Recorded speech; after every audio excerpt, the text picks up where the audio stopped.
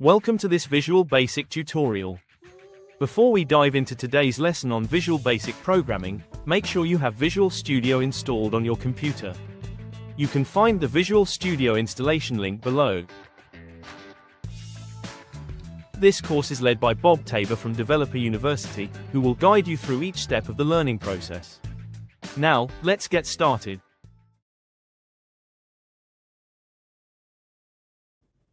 Hi, I'm Bob Tabor with Developer University. For more of my training videos for beginners, please visit me at devu.com.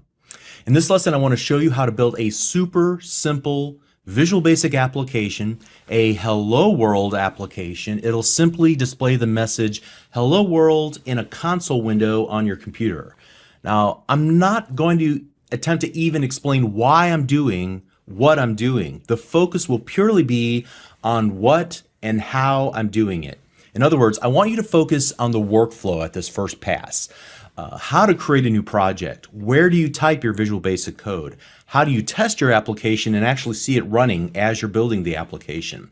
What do you do if you actually mistype code? How do you fix the problems that pop up? And how do you save your project to disk and things like that? And so for now, just try to follow along and do exactly what I'm doing. Don't worry if something doesn't really make sense just yet. That's really what the rest of this course is for. We'll get to it. I promise we'll explain everything. In the next few lessons, we're going to dissect this tiny little application that we're going to build here. And I'll explain at that point why we did what we did, the purpose behind everything. Again, like I said in the introduction to this course, I'm going to assume that you have some version and edition of Visual Studio already installed. Even if your Visual Studio looks a little bit different than what you see on my screen, that's okay. The basics are the basics no matter what. So let's go ahead and get started.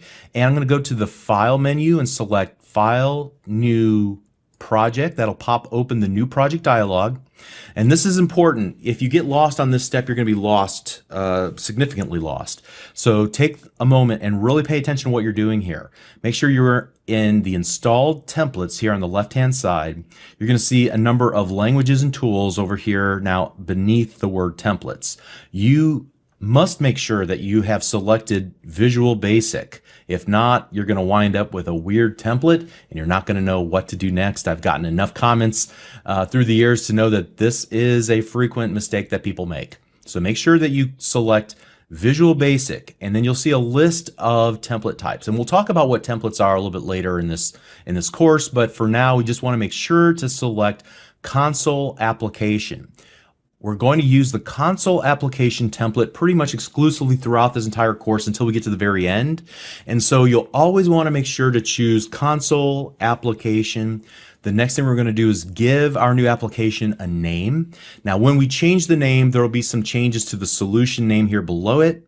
And so I'm going to type in the word hello, capital H, hello, capital W, world. Notice that I didn't put any spaces between the words hello and world, okay?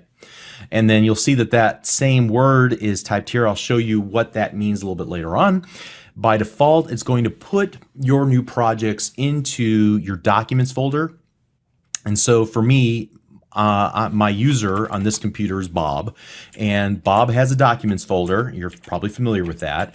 And inside of there will be a Visual Studio folder with the year, or rather the version of Visual Studio that you're currently using. In my case, 2015. It could be 2050. I don't know. Whenever you're watching this course. And then finally, there's a subfolder called Projects, and that's where we want to start off by saving all of our projects. You could change this and put this someplace else, but if you keep it here, then you always know where to find your projects.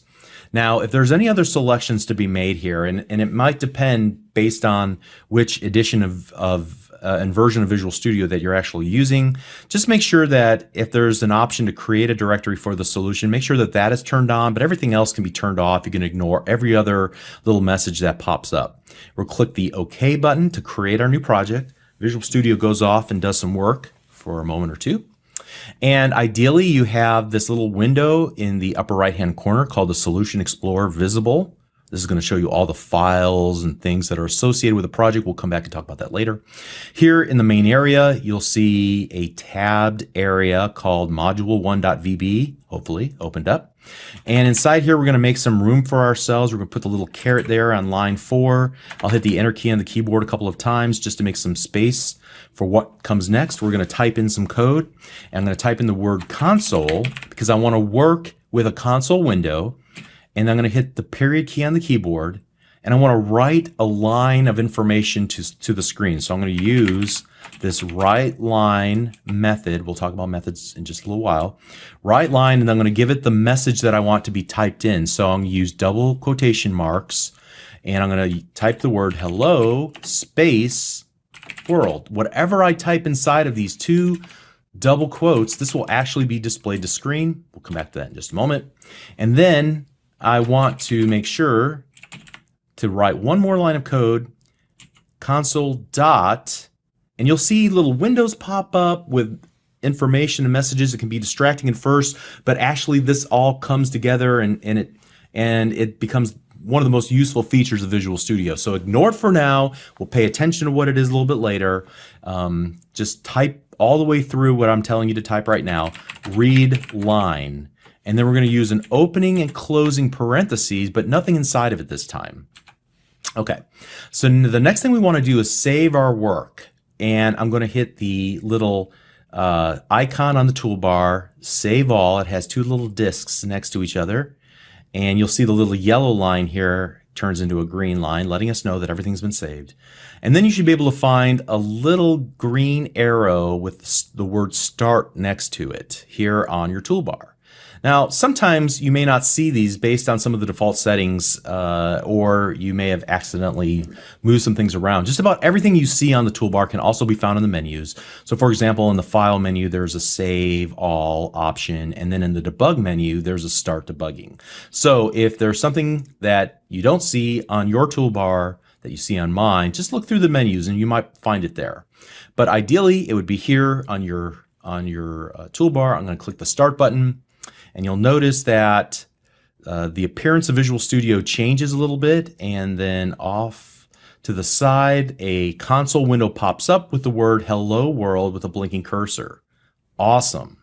All right, so we built our first application. How do we stop the application? There's two ways. I could click the little X button here in the upper right-hand corner, or I can hit the Enter key on the keyboard.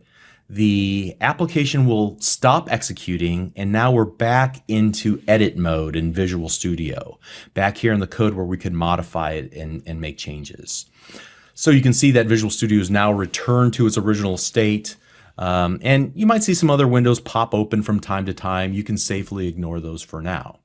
Now, what if your experience was vastly different from my experience? So for example, what if you type the code out, but you see an error message pop up when you actually attempted to run the application or start the application? You get this little error message that says there were build errors. Would you like to continue and run the last successful build? Select no. And then what you should see is a list of errors pop up.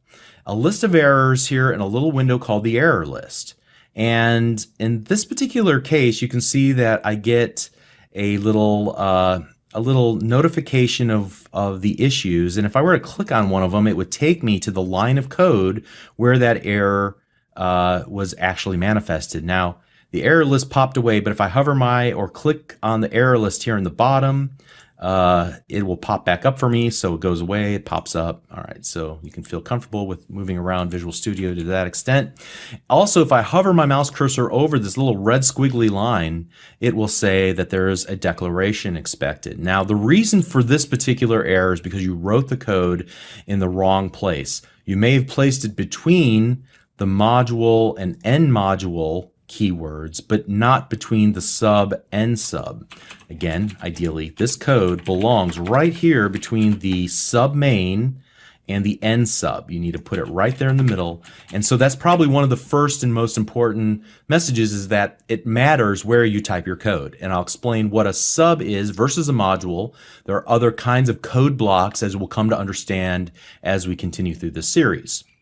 But that's one potential error that you could have run into. You saw how Visual Studio tries to tell us that there's a problem with the red squiggly line. It also gave us a list of errors. Now, once we fix those errors, notice that the error list is clean.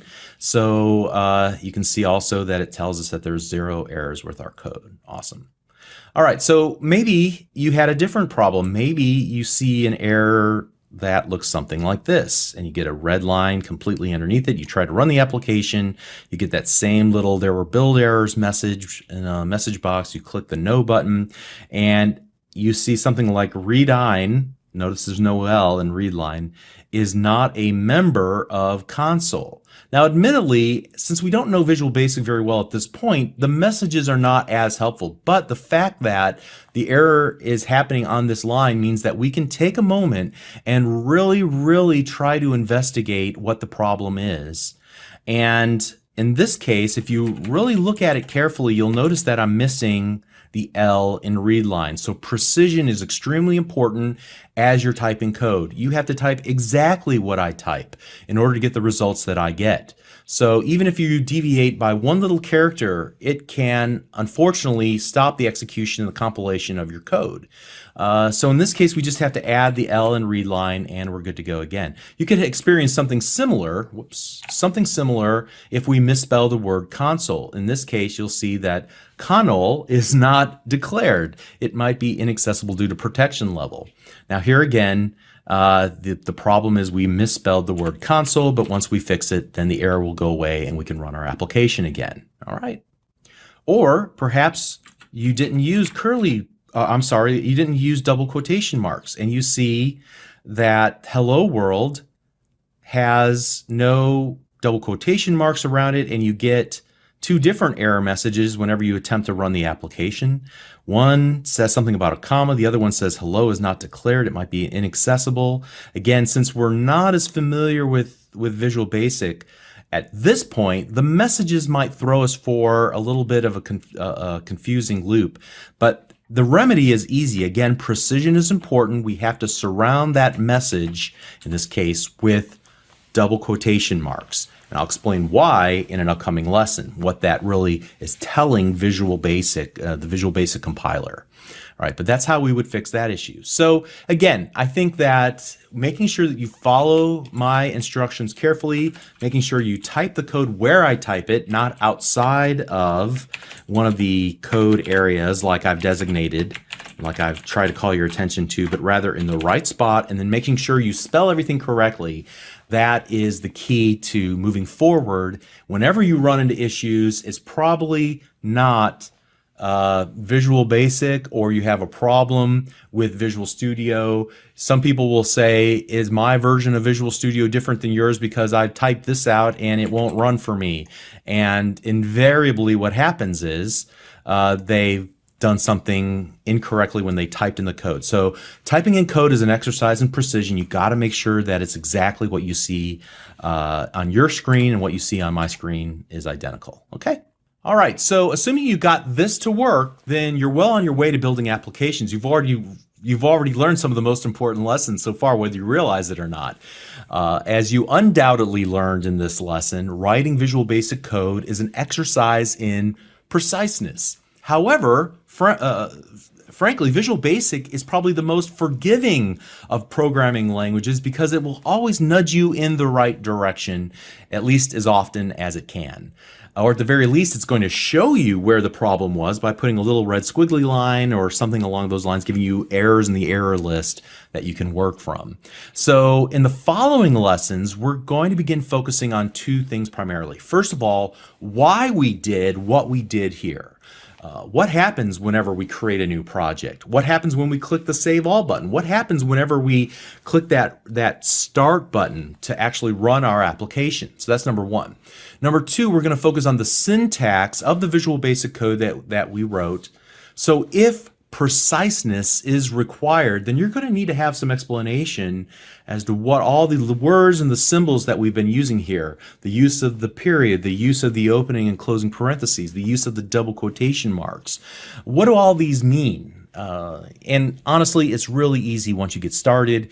Once you get a few basics under your belt, I think you're going to see that writing Visual Basic is almost as easy as writing English into Microsoft Word. Okay, so at any rate, we'll see you in the next lesson. Thank you.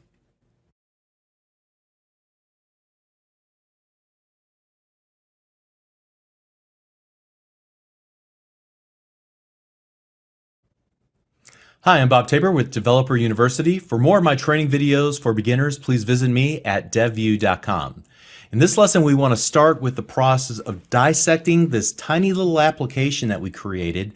Previously, I wanted you to focus on the workflow, what we did, and how we did it.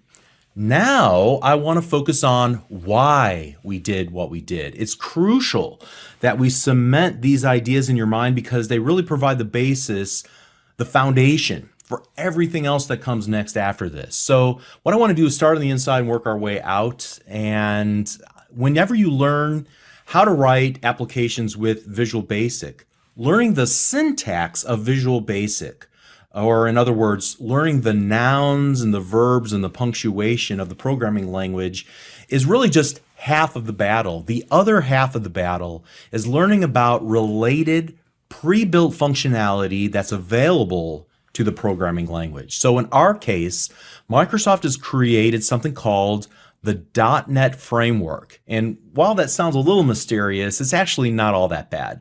For now, there's really just two parts of the .NET framework that really concern us. First, there's a class library, which is simply a library of code that Microsoft wrote to take care of difficult tasks so that we as developers who will utilize or borrow from that library, we don't have to build that code ourselves. We can just rely or borrow that code from Microsoft.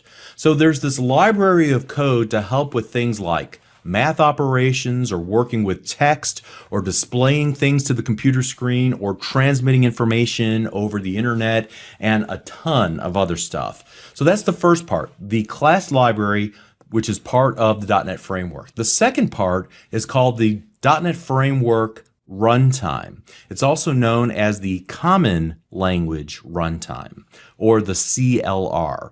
So the CLR, the runtime, is just this protective bubble that your application, when it's running, lives inside of.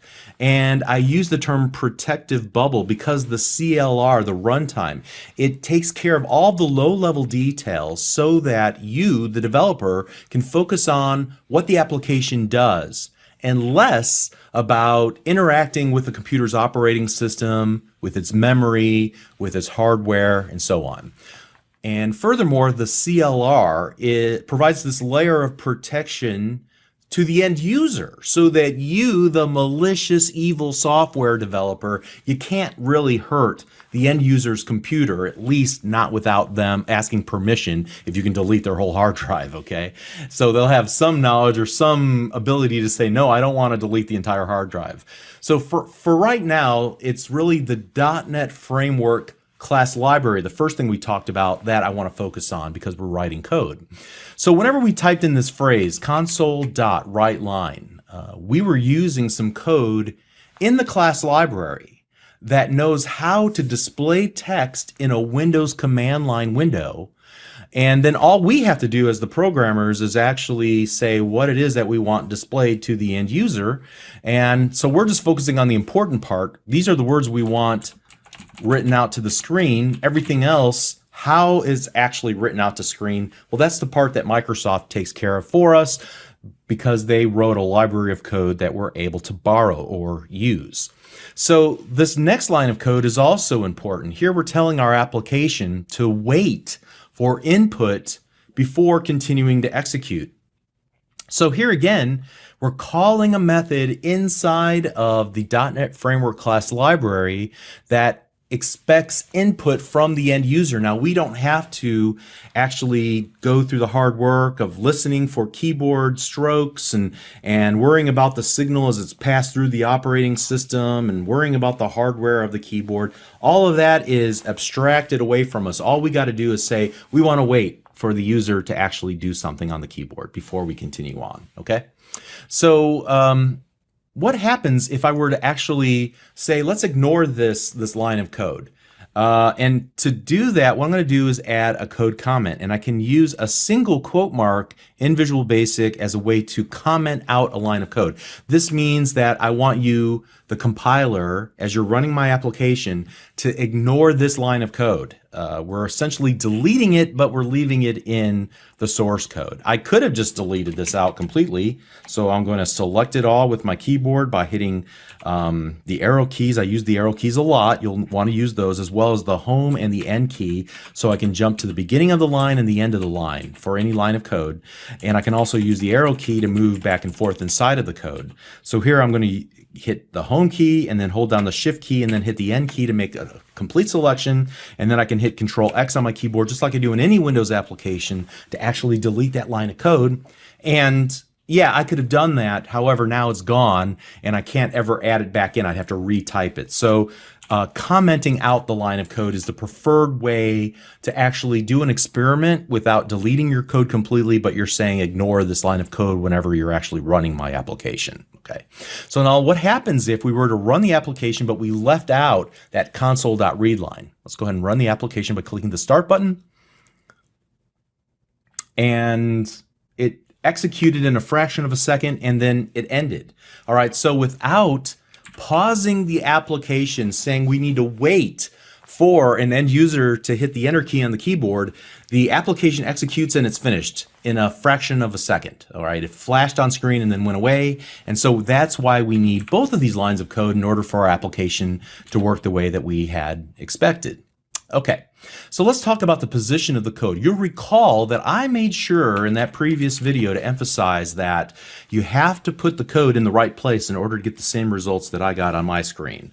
So the right place was between this sub main statement and this end sub statement. All right, so together these define a block of code. And you can see when I even put my mouse cursor on this line that it will highlight the corresponding end sub. So here's the beginning sub and the end sub.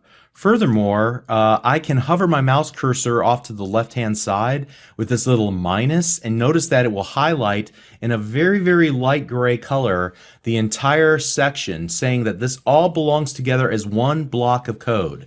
Furthermore, I can go ahead and click that little minus sign and it will roll the code up.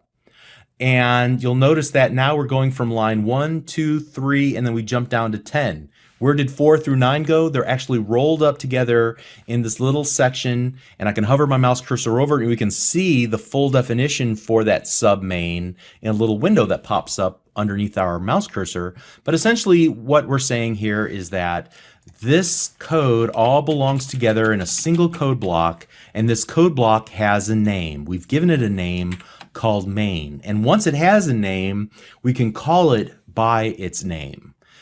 So before we get to that, let's talk about this other level of indentation that we have here, an outermost module. And as I hover my mouse cursor, or I put my mouse cursor on the module, notice that it corresponds here down at the bottom with this end module word. Okay, so you can think of when you write code as a series of containers. Here we have a container for our code, and then it sits inside of another container for our code. All right. So I'm going to oversimplify it for just a moment and build on this definition, but basically this innermost code block here is known as a subroutine, or basically just a sub. It's actually known by many names, and the context of how we're using it will determine what we call it. So in this case, just a sub or a subroutine. In other words, it's just a block of code that has a name and we can call it by its name. We'll come back to that in a moment. In other situations, we might see it called a function. All right, and notice when I change the word function here, it changed the word function down there. Now we do get a little squiggly line here because it's not really being used the way that it was intended to be used. We'll come back to that later. Let me go ahead and type the word sub here again, and notice that it automatically changes it to end sub for me again. All right. And then in other situations, it's not known as a sub or a function, but rather just in general terms as a method. And so I'm actually going to use that term method many times whenever I'm referring to either a sub or a function. And So we'll talk about what methods are. They have a very specific meaning, but for right now, I'm just going to use it in a very general sense. That this is a method, and the method has a name. The name of that code block is called main. Now this specific subroutine, the specific method, it actually has a special purpose in our system. Since its name is main, it just so happens that this code will execute first whenever our application runs. So whenever the application comes to life, the application will look for an entry point. What do I do first? And whatever is defined inside of this method called main will be the first code that actually gets executed. From here, then we would actually call other subroutines or functions methods in order to accomplish things in our application. We'll see examples of that as we continue on in this course. So later on, you're going to come to realize that a method, in this case just a sub, a method means so much more, but I just want to use that simple working definition of it being a code block that has a name, and since it has a name, we can call it by its name in order to execute that block of code. So whenever you have a name, you can call something by its name, whether it be a method or a module or a class and so on. We'll talk about all these ideas a little bit later in more detail. So the main method lives inside of this module, a module simply known as module 1, the default name. All right. And so a module is simply a way to, simply an organizational tool. It's a way for us to keep all of the methods, the subroutines, the functions, that kind of are related together in some way, that are similar in nature. So you put all of the methods that are somehow related into a single module. There will be another container for your methods that we'll talk about later that's called a class. So a module is kind of like a class, but a class has a slightly more advanced and very important usage in Visual Basic. But in both cases, whether we're talking about modules or classes, you're going to put all the methods that are somehow related together inside of that same kind of organizational unit, that Tupperware container, as I sometimes call it, okay? So what do I mean by related together? Well, that's really up for you as the programmer to decide based on the type of application that you're building. You're going to come to understand as we go further through this and as you continue on past this course, the philosophies of writing code that will dictate where the code should reside inside of your application. So the module is pretty simple and it's pretty straightforward, and that's why we're starting with it here. And the class is a little bit more advanced, but ultimately they're kind of the same. In fact, a class actually is more than just an organizational tool. I really oversimplified it, like I oversimplified the notion of methods, but I want to keep it simple for now. Let's just use that as a working definition until we get a couple of lessons from now when we'll start creating classes of our own, and we'll talk about why classes are so important. But the main takeaway now is that code is organized inside of code blocks, and you define a code block by using a keyword like sub or function, and then end sub or end function. Or another type called a module, an end module. Eventually we'll create class, end class. Those define code blocks. And code blocks can live inside of other code blocks as an organizational unit. All right, so let's take a look at this line of code again here in line number 5, as you see on my screen. Here we're actually executing a method. We said before that this is from a library that Microsoft created, and that's true, but we're actually executing a specific method by using its name, writeLine. And so now anything that was defined inside of the writeLine method by somebody at Microsoft will get executed when we call the name of that method, okay? So it actually lives inside of a class, a container called console. And so the second line of code that we wrote also is from the console class, but it calls a different method called readLine. So readLine is calling a different block of code that somebody at Microsoft actually wrote. And we've already talked about the purpose of writeLine versus readLine. Why are they both associated with this console class? Well, they're organized into the same class, the console class, because they both have something to do with building applications that display as console windows on our computer. So they're related in a sense, in that way. If I wanted to do something with the Windows console, what would I do? I'd go to the console class and then call one of its related methods. Okay?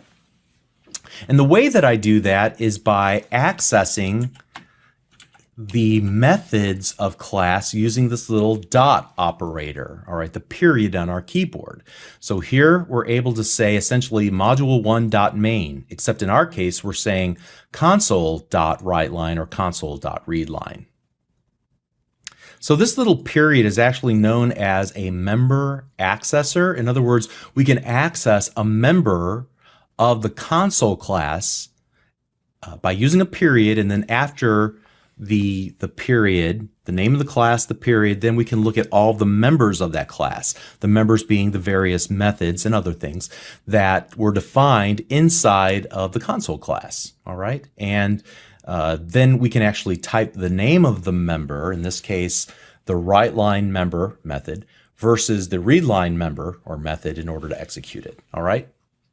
Now notice that immediately following both the WriteLine and the readLine, that in both cases we have a pair of parentheses. Now, admittedly, in this first case, we're actually putting something inside of the parentheses. In this second case, we're not putting anything inside of the parentheses. In the case of the readLine here in line number 6, really all we want to do is just say, go ahead and wait for input from the user. So we're using an opening and closing parentheses because we don't have any extra information to tell that library of code that Microsoft wrote. We're just saying wait. Here, however, we need to give some additional instructions. We need to say what we want WriteLine to print to the console window. So to do that, we're going to give it the words we want it to print to screen. And whenever we're going to give it words, we need to treat them as a literal string of individual characters. So I want you to write the letter H, the letter E, the letter L, the letter O, and so on, and use a space. So I want this exact string of individual characters. So we're going to call this a string, literally this string of characters, so a literal string of characters to the console window. And so we're going to talk about strings versus other types of information, maybe numbers, maybe true, false, maybe dates and times, all right? So we'll talk about data types in Visual Basic in another lesson, but it's pretty crucial to understanding Visual Basic. But here we're going to give it a literal string of characters we want printed out to screen. All right, but the key idea here is that some of these methods can accept input as parameters, so we'll call them input parameters, and some of them don't require any input parameters in order to do their jobs, all right?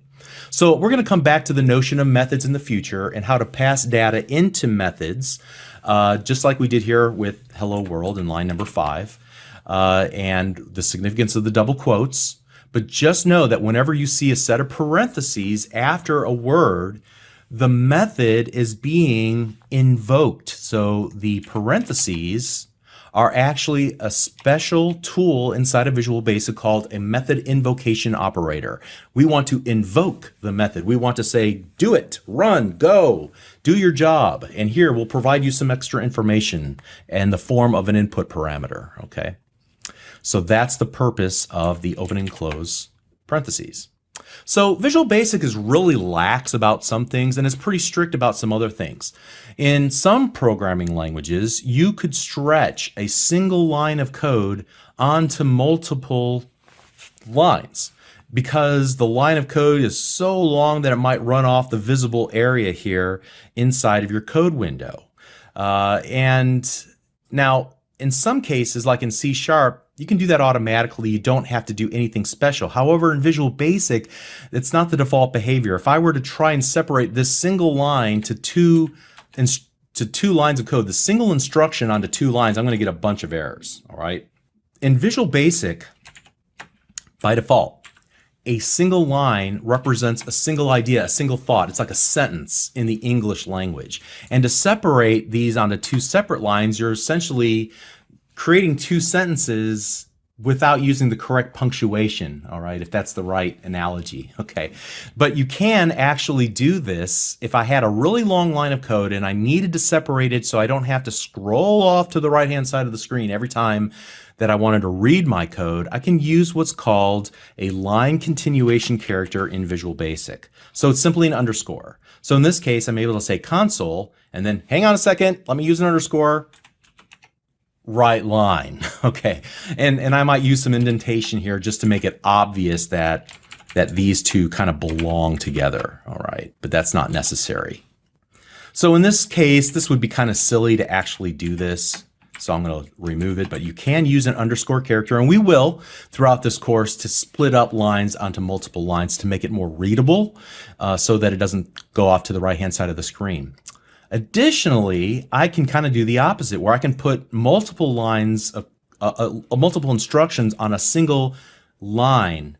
And so here again in Visual Basic, one line by default represents one instruction. And so we have two instructions in our program right now. But what if I wanted to combine them onto the same line of code? If I try to do that without anything, I would get some errors, right? Because there's really nothing separated, and you would see the end of the statement was expected. And so if I really wanted to do this, and there's really not much of a reason to, but you might see it in somebody else's code, you can use a colon. In that case, now we've ended one line of code here, and we've said, okay, just let's pretend for a moment that this is actually a different physical line, and then this other line of code, and now the application will execute and run exactly the same as it did before. All right, there we go. Now let me go ahead and get rid of that too. Now I want you to also notice that by default that we get some indentation levels. Like here at this leftmost indentation, we have the module. And then kind of to denote containment, there's another level of indentation for the submain. And then inside of the submain, again, to indicate containment, there is the code that we actually wrote. And then I showed you just a moment ago how I might use indentation another time to indicate some relationship. So if I wanted to do that, that might help me to see that these two lines in 5 and 6 are actually related together, even though they're on two physically separate lines. All right. So there is some indentation by default, and the Visual Studio IDE, the code window that we're typing in, will nudge you in that direction. Even if I tried to, for example, start typing a line of code here and do console.write line, that's all, folks, and I hit enter on the keyboard, all right, it's not going to, because I forced the issue, I made it line up there on the leftmost column, it won't force it, but if I were to just hit the enter key on the keyboard, it's going to put it right there in line with all the other code. All right, so just be aware of that I might need to re-indent some code if I took extraordinary measures in order to move it off to the left-hand side. But indentation is completely optional in Visual Basic. It has no real bearing. Furthermore, white space has no real bearing in my program as well. So you can see I have all this extra white space. It doesn't mean anything. I could actually remove all of it just by kind of making some selections here on my keyboard and deleting. And this will work just as well as this works. So why do you suppose that we have the notion of indentation? Why do you suppose that I add and that the template added white space in between certain containers of code? Well, it makes it a little bit more readable, right? I mean, if you have it all scrunched up together, or you have it way too far apart, or if all of the lines of code are butted up against the left-hand side, it's not visually as easy to tell where you're at in the hierarchy, so to speak, of the code structure. And so that's why Visual Studio automatically will try to nudge you in the right direction to format your code in this way. Now, along the same lines, Visual Studio also color codes certain types of instructions that we type in. So for example, you can see here that this hello world is in this really by default. Your colors might be a little bit different than mine. That it really doesn't matter. The fact is that Visual Studio will try to color some things differently. So by default, you can see here that there's this this dark, deep red color, which indicates that this is a literal string. Then there's this aqua color, which says that this is a class or a module. All right, there are things that have a more a royal blue color. These are keywords inside of Visual Studio, and you'll see some other colors pop up as well. Whenever we use the code comment, notice that the whole line turned green. That says it's a code comment. So different colors, just like indentation levels, just like white space, help the readability of our code. All right, so we've talked about the code that we wrote. Next up, let's talk about the file that we actually wrote our code into, this module1.vb. I don't know if you saw that little tab name up in the upper left-hand corner. And we're going to talk about how code files relate to projects and how projects relate to solutions and what happened whenever we click this Save All button here on our toolbar.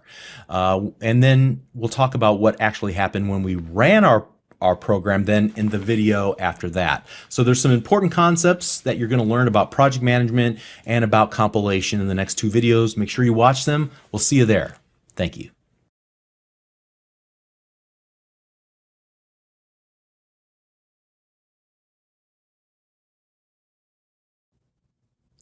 Hi, I'm Bob Tabor with Developer University. For more of my training videos for beginners, please visit me at devu.com. Next, we'll talk about how code files are organized into projects and solutions and where they're stored on your hard drive, how to open up a project that you previously closed, how to open up one of the code files that I'll supply or that some friend might give you that you can download in a zip file, how to unzip it, put it into a directory, open it up, and so on. All right. So whenever we created a new console project in one of the previous lessons, the module1.vb file automatically opened up into this main area inside of Visual Studio.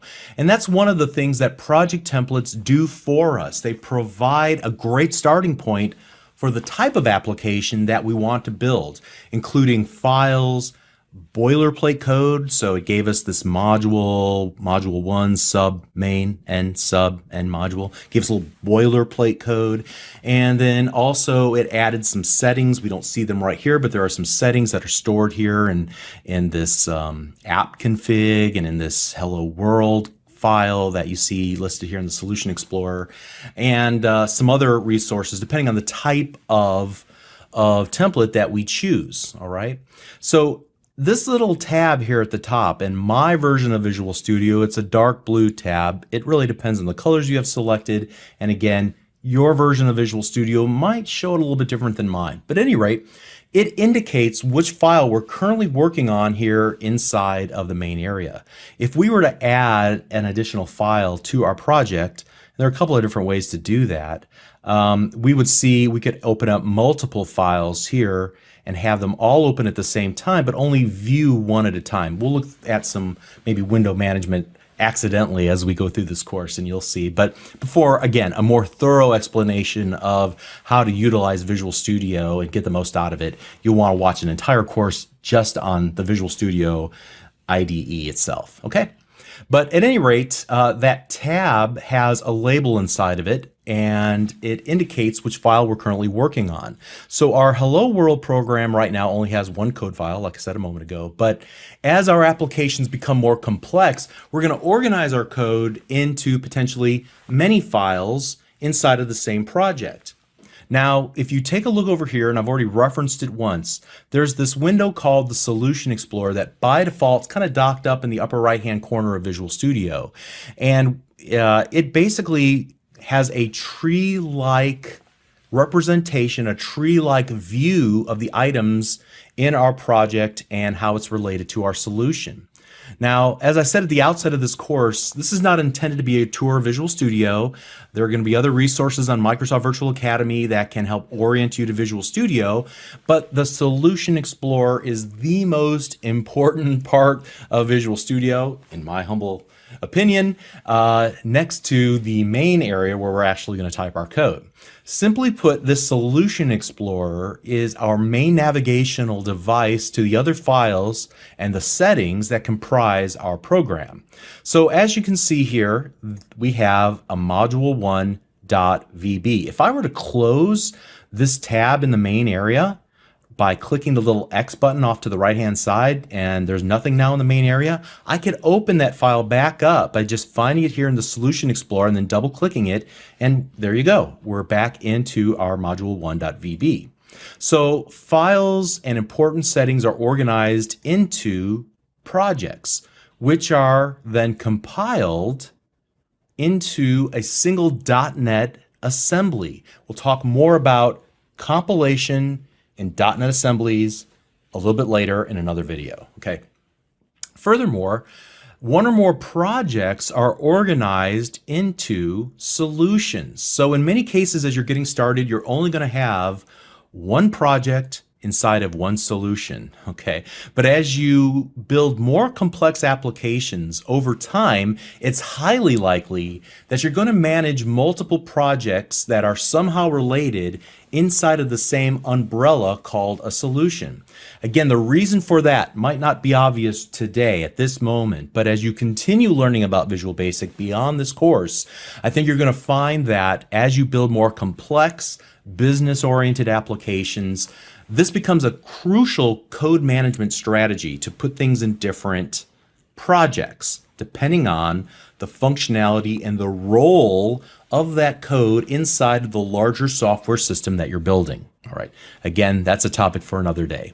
Just for now, accept that there's this extra layer called a solution that owns projects, one or more projects, and trust me, it becomes more important as we move past the basics. But for the most part in this course, we're going to only concern ourselves with talking about projects. The big question at this point should be, where are all of these files actually stored on my local hard drive? I can see them here in the Solution Explorer, but where are they on my local computer? So whenever we created the Hello World project, and recall that we went to File, New Project, that opened up the New Project dialog, and we typed in the name of the project that we wanted to create.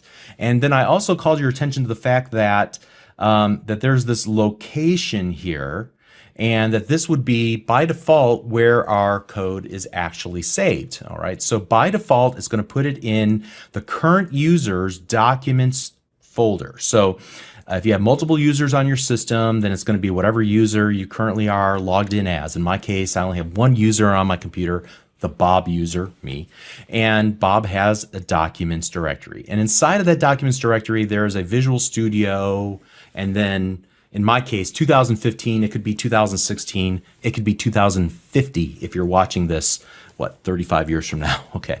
And then there's a subdirectory inside of that called projects. So this is where by default things will actually be stored. If we take a look at Windows Explorer, so I'm sorry, the File Explorer here in Windows, and let me resize this a little bit. Mine's going to look dramatically different from yours because I use this quick access feature quite a bit. But suppose, for example, that we're looking at the desktop here by default, and I've got a lot of junk on my desktop. Here I'm going to be able to look at the documents directory. All right, now sometimes this documents directory will show all of the documents, and sometimes it shows just a subset of documents. In this case, it's only showing a subset. I actually have quite a few more folders. But for our purposes right now, this will do.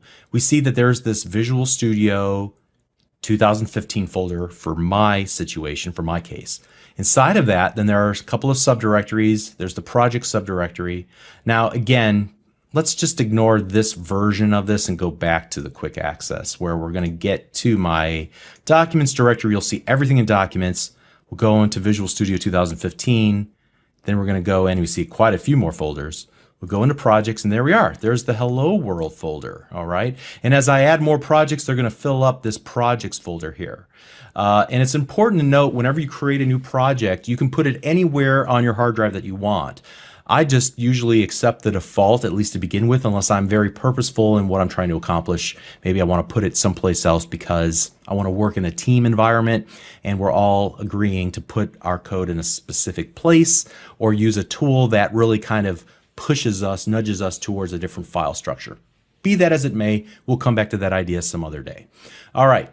So furthermore, you can open up a project that's saved anywhere on your computer. And to illustrate this, I wanted to give you, and I'm just going to shut down Visual Studio for now completely. I gave you this file. You should be able to find it wherever you're currently watching this video or wherever you originally downloaded the video from. There's also a file that should be available called example.zip, and it has a project inside of it. And so what I want to do is extract this to my hard drive. I'm just going to right click here and select Extract All. Pops open the Extract Compress Zip Folders dialog. And I'm actually not going to extract it to my desktop. I'm going to extract it to the root of my C drive. And then I'm going to click the Extract button. And it says, hey, there are actually some files with the same names. Unfortunately, this is due to the fact that I've gone through this example before. So let me do this. Let me cancel this out. Cancel this, cancel, cancel, cancel. Let's open this up. Let's delete. Let's find my local computer here. There we go. And I'm going to delete this folder. Okay, so now you can see this is all the junk on my folder, and I have a very, very messy hard drive. I'm going to right-click the example again and click Extract All. And here we're going to go and just say, I want to extract this project called example to my C:/drive. Extract it. And there we go. So now if we were to open this up and double click the example folder, you can view the contents inside of it.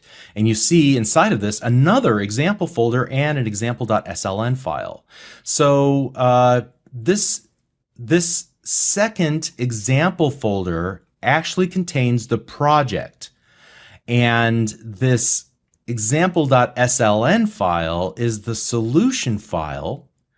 This solution file is the same as the solution that we saw in the Solution Explorer. So a solution can contain one or more projects, and here the projects are going to be contained inside of subfolders. If we were to actually open up this .sln file, here I'm just going to open it with, and you can see I have the Notepad app already selected because I've made some changes in Windows. If you want to open it up with Notepad, you should choose another app. It'll give you this little dialog here, at least in Windows 8 and Windows 10.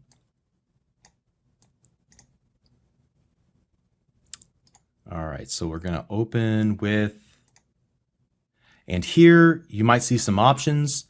Visual Studio is the preferred way to actually open up an SLN file. We don't want to change that. Therefore, if you do search through your list of apps and you're trying to look for Notepad, make sure you do not click this checkbox. Always use this app to open SLN files. You do not want to do that. You will hate me if you do that. All right. So select Notepad, but don't check that checkbox and click OK. And you can see that this is simply this solution file just simply has some settings related to versions and what's inside of a project, some global settings, some other information about configurations and so on. We don't want to make any changes in this file whatsoever. So just carefully close this. If it asks you to save any changes that you made, make sure you do not save those changes. All right. Otherwise, you're just going to need to delete it and start over again with a new zip file and extracting it. Okay. All right. So we've satisfied our curiosity, but what's inside of this project folder? Well, you can see that we have another file called example.vbproj. So this is the project file. And here I'm going to do the same sort of thing where I'm going to open this with, and I'm going to choose Notepad again, making sure not to select this, just to satisfy our curiosity. And here we see that this is an XML file that just has other settings related to this specific project. A lot of settings. We do not want to make any changes to this whatsoever. It just has information that's going to be used by the Visual Basic compiler to create an executable for our application, and also maybe some other things related to how we want our project organized and what we want visible in our application. I'm just going to close that. I do not want to make any changes to it. There are also then some subfolders inside of it. The same project folder. I think the most important thing we see here is this module1.vb file. So this is the code that I wrote for the example project. And if I wanted to open up and work on this project now, I have a couple of choices. I could either double click this example.vbproj from our file explorer, or I could double click the example.sln file to load it into Visual Studio. So just to show you that, that's usually how I open up the projects. Or the other thing that you can do is actually go to the File menu and select Open Project or Solution. Or if you've opened it recently, it might be in your list of recently opened projects and solutions, and you can navigate and find, for example, the Hello World project and open that back up into the Solution Explorer. Okay. Now, what I want to do is actually shut down Visual Studio one more time. Here I want to go into our Documents, Visual Studio 2015, Projects, Hello World. Then I want to go to the Hello World project inside of the solution folder, and I want to look at this bin directory. So bin is short for binary. It denotes that there's a binary executable output that will be added to this folder whenever we go through the compilation process. Whenever we hit the start button, it would actually create a debug version, compiled version of our application that can be run on our local desktop. All right, so compiling your code into a working application is really the end goal of writing source code. But I want to stop short of talking about that in detail and pick up this idea much later in the course. I think you're going to get a better appreciation for it once we get past some of the basics. So I'm going to stop right now, and I'm not going to show you what's inside of this debug folder. All I am going to do, though, is just talk about at a high level what we learned in this lesson related to the Solution Explorer, how it allows us to navigate through the code files associated with our project, how we're able to close down Visual Studio, but then open up our project again, either by navigating through the file system in the File Explorer, or by using one of the open menus in the File menu. So I can open a solution or project, or open something that I've opened recently in the past in order to open it back up and continue working on code that I have in the past.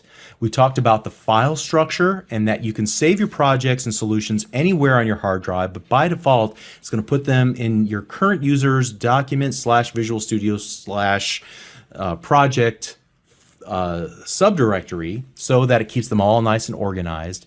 I showed you how to extract out an example and put that somewhere on your hard drive so that you can then open it up into Visual Studio. So the source code that I give you and that I make available with this course, you can download it, extract it, and open it up and look at it in Visual Studio if you want to. All right, so hopefully that all made sense and you understand those relationships. Now let's continue on.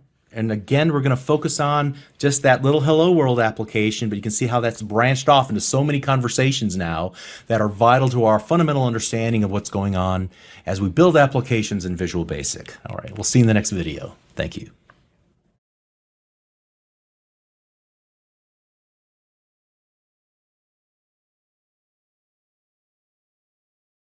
Hi, I'm Bob Tabor with Developer University. For more of my training videos for beginners, please visit me at devu.com.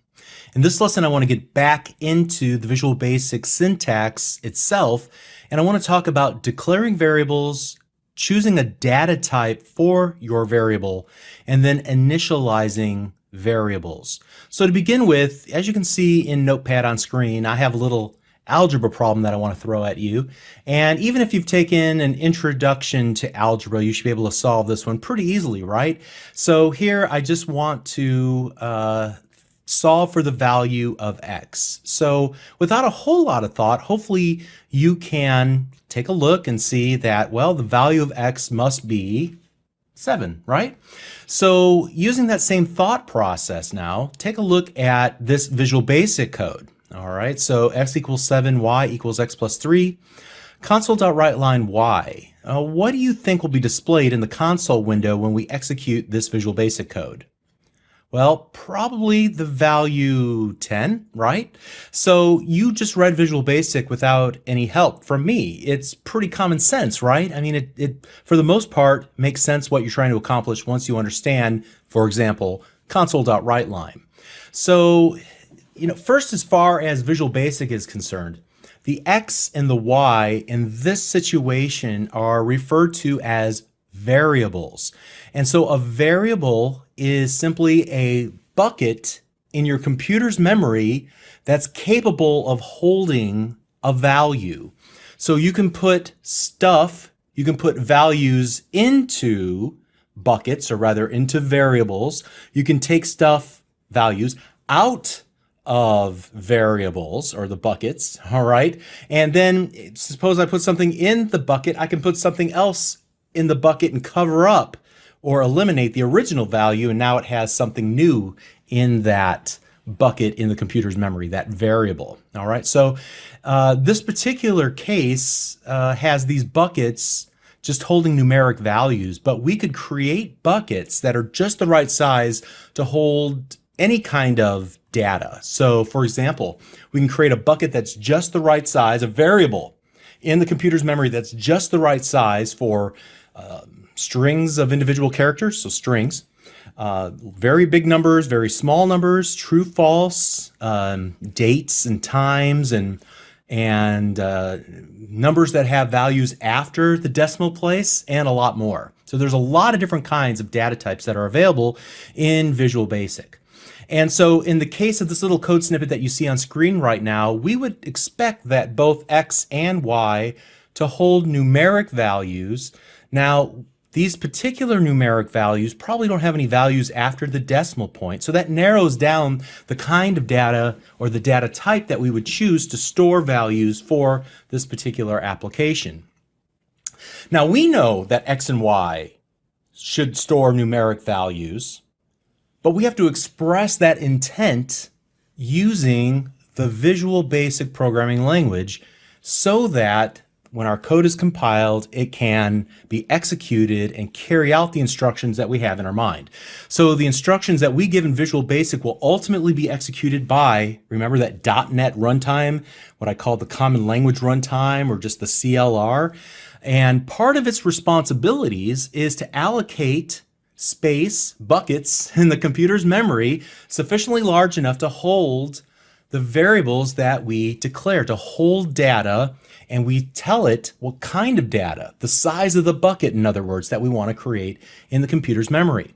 So in this case, we're going to have two data items, X and Y, and we have to tell the runtime using Visual Basic Code to allocate some space, enough space in memory, sufficiently large enough to hold numeric data sufficient for our application. So how do we do that?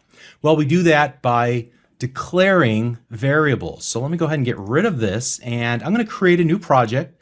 There's a number of different ways to create projects. We already did file new project, right? But here on the start page, there's also this little link that we can use, new project. Either way, it's going to pop open this new project dialog. So what I'm going to do is call this project variables. All right. And kind of the same rules apply that we talked about before, making sure that we don't make any other changes and just click the OK button.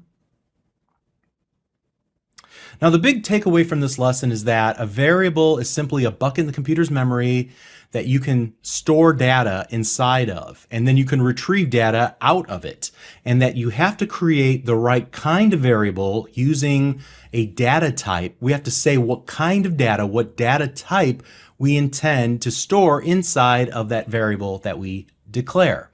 So all the same rules apply here that we talked about in the very first lesson.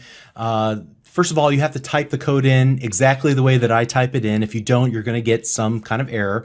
Work through the errors. Make sure you pay attention to detail. If you have to, pause the video, rewind it. Look at the source code that I wrote, because I'm going to supply that to you in zip files. You can unzip it, look at it, compare what I wrote versus what you wrote. But by all means, write this code yourself and start building that muscle memory as you're typing code yourself. If you do run into problems, remember, Visual Studio doesn't leave you hanging. You'll see the little red squiggly lines. You'll see the list of errors as you attempt to start or run the application.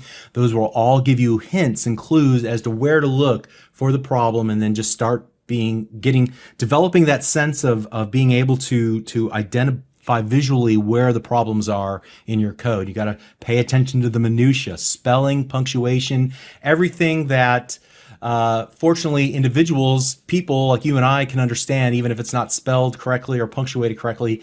Unfortunately, computers need things exact. Okay, so, and while Visual Basic is forgiving, as we said, you still have to give it the correct instructions. All right, so what we want to do is write 2 lines of code where we're going to declare 2 variables. We're going to say create 2 buckets in the computer's memory that are sufficiently large enough to hold numeric values. And the way we do that here inside of our submain is to use a dim, and that is shortened for dimension, or we often call it declaring variables. Okay, so we're going to give it a name. That is the name of our variable x. We can give it any name with some exceptions. We'll talk about that in a minute. Now we got to say what kind of variable we want to create, and we're going to create a data type called integer. We'll talk about that in a minute too. So I'm going to do the same thing with y as integer. All right.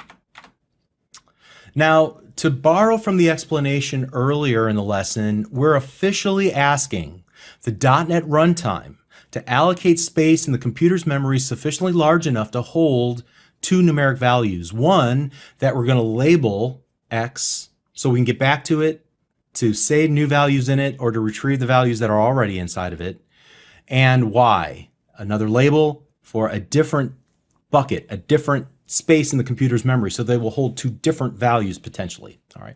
So we're asking it to create these 2 buckets that will each hold values that eventually we're going to drop into those variables or drop into those buckets. And then after we've created those buckets or those variables, then we can begin to assign values into the variables and then retrieve values out of the variables. All right. So most importantly, we're going to assign integer values into those variables. How do I know that they're integer values? Well, again, here we use the key word integer in lines number 5 and 6. So integer is the Visual Basic term for a mathematical term, really. It refers to a number that has no fractions or values after a decimal place. It can contain very large numbers from 2,147,000,000 and something odd numbers to a negative 2,147,000,000 and something odd. Okay, so if you need to store a number that's larger than 2,147,000,000, then you want to create a different bucket in the computer's memory because you're going to need a larger bucket to hold larger numbers. Conversely, you probably want to use a smaller bucket if you really don't plan on using very many values inside of it. So for example, a true false value, you need a real tiny bucket because it only needs to store a 0 or a 1, which is true or false. Okay. So at any rate, like I indicated earlier, there are many different types of data types. There are simple data types, and then you'll also learn about complex data types. And then later on in this series of lessons, you're going to learn how to create your own custom data types using classes. All right. So because I don't want you to be overwhelmed just yet, I'm going to keep it simple for the moment. We're just going to talk about the integer data type here at the outset. We'll also talk about the string data type in this lesson a little bit later. All right. So first of all, I'm going to assign a value to x. I'm going to give it the value 7. Then I'm going to assign a value to y. And we'll take whatever the value of x is and add 3 to it. Now what I want to do is write out the value, console.writeLine, the value of y, and then of course we're going to use console.readLine so that we can actually see what it is that we typed in.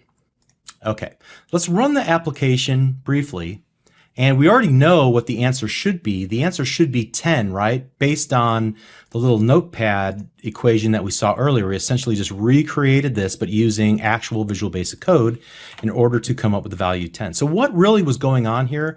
Well, after we've created 2 buckets, 2 variables in the computer's memory, sufficiently large enough to hold integer values, then we started assigning values or putting values in those buckets and retrieving values out of the buckets. So in this first case, in line number 8, you can see that I am putting the value of 7 inside of the in the bucket labeled x. Then I'm going to retrieve that value out of the bucket labeled x and say, what did I stick in there? Oh yeah, the value 7. We're going to add those 2 values together and then assign that value to y. So at this point now, y should equal 10. Then we're just going to merely do what we've seen before. And instead of hard coding the value of 10 as a literal string of two characters, 1 and 0, we're just going to give the console.writeLine our integer value of y, storing the value of 10, and it will figure out how to print that to screen. And that's how we saw the number 10 show up in our console window, okay? So I think one of the most important things that I didn't cover just yet is the role of this equal sign. It's actually an assignment operator. So in English, that line of code is basically saying set the integer named x equal to the value of 7. All right, and so we do the same thing in the next line of code. We're assigning this value into this variable. All right, so hopefully that makes sense.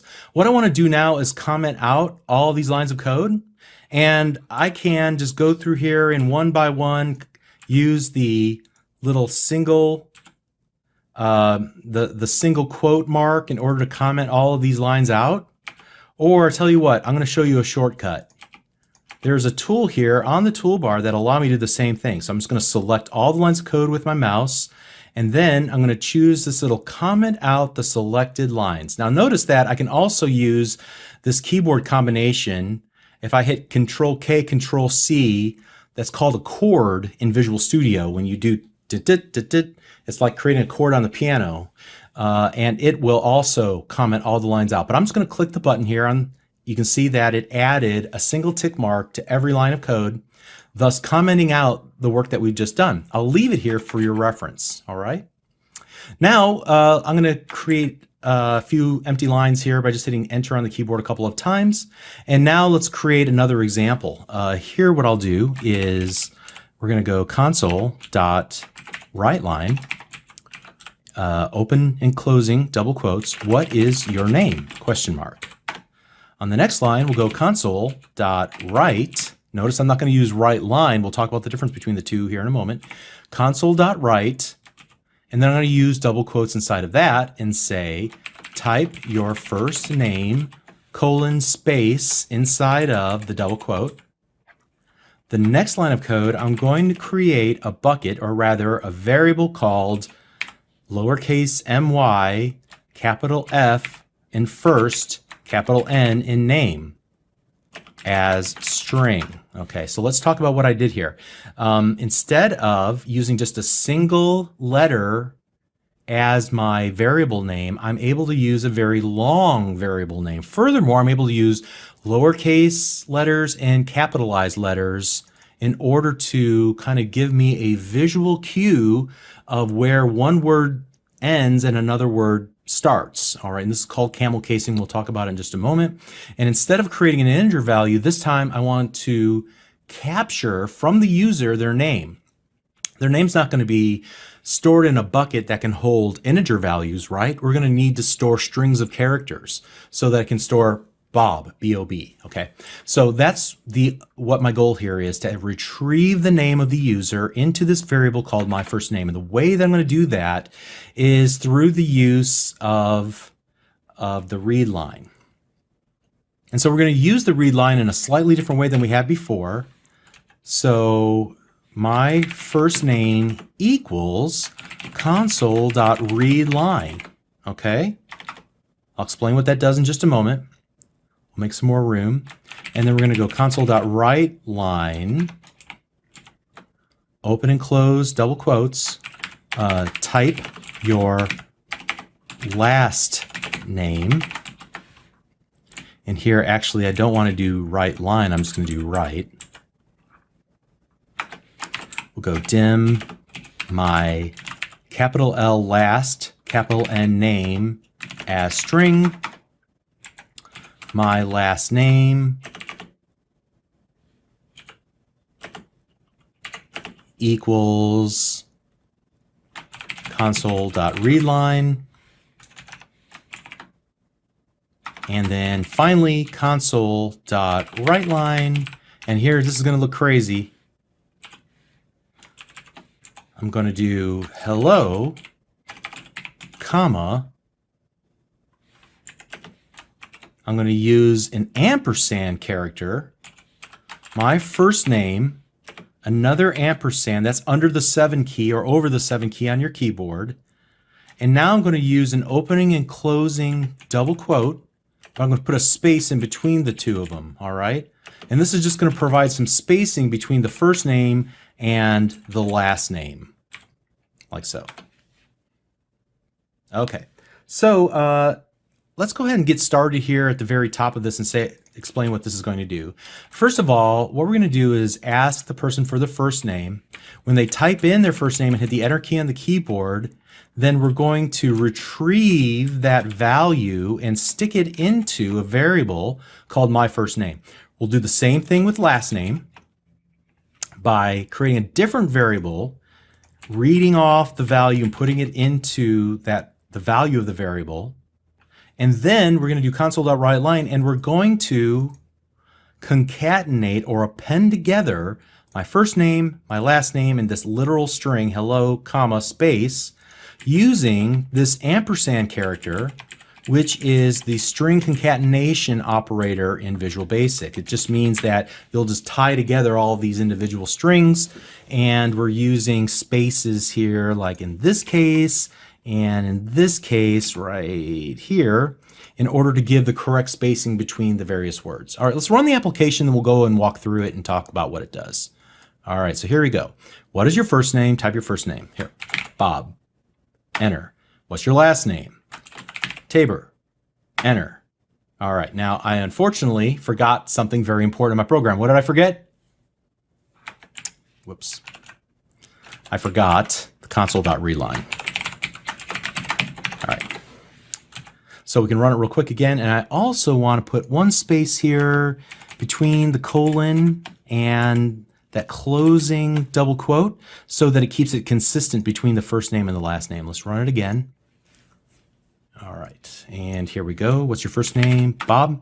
Type your last name. Tabor. Hello, Bob Tabor. Very cool. All right, so great. First of all, let's talk about naming conventions. And convention is basically something that most programmers do. And they do it because it's not only a best practice, but because all the other programmers are doing it too. Okay, and so it makes your code look consistent if you were to share your code with other people. So in this case, I named my variable my first name with starting off with the lowercase m in my, then the capital F in first and capital N in name. And so this convention is called camel case. And you should get into practice of using camel case whenever you name your variables, because again, most programmers do this, especially for variables that are declared inside of a given subroutine, function, or method. And we'll talk about the scope of variables in another lesson, but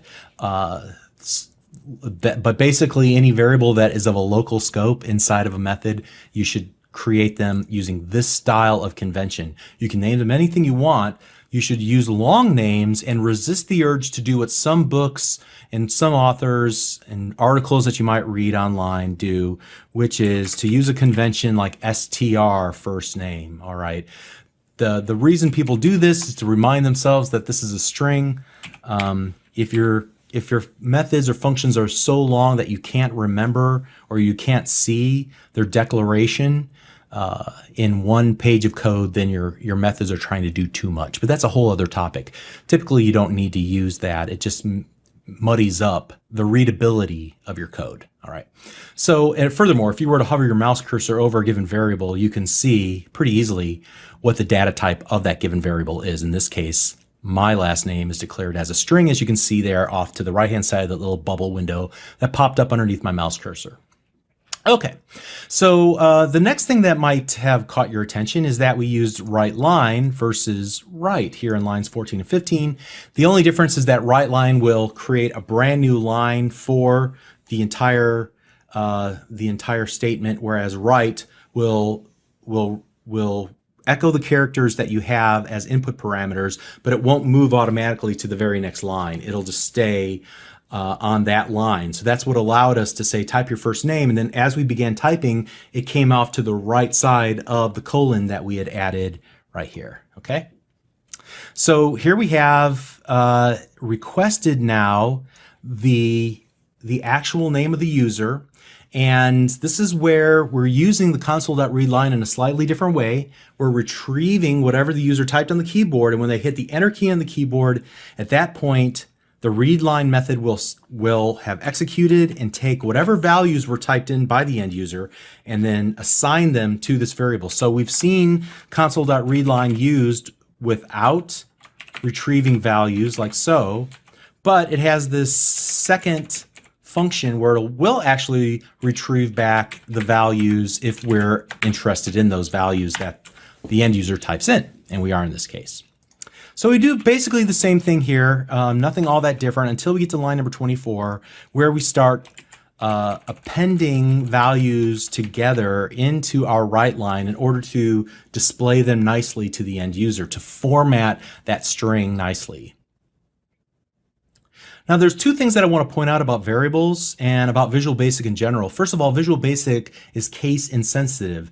Now, other programming languages like C# will allow you to create two different variables that have the same name but with different casing. So you could create, for example, my first name all lowercase, and then create a second variable called my first name all uppercase, and then create my first name with uppercase, lowercase, uppercase, lowercase, and those would be three different variables. Okay, you can't do that in Visual Basic, fortunately.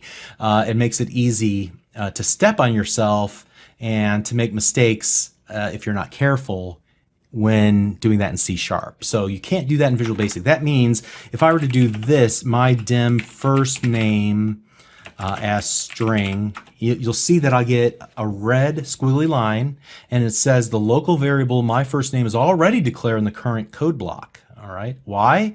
Well, even though the casing on the F and the N is different, it is essentially the same as this declaration here in line number 16. So that's the first thing about Visual Basic, is that it's case insensitive.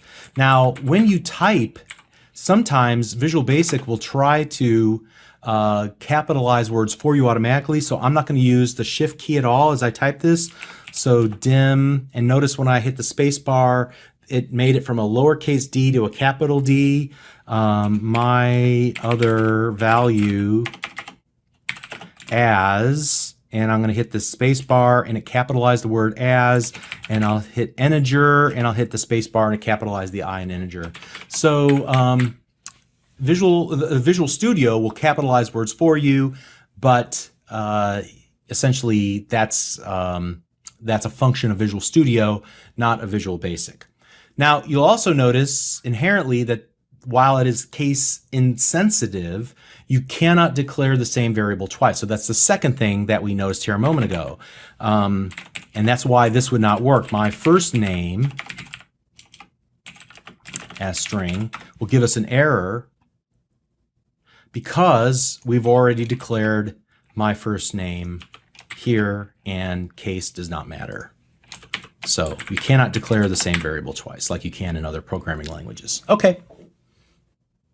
So now that we understand how to declare a variable, let's declare it and initialize its value in a single line of code. So here, I'm going to comment out this line of code right there. And I'm going to go to the next line. Dim my first name as string equals, double quotes, Bob. So when I use the term initialize, that means I'm going to set the value of a variable immediately at the point when I declare it. That's like creating the bucket and the value in the bucket all in one line of code. All right. So typically what you want to do is give your variables values as soon as possible. This puts your variable into what's known as a valid state, which will be an important idea as we learn about writing real applications as we get deeper into this series of lessons. But also experienced developers like to write less code, and they're always looking for a convenient way to reduce the number of keystrokes and just the sheer amount of code that they have to read through. And so something as simple as at some point it's going to become simple to create new variables and to initialize their value. Instead of doing that in 2 lines of code, it just makes sense to put them all in 1 line of code. So what I want to do is actually now, let's comment out this, because that doesn't really make a lot of sense in this application to go ahead and initialize the value the way that we did here. But what I will do here in this little block of code is to kind of do it all in one shot on these 2 lines. Lines 22 and 23, let's redo this like so.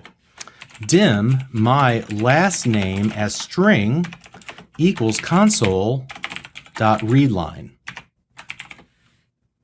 All right. So now we're able to do both of these things, not only create a new variable, but also initialize its value to whatever the user types in on the read line. Okay. All right, so we talked about quite a bit in this lesson. We talked about what a variable is. We talked about declaring the variable, choosing the right data type based on the kind of data that we hope to store in memory. We talked about the difference between an integer and a string. So we've got 2 data types to work with, right? Numeric values, especially ones that are between -2 billion and +2 billion that have no values after the decimal point, or a string of individual characters. We looked at using the equals sign as an assignment operator for assigning and retrieving values. We looked at the arithmetic operator. I didn't really talk about it, but basically we were just going to use the plus sign in order to add values together, just like we would do in any math problem. And we also looked at the ampersand, which is the code, the string concatenation character in order to append 2 strings together. We looked at the difference between console.write and console.writeLine, and we talked about naming conventions and camel case, and we looked at some of the rules of Visual Basic regarding naming, how Visual Basic is case insensitive, but it also will not allow us to create 2 variables with essentially the same name, but just with different casing. Okay, so we've added quite a bit more information under our belt about Visual Basic syntax. Let's continue the ball. We've got it rolling now. We'll see you in the next lesson. Thank you.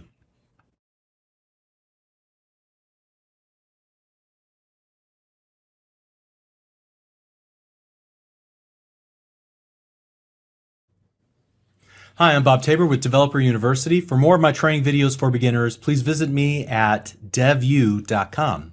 In this lesson, things are going to get a little bit more interesting. Based on the user's input, we're going to write logic to execute either one block of code or a different block of code. All right, so when I use the term logic, I mean that we're going to make a decision to execute one block of code or another block of code based on some condition, like, for example, the user's input, or maybe the state of the computer, the system itself that we're working in, or some other data that we have available to us. We're going to decide what to do with that input, with that data, and then react accordingly. All right, so what we're going to do is create a new project.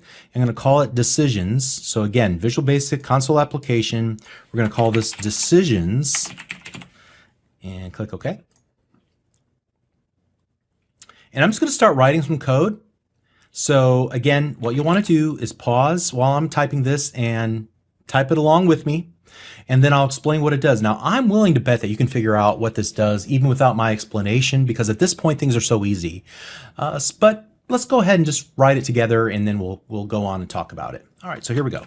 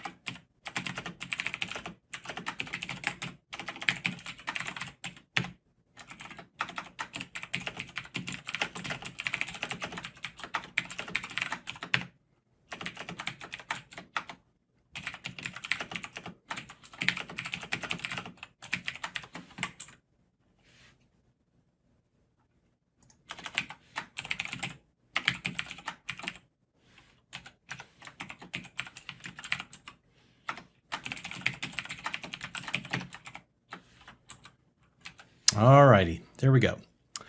So I think probably most of this would make sense as you look at it on my screen. The one thing that might look new to you is the if statement that we have here in lines 10 and the end if in line 12. And notice that there's this level of indentation then creating essentially a code block in between the if and end if statements. All right. So we've set up this condition if the user value is equal to 1. So if the value that the user typed in when prompted is 1, then what we want to do is set this variable message equal to the string value you want a new car and then print that out to screen. So let's go ahead and run the application and just make sure it runs in this very simple case, which I'm pretty sure it will. When I hit 1 on my keyboard and hit enter, hey, we want a new car. But what we have not accounted for are the other cases. So for example, 2, nothing happens. And the same would be true even if we typed in something like Bob and hit enter. Nothing happens. All right. So first of all, we want to talk about the evaluation operator. It is the equal sign, so it's playing double duty. We can use it as an assignment to set the value of message equal to the value of some string, like you want a new car. But when it's used in the context of an if statement, here we're going to do an evaluation. Is this true? Does user value equal the number 1 or the string value 1? All right. If it does, then execute the block of code that's defined between the if and the end if. If this is false, so when I typed the number 2 or when I typed in the word Bob, then that's false, and we do not execute the values inside of that code block, okay? So that is what I meant by making decisions. We're building logic and executing that logic, and then based on the input of the user, we'll decide what to display or what code to execute in a more general sense, whether we execute this block of code inside of the if statement or not, all right? So again, in this case, this is using the equal sign as an assignment operator. This is the evaluation or the equality operator. Okay. So what happens then if we want to try different combinations? Well, I guess what we could do is then start a whole new if statement. So if user value equals 2, then we can set the message equal to you won a new boat, and I'm willing to bet that that would work, but there's a more simplified version of this. Let's go ahead and just delete that, because what we can do is inside that same if block, we can create additional checks called else if statements. All right, so if the user value equals 1 is not true, then we're not going to execute this block of code. But what we will do is then move down to the next check, and in this case, else if user value equals 2. All right, and if that's the case, then we'll set the message equal to you won a new boat. I could also do else if user value equals 3, message equals you won a new cat. All right, and then finally, what if none of these are true? What if none of them are true, and at this point then, if we run the application and I type in the word Bob, I get nothing, all right? Well, there's one of two ways I can handle that. In this simple scenario, I could assign the value of string to initially to bad input, like so. So none of these conditions would register, and therefore it would just stay at its default value, bad input, and that would be printed to screen. So here, Bob, bad input. But what I'd really like to illustrate for our purposes here, just so you can see, the last part of an if, else if, end if statement is just the simple else statement. And in this case, we're saying if this is not true, and this is not true, and this is not true, then, all right, well, this is the catch-all. Otherwise, just do this. In this case, we'll just set the message equal to bad input, please try again. All right, or something like you lose or whatever the case might be. And so this time, whenever we run the application, we type in Bob and hit enter, bad input. All right, great. I want you to notice something, how I designed this code. I could have, in each of these cases, just done console.writeLine and then said you won a new car, like so. All right. I would have had to add the console.writeLine in each of these else if statements and in the else statement as well. However, what I chose to do instead was just to define a variable and have it store the message that I want displayed, and then just call the console.writeLine a single time here at the very bottom. All right, so that's just a way to simplify the code, to structure the code in a very logical, easy to maintain sort of way. If I wanted to change how this message is displayed, I might have to change it in several different places. So for example, I might want to change, whoops, let's do this, and say result, colon, space, and then display the message. I would have to make a change to every one of these code blocks if I had written the value out. But now I can just make a change in one place and just display then the message after it. So just be cognizant of the fact that you can simplify your code and you can expand its functionality while reducing the amount of maintenance that has to happen in order to add new functionality. So I feel like I've accomplished that in this case by just kind of using this message variable to store the actual message and then only using console.writeLine one time in my application. All right, so finally what I want to demonstrate to you is I'm going to comment all of this out. And in some cases, you don't need the if, else, end if. You can use something just called the conditional method. So there's a method called if with an I, two I's, IIF, and then an opening and closing curly braces. Now, in this first part, what we want to do is set the expression. So let me actually grab some code from earlier here, and we'll grab these first 3 lines of code. And I'm going to select them all and then use the button that's right next to the comment out the selected lines. And this is the uncomment the selected lines. And that will remove the little comments from each line of code. All right, so now we have the user value again. And here what I want to do is if IIF, open and close parentheses, user value equals the value of 1, then after that 1, I'm going to use a comma. And you can see I can add a true part and a false part. So here what I'll do is say the true part is car, but for everything else, if that's user value is not equal to 1, then I'll say you just want a free cat. All right.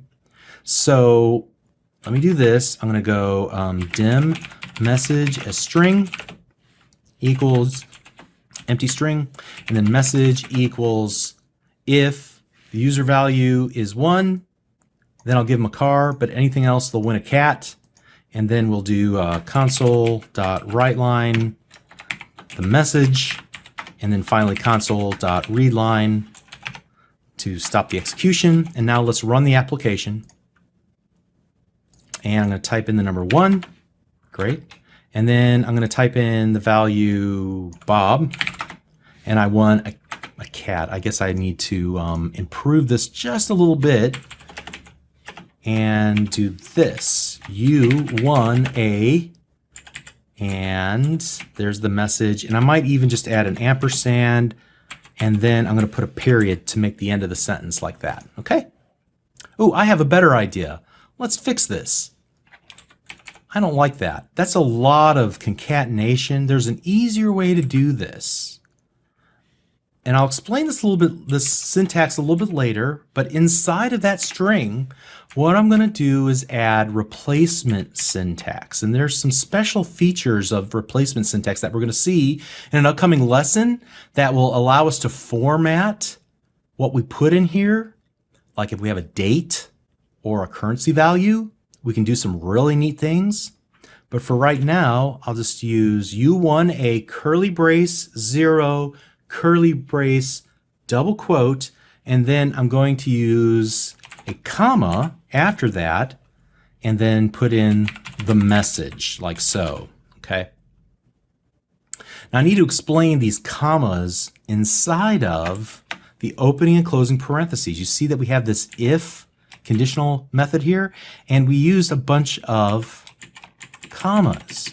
What those are, it allows us to separate the input parameters to each of those methods. So sometimes a method only will accept a single input parameter like console.writeLine. Now, console.writeLine can also accept 2 parameters or more. In this case, we're going to give it a string and then a value that could be used in replacement whenever it comes across a replacement code. Again, we'll talk about replacement codes at length a little bit later, but you can see here I'm passing in 2 parameters to the WriteLine method by using a comma in between them. Here we're using 3 input parameters by using 2 commas. Here we do the evaluation. Is this going to be true or false? If it is true, then we give it the true part, and then if it's false, we give it the false part. And whatever's returned back from this method, whether it's car or cat, it'll be assigned into our message variable, which will then be added to our U1A, and then we'll replace whatever that replacement code is, whatever it's either car or cat, and then we'll add an exclamation mark at the end. All right, so now let's run the application again. And here I'll type in the number 1, U1 car. See how that formatted it nicely? And we'll run it again. And this time we'll type in the number 4, you want a cat. Okay. All right. So we learned quite a bit in this lesson, just tacking on some additional features of Visual Basic. We looked at, most importantly, the if, and else if, and else, and end if statements in order to add some conditional logic to our applications. So we made some decisions, and based on values and evaluating the truthiness or falsiness of a particular expression, we're going to execute one of the code blocks inside of our if, else, end if code block. All right. We also looked at this magical IIF method, which allows us to, again, evaluate true or false, and then return either a true or a false value that we can then like assign to a variable in this case. Then we also talked about how to add multiple items into input parameters using commas to separate each of the values in the input parameter. And then finally we talked about this replacement syntax with curly braces and with the number 0 inside of it, and how we're able to replace a part of the string that we're giving to WriteLine by using the replacement code and then passing it the value we want to be stuck into that template, okay, for display. All right, so you're doing great. We're learning a lot, and let's continue on. We're going to keep adding on the complexity and make our applications more and more interesting. See you in the next video.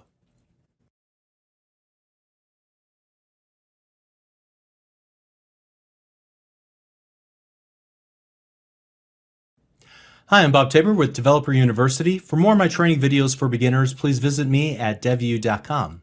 In this lesson, I want to spend a bit of time talking about some of the smaller syntax elements in Visual Basic that you'll need to master in order to understand how a properly formed line of code is constructed. So in one of the first lessons, I may have briefly referred to the Visual Basic syntax having nouns and verbs and punctuation. And I want to elaborate on that just a little bit more and explain what I meant by that in this lesson. So just like the English language has parts of speech and it has punctuation, the same thing is true in software development, and the Visual Basic programming language is no exception. So we're going to talk about those building blocks to create those sentences, those basic building blocks to create instructions in Visual Basic. And so statements are like sentences. Statements are complete thoughts in Visual Basic. They're like complete sentences. And a statement is made up of one or more expressions. And in turn, an expression is made up of operators and operands. All right, so it goes statements. Statements are made up of expressions, and expressions consist of operators and operands. So we've seen statements, obviously, just simply lines of code, executable instructions that we've given the compiler whenever we type them into our module 1.vb. Expressions are, some examples of expressions are things like a method call. So console.writeLine passing in an empty string or hello world, whatever the case might be. Whenever we use the if statement, we evaluated an expression to see whether it evaluated a true or false. So the expression portion of that was user value equals 1. So if user value equals 1, then execute this code block below it, okay? And then also there are expressions of assignment where we're assigning the value of a variable equal to some other value, okay? So each of those are examples of expressions, and they have two things in common. They are made up of operators and operands. So an operand is similar to a noun in a sentence. They're things that are nameable, okay? So variables, that would be a good example of an operand. But things like literal strings, that's an operand, or a literal number like the number 7, that would be an operand as well. And so these are easy to remember because you're creating these yourself. You're giving names to variables or even classes or objects as we get further along. And you're giving value to literal numbers and literal strings, right? So operators are similar to verbs. So you have operands are like nouns, operators are like verbs, and they will act on the nouns. So they're things like, for example, the addition operator or the equality or assignment operator or the string concatenation operator. Typically, you're going to use built-in operators, whereas operands, you name them yourselves. Typically, operators are provided by the programming language. Now, there's exceptions in both cases. You could create your own operators or overload operators. That's kind of an advanced topic, so this is a little bit loosey-goosey, I guess you could say.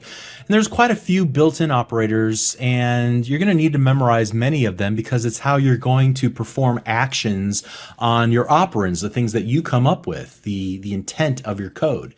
So fortunately, as you're getting started, you can use kind of a subset of all of the operators that are out there, and then learn them, commit them to memory over time, and not have to refer to a cheat sheet whenever you need to remember them. So to kind of help facilitate this, what I did was create a project offline called Operators, Expressions, Statements, and I merely created the code that you see here.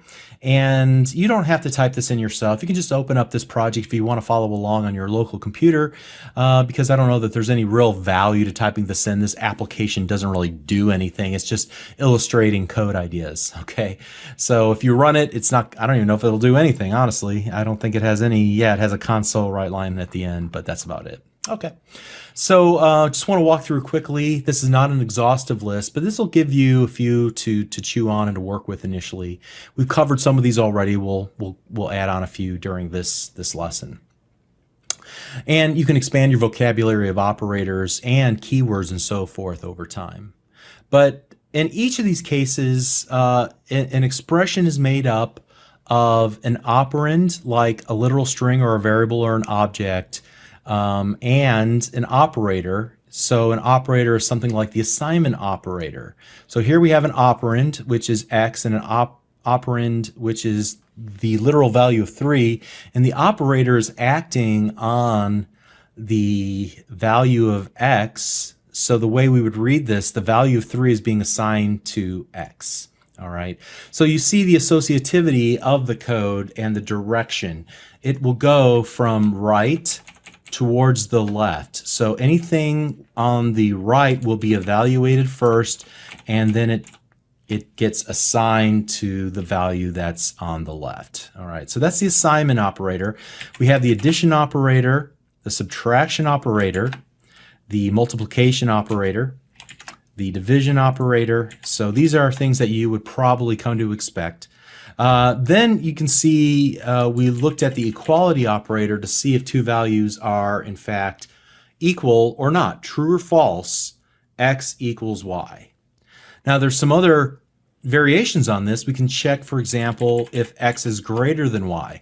Now, in numeric terms, the greater than, the less than operator, the greater or equal to, and the less than or equal to operators, they're all pretty easy to understand, but you might be working with dates or strings, in which case the greater than, less than, greater than or equal to, less than or equal to might be a little harder to understand what is being compared. Is it the length of the string? Is it the whether they're alphabetical order or not, and so on. All right. Then there are conditional operators, the conditional or and the conditional and operator, so that you can tie two expressions together and evaluate them. So x is greater than y, a is greater than b. If either of these are true, so if this is true or this is true, then perform the code that you see in that code block.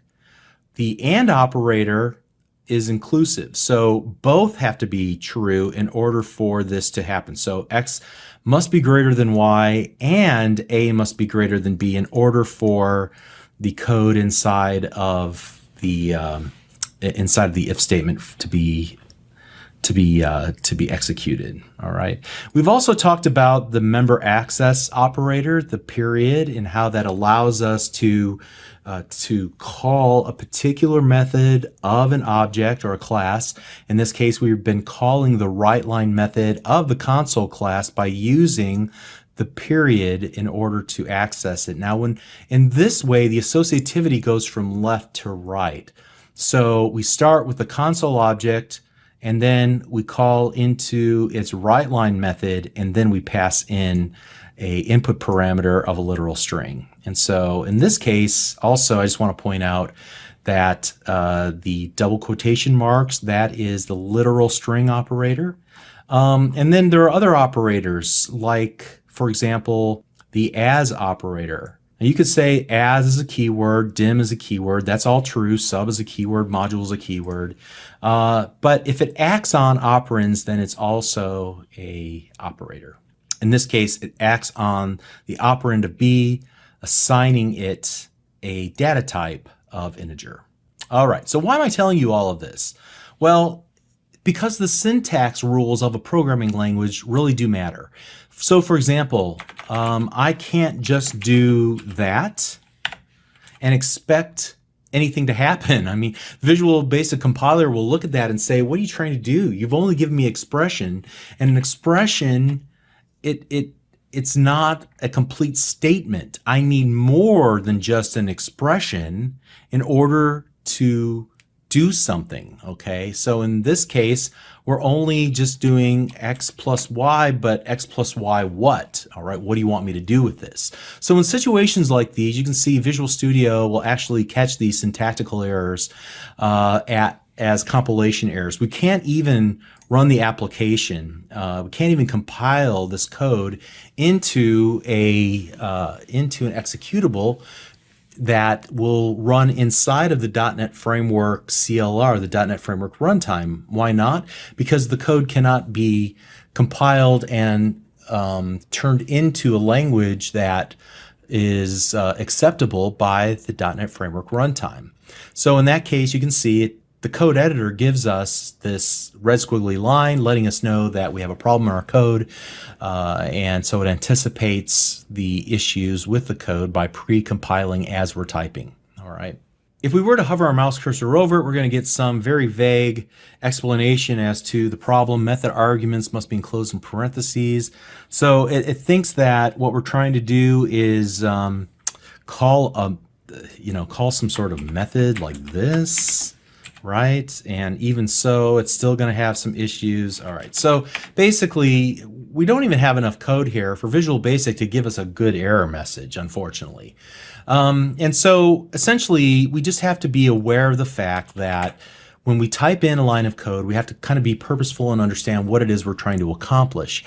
If we don't have the right set of expressions filled with operator and operands, as we had here just a moment ago, then we're not creating a properly formed statement.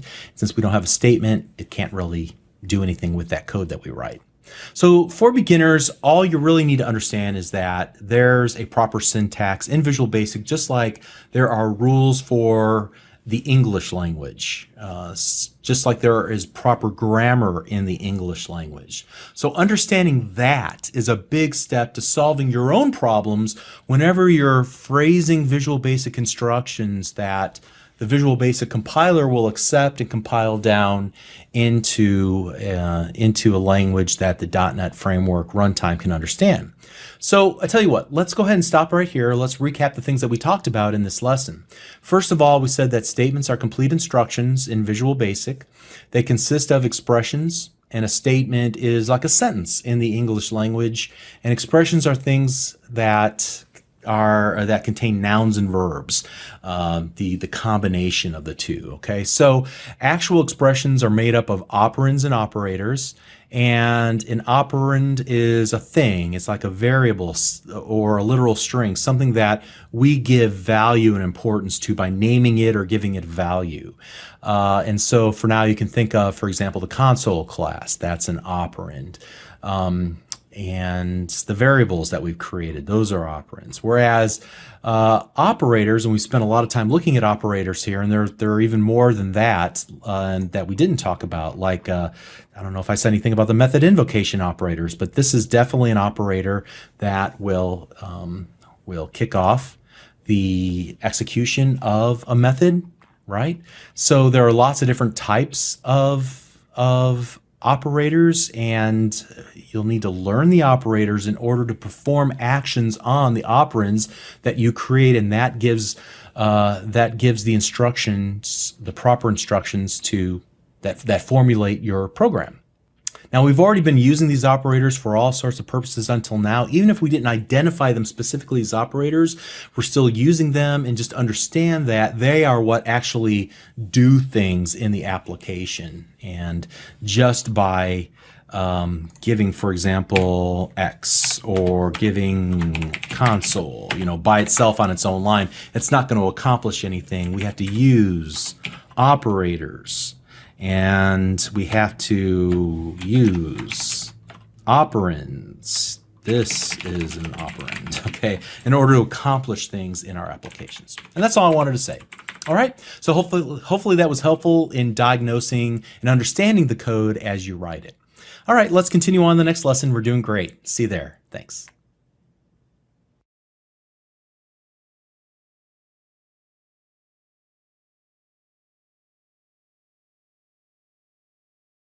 Hi, I'm Bob Tabor with Developer University. For more of my training videos for beginners, please visit me at devu.com. In this lesson, we're going to focus on iteration statements, and a specific iteration statement, the for next iteration statement. Now, sometimes you're just going to need to loop or iterate through a block of code. You're going to need to iterate through a sequence of items, and maybe to perform a series of checks until you find a successful match, maybe to execute the same code a number of times, just because that's part of your business rules, whatever the case might be. Actually, you'll find yourself doing this more than you might anticipate, and while it may not seem all that practically useful at first, trust me, you're going to need this in your toolbox as you start to write more interesting applications. So let's create a new project, and we're going to call this for next iterations, and click OK. And the syntax is really simple, and I'm willing to bet that you're able to figure out what this will do without me telling you what it does. So here we go.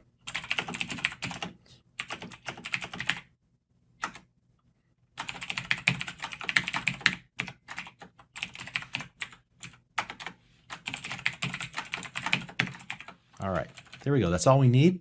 So can you guess what you're going to see in the console window whenever we run the application? Let's see if you're right. Okay, so if you guessed that you would see the numbers 1 through 10 printed out into a console window, you're right. All right, so basically all we're doing is executing the block of code defined by the for and the next statements, in this case in lines 5 and 7. Anything between the for and the next will get executed a number of times until we've reached a certain condition. In this case, we're going to start off with the value 1 and assign 1 to index. But once we get to assigning the number 10 to index, that'll be the last time we iterate through the code defined inside of the code block between the for and the next. And then we break out. And here we, in line number 9, we wait for the end user to respond that they have actually seen the content that we printed to screen, and that's pretty much all there is to it. So we're instructing Visual Basic to execute a block of code a number of times, and once we've completed that sequence of times as defined by this higher end boundary, then we'll break out of the for next loop iteration statement and move on to the rest of our code. All right. So inside of here, we can do some interesting things. So like, for example, what if I were to go if index equals 7, I could do something like then console.writeLine, found 7, like so, and we could run this. And then once we get to the number 7, we can print that out. I have an idea. Why don't we shorten this just a little bit? Like before, I don't think I showed you the then portion of the if, else statement, but you can use the then in order to combine everything on a single line like so. All right. So the then will allow you to combine a simple check with a result. If index equals 7 is true, then go ahead and perform this line of code. So we're able to condense 3 lines of code into 1 line of code. And now when we run it, we get the exact same results. Okay, I just wanted to show you that little use of the then keyword. Great. And what if, though, let's comment that out. What if, and let's bust back over here to if index equals 7, console.writeLine found 7. And now, at this point, we found what we were looking for. What if we wanted to break out of this loop? We're no longer searching for the value. We found what we were looking for. We could do something like exit 4. Okay. And so now when we run the application, the result looks a little bit different. We get to 7. We found 7, and now we exit out of the for statement, and we continue on executing our lines of code. Great. This might be a good time to talk about one of the features of Visual Studio. And again, I'm trying not to talk about Visual Studio, but you still need some tools in your toolbox if we're going to build applications. And one of those tools are the debugging tools of Visual Studio, which is probably one of the best reasons to use Visual Studio. You can actually pause and watch the execution of each line of code by simply setting a stop sign or a breakpoint in your code. And then when we execute the code and we get to that breakpoint, then we can continue to step through the code line by line or continue on and allow it to continue to execute the lines of code. So to set a breakpoint, it's really easy in Visual Studio. There's actually a number of different ways to do it, but I find that the easiest way is to find this little gray column off to the left-hand side underneath the tab heading and just click in that column for the line of code that you want to set a breakpoint on. So in this case, I want to set a breakpoint on line number 6, so I just click in the little gray area next to 6, and it creates this little stop sign over here on the left. I guess it's a circle. It looks more like an octagon to me. And then it highlights the rest of that row in red. And so now whenever we go to run the application and we're in debug time, we're actually, the execution of the application has stopped. Now, unfortunately, I got this little window that popped up and I gotta get rid of that.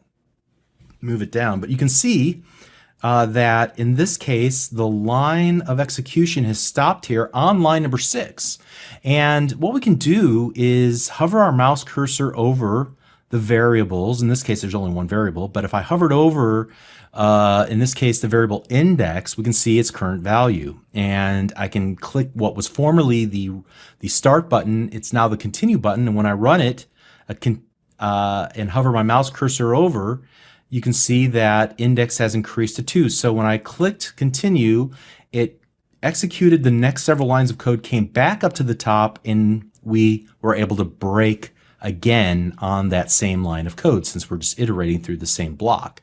Now I can use keyboard shortcuts, or I can use these little items here in the toolbar while we're in debug mode to step through our code. Now I'm going to ignore the step into and the step out of. They're kind of special cases and not really essential to us until we start building more complex applications. But the step over is probably what we want to use. So I'm just going to hit this step over or F10 button on my keyboard. And here I can just begin to step through each single line of code.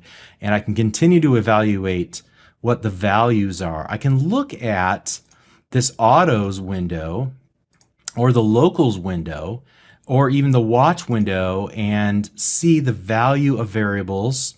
So in this case, index is one of the local variables, and I can see it here, its name and its value. And as it changes value, notice that as we executed that for loop in line number 5, the value turned from a black font to a red font, indicating that the previous line of code changed the value of that variable. All right, so that's just a little visual cue to let us know that something just changed in our application.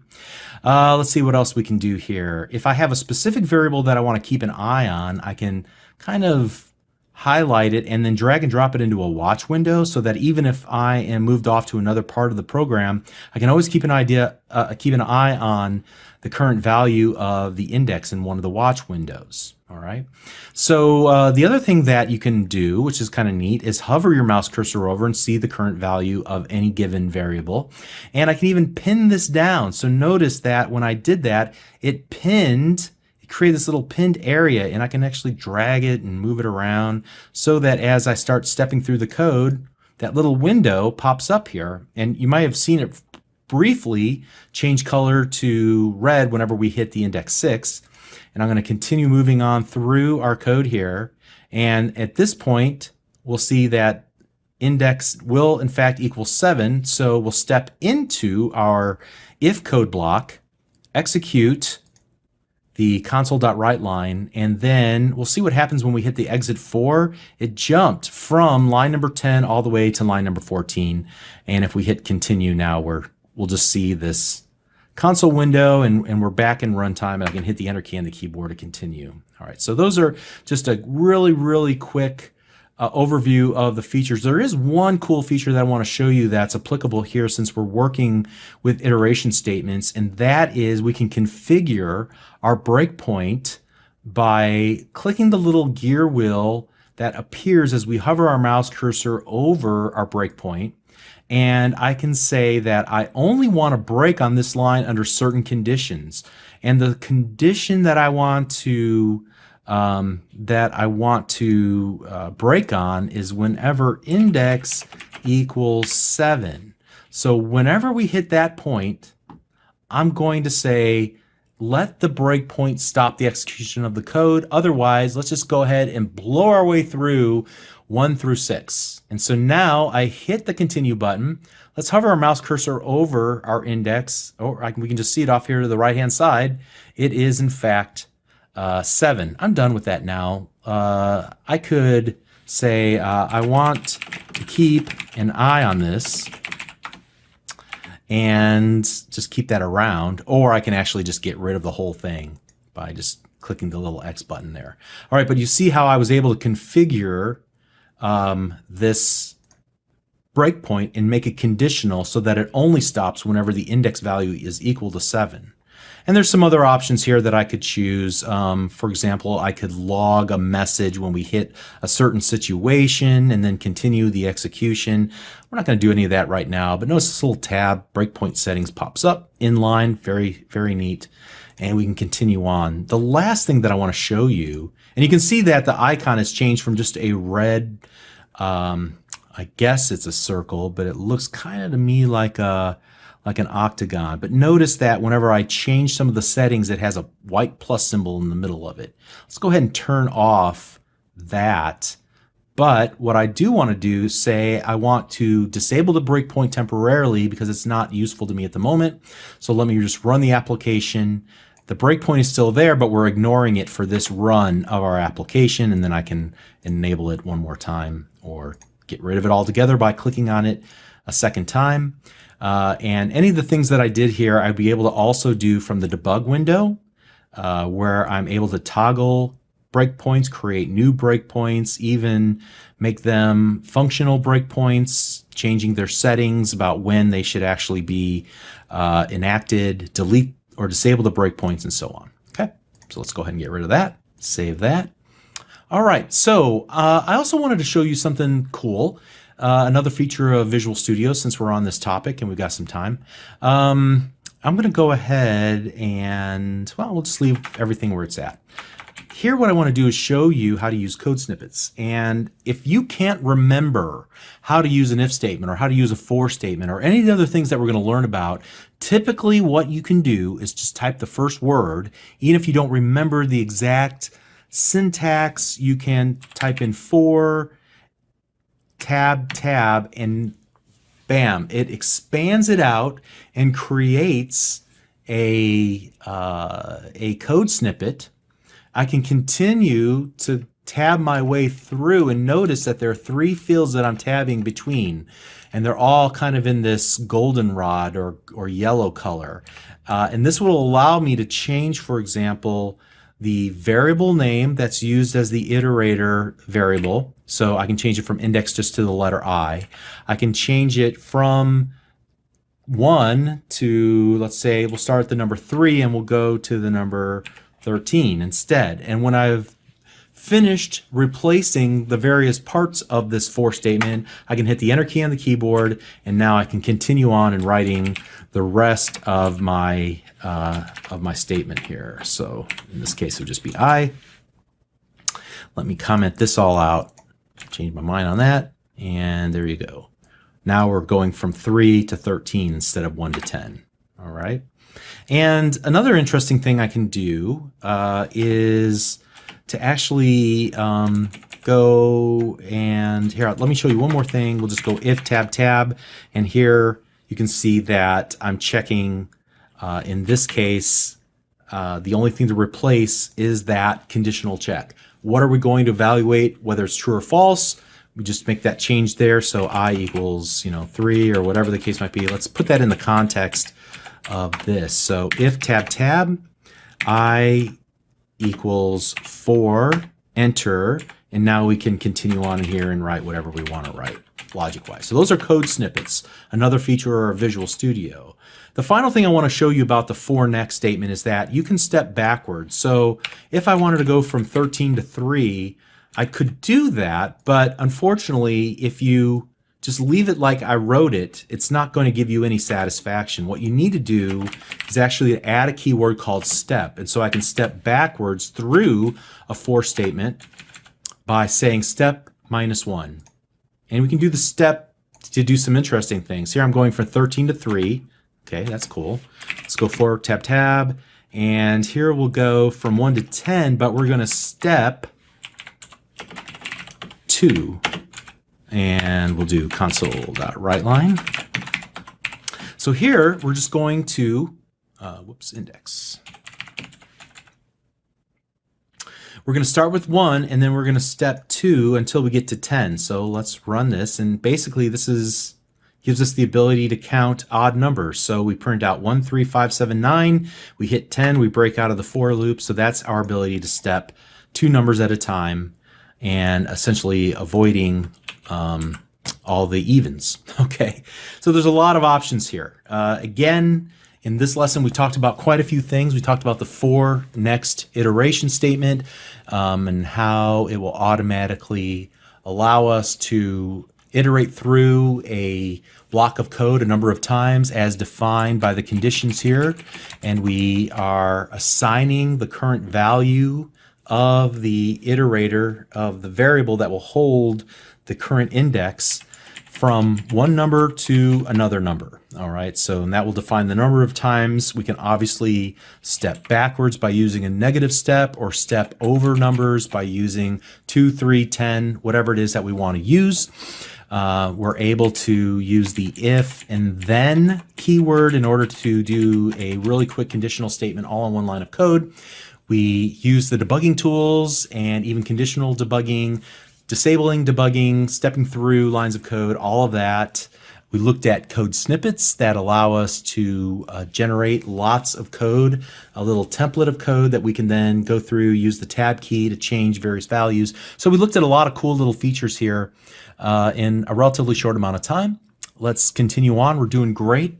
And hopefully you're gaining confidence in your ability to write code using Visual Basic, because I know at this point now we can do some pretty interesting things. So let's continue on in the next video. We'll see you there. Thank you.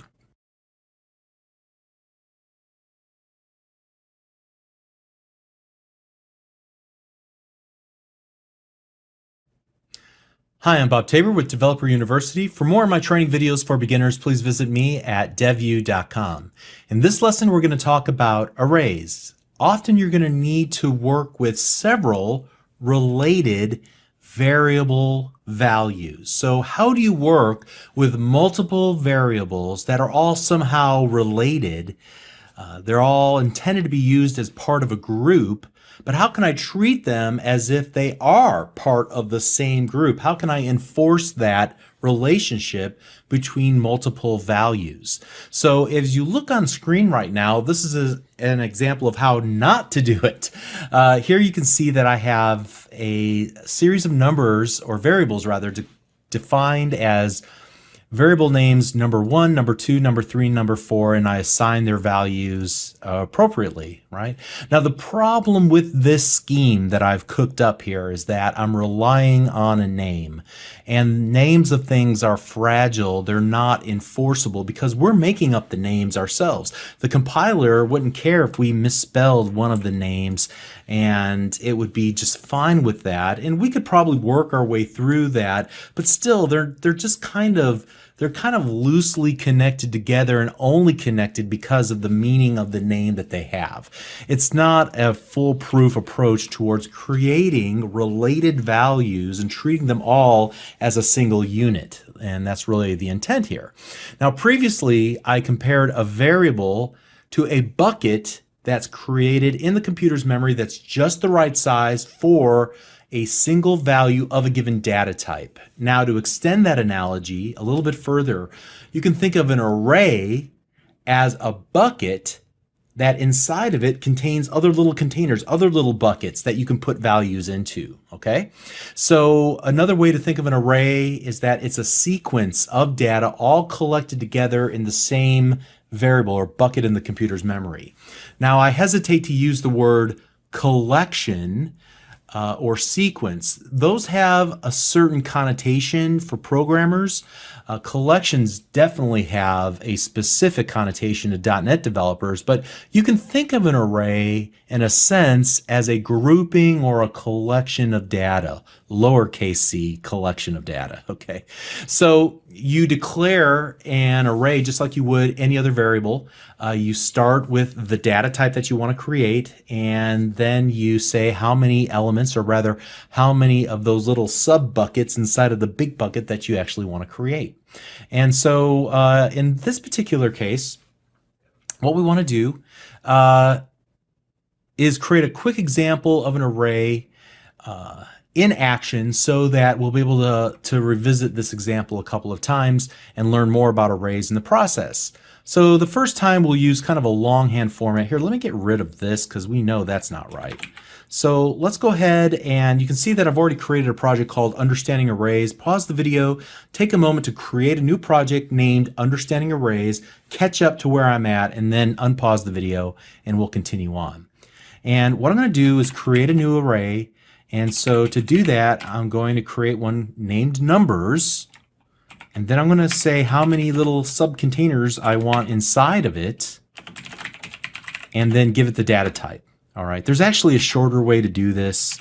Let me just show you the short way because nobody ever does it this way. All right, so here we go. In this particular case, you have to remember that this number is 0 based. So while it says 4, there's actually 5 containers because you have to count 0 whenever you're dealing with arrays. All right. So there's, in other words, we're creating a bucket in the computer's memory, a variable named numbers.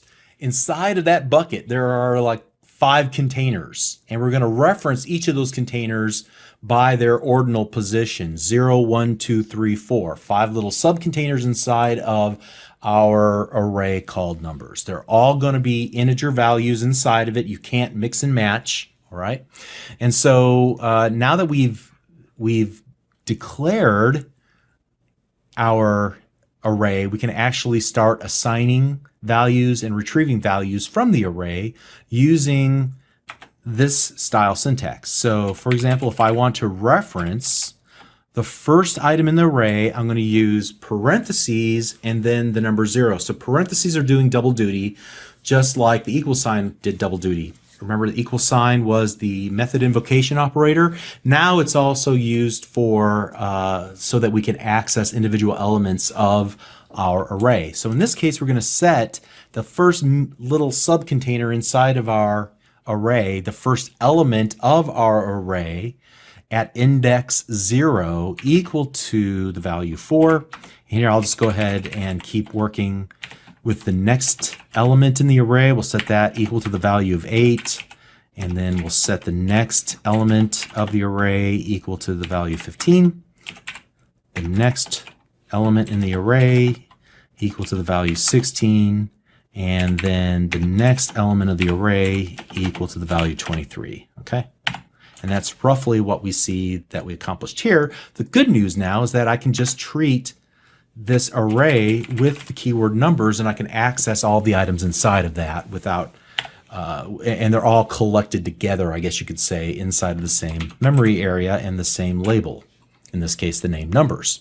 So I would verbalize this in one of a number of different ways. For example, I would say that numbers sub 1 equals the value 8, or the numbers array at index 1 equals the value 8, or I might say the second element of the numbers array equals the value 8, or something along those lines. Okay, so this is called the index, the value, the numeric value to actually access an individual element, or what I was calling a subcontainer inside of the array itself. So the numbers are indexes, and they allow you to access an element of the array. And here we're assigning the values, and we can retrieve the values in the same way that we would any other variable. Okay.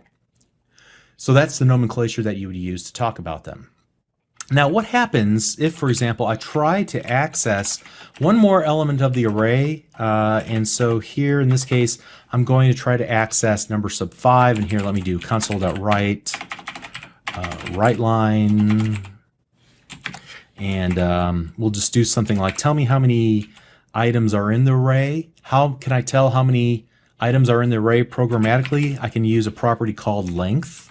Okay, so give me the length of the array. In other words, give me how many items are in the array. And then we'll just do console.readline. So let's see what happens here when we attempt to use an extra element of the array, attempt to assign an index outside of the 5 that we defined here as the original size of the array. All right, well, we get our first exception, runtime exception that we've experienced while coding in Visual Basic. Here we have an index out of range exception wasn't handled. In other words, we were able to compile our code, but when we were running our code, we ran into a problem and it stops the execution of the code. The user can't proceed. In fact, what they'll see on their screen is dramatically different than what we see on our screen. In fact, let me just kind of stop the running of this application and show you. If we were to release this application as is, our end users would see something much uglier. And so I'm sorry for this quick aside. I just want to show you what you would see here. We'll talk about this all in depth a little bit later. Let me run the app and notice what happens. You get immediately this, stopped working. A problem caused it to stop working correctly. and then you get this unhandled exception. It spits out all this information. That's what your end user would see. As a developer running the application, Visual Studio kind of steps in and it puts up a friendly message box and explains what the situation is and how to fix it. But ultimately, the index 5 is out of range. In other words, there's a range of accepted values.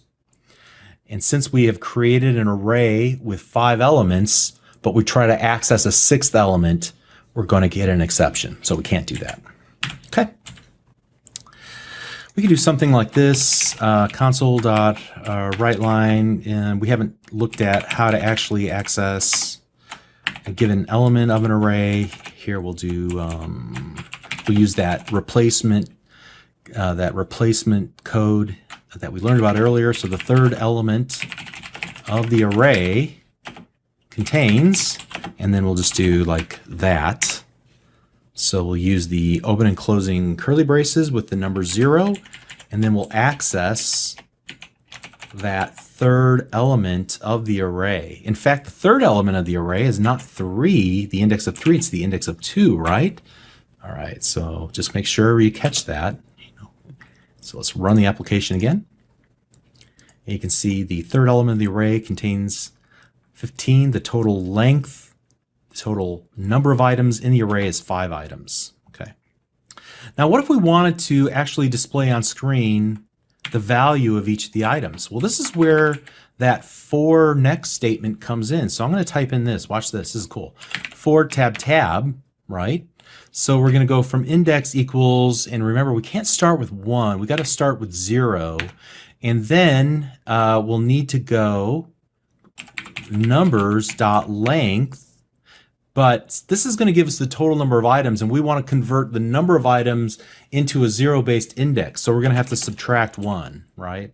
So this is going to give us 5 items, but we really want to go from 0 to 4. So that's why we did it this way. Okay.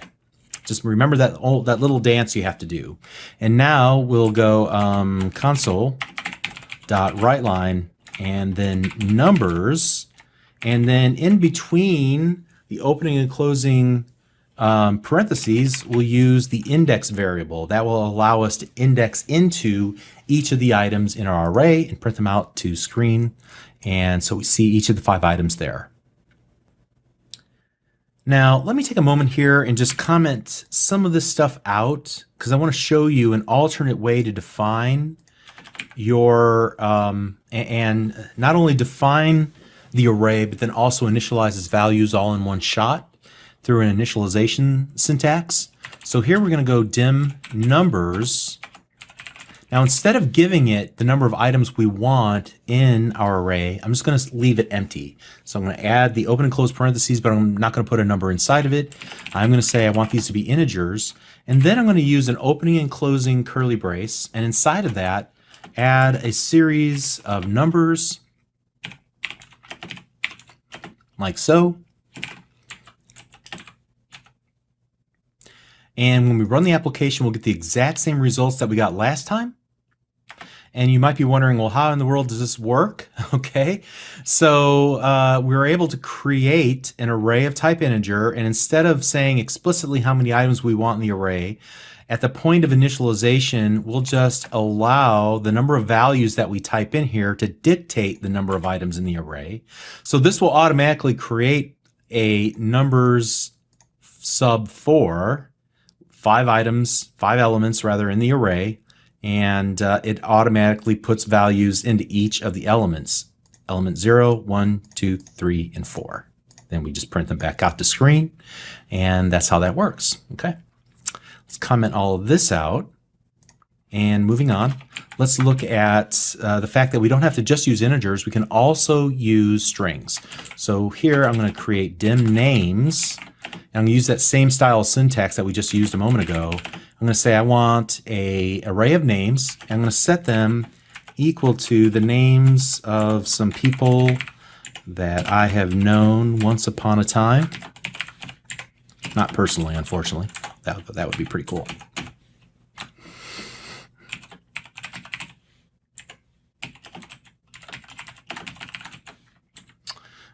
All right. right, and then what I want to do is iterate through each of the items. Now I could use this same syntax that we used here and get the length and iterate through each index for this new array called names, but there's even an easier way to iterate through each of the items, and that's with a for each. So I'm going to type for each tab tab.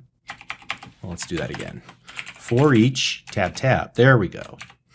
So for each name as string in names. All right, and then here we'll go console.writeLine name. And let's go ahead and run it and see our names printed out to screen. Now let me explain what just happened there. So here we create an array of names. There's going to be 4 elements in the array. And here we're using the for each instead of the for. And this basically just says, hey, you've got an array or a collection, in this case an array. So let's just look through each item in the array. We'll copy off the current value as we're iterating through, and we'll stick its current value as a string inside of a temporary variable called name. And then we'll just work with the name variable here as we console.write it out to our application's user interface. All right. Now you can also do some other very interesting things. For example, what if you wanted to take a string and you wanted to reverse it? So you wanted to write the whole string in reverse. Let me tell you a tiny little story that on my very first job interview, I was asked to take my name. They made me go up to the whiteboard and write my name on the whiteboard. And the guy who I actually became good friends with afterwards, but at the time I was pretty flustered. He said, okay, write code to take your name and print it backwards. And I had no idea how to do that, but I promised him, said, I don't know how to do it now, but I promise you within an hour after this interview, I will know. And so I did. I wrote him an email, found his email somehow, wrote him, and he was impressed enough by the fact that I was willing to figure it out that he didn't say, no, don't hire this guy. At least I don't think he did. But at any rate, I got the job. So I don't want you to go through that same humiliation that George put me through. And so here what we're going to do is create a little example.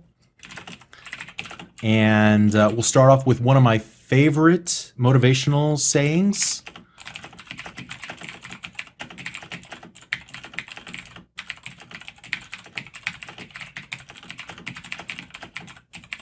All right, and so remember what I said about the line continuation character and how you don't want to have to scroll off to the side of the screen every time just to see all of your text. It's much easier if you just, for example, pick a spot, add a double quote right in the middle, space, underscore, and then go to the very next line and tab your way over a little bit, and then add.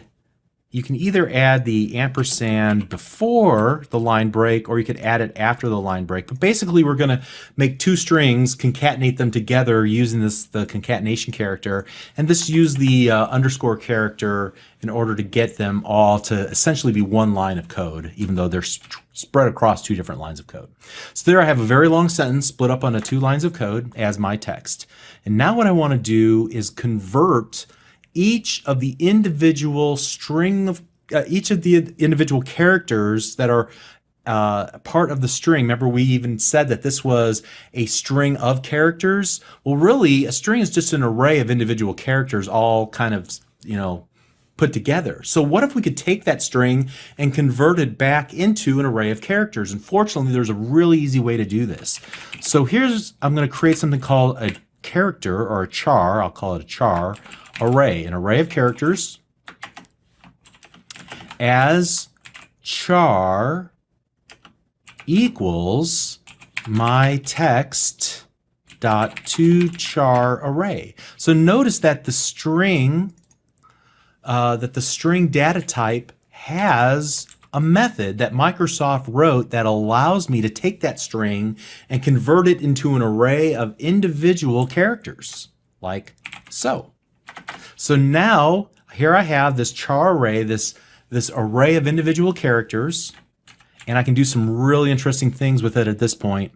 For example, I can use the array class and say array.reverse and then give it my char array. What do you think will happen here? Yeah, it takes all the characters and reverses their ordinal position. So the first will be last and the last will be first, and all the others will follow suit as well. So now if I do a for each tab for each item in my char array, and here I'll just do console.write, not write line, just write my char, or actually item, because that's what I'm calling it here. This is the little temporary variable that we'll use. Then I think it's going to reverse that string for me. So there you go. This took that entire sentence and it reversed it. So you can read it backwards. You can get what you want out of life if you help enough other people get what they want. Very cool. Thank you, Zig Ziglar, for that help. All right, so you could use the for next if you prefer. I like this for each because it is so elegant and it just copies in the current value. You don't have to worry about lengths and indexes and things of that nature. You're just going to grab the next item and work with it. All right. So at any rate, hopefully this was pretty enlightening. Arrays are great. You'll learn about something called collections a little bit later in this course. Collections are awesome. They're like arrays on steroids.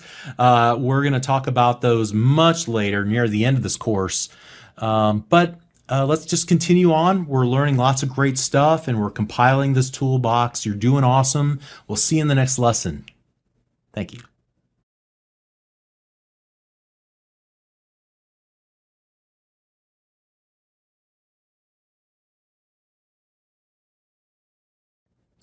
Hi, I'm Bob Tabor with Developer University. For more of my training videos for beginners, please visit me at devu.com. In this lesson, I want to show how to define and call simple methods. And we use the term method as an umbrella term, at least at this point, to talk about both subroutines and functions. We've been using them up to this point, but how do we create our own? Well, that's what we're going to learn about in this lesson. So creating methods will help us in a number of different ways. First of all, they'll help us to better organize our code. And you'll see that here in just a moment. Secondly, they help to eliminate duplicate code. And it eliminates the need to copy and paste the same chunk of code multiple times. And I'll talk about the dangers of copy and paste in this lesson. But methods also allow us to encapsulate a specific feature of our application in one method, and this makes that feature reusable across our entire application. And depending on how we package it, it could make it reusable across multiple applications, but that's kind of an advanced topic. And then finally, whenever we need to update that one feature of our application, instead of looking all over our source code for everywhere that we copied and pasted that code, all we got to do is change it in that one place where we defined that functionality. And all we do is just make our change in that one spot, and then every place in our code where we call into that method, it will gain the benefit of those changes that have been made. So there's a lot of benefits to using methods. It's actually one of the most important building blocks as you're building larger and larger applications. So it's definitely something we need to get under our belt. And just remember that a method, whether it's a sub or a function, it's simply a block of code that is given a name. So if it's a sub, it's going to be sub, whatever my name is, end sub. Or if it's a function, it's going to be function, whatever my name is, end function.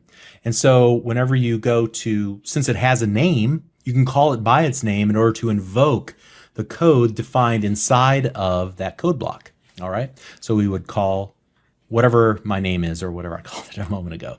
All right. So again, it's one of the most important building blocks as we're getting started here for building good larger applications.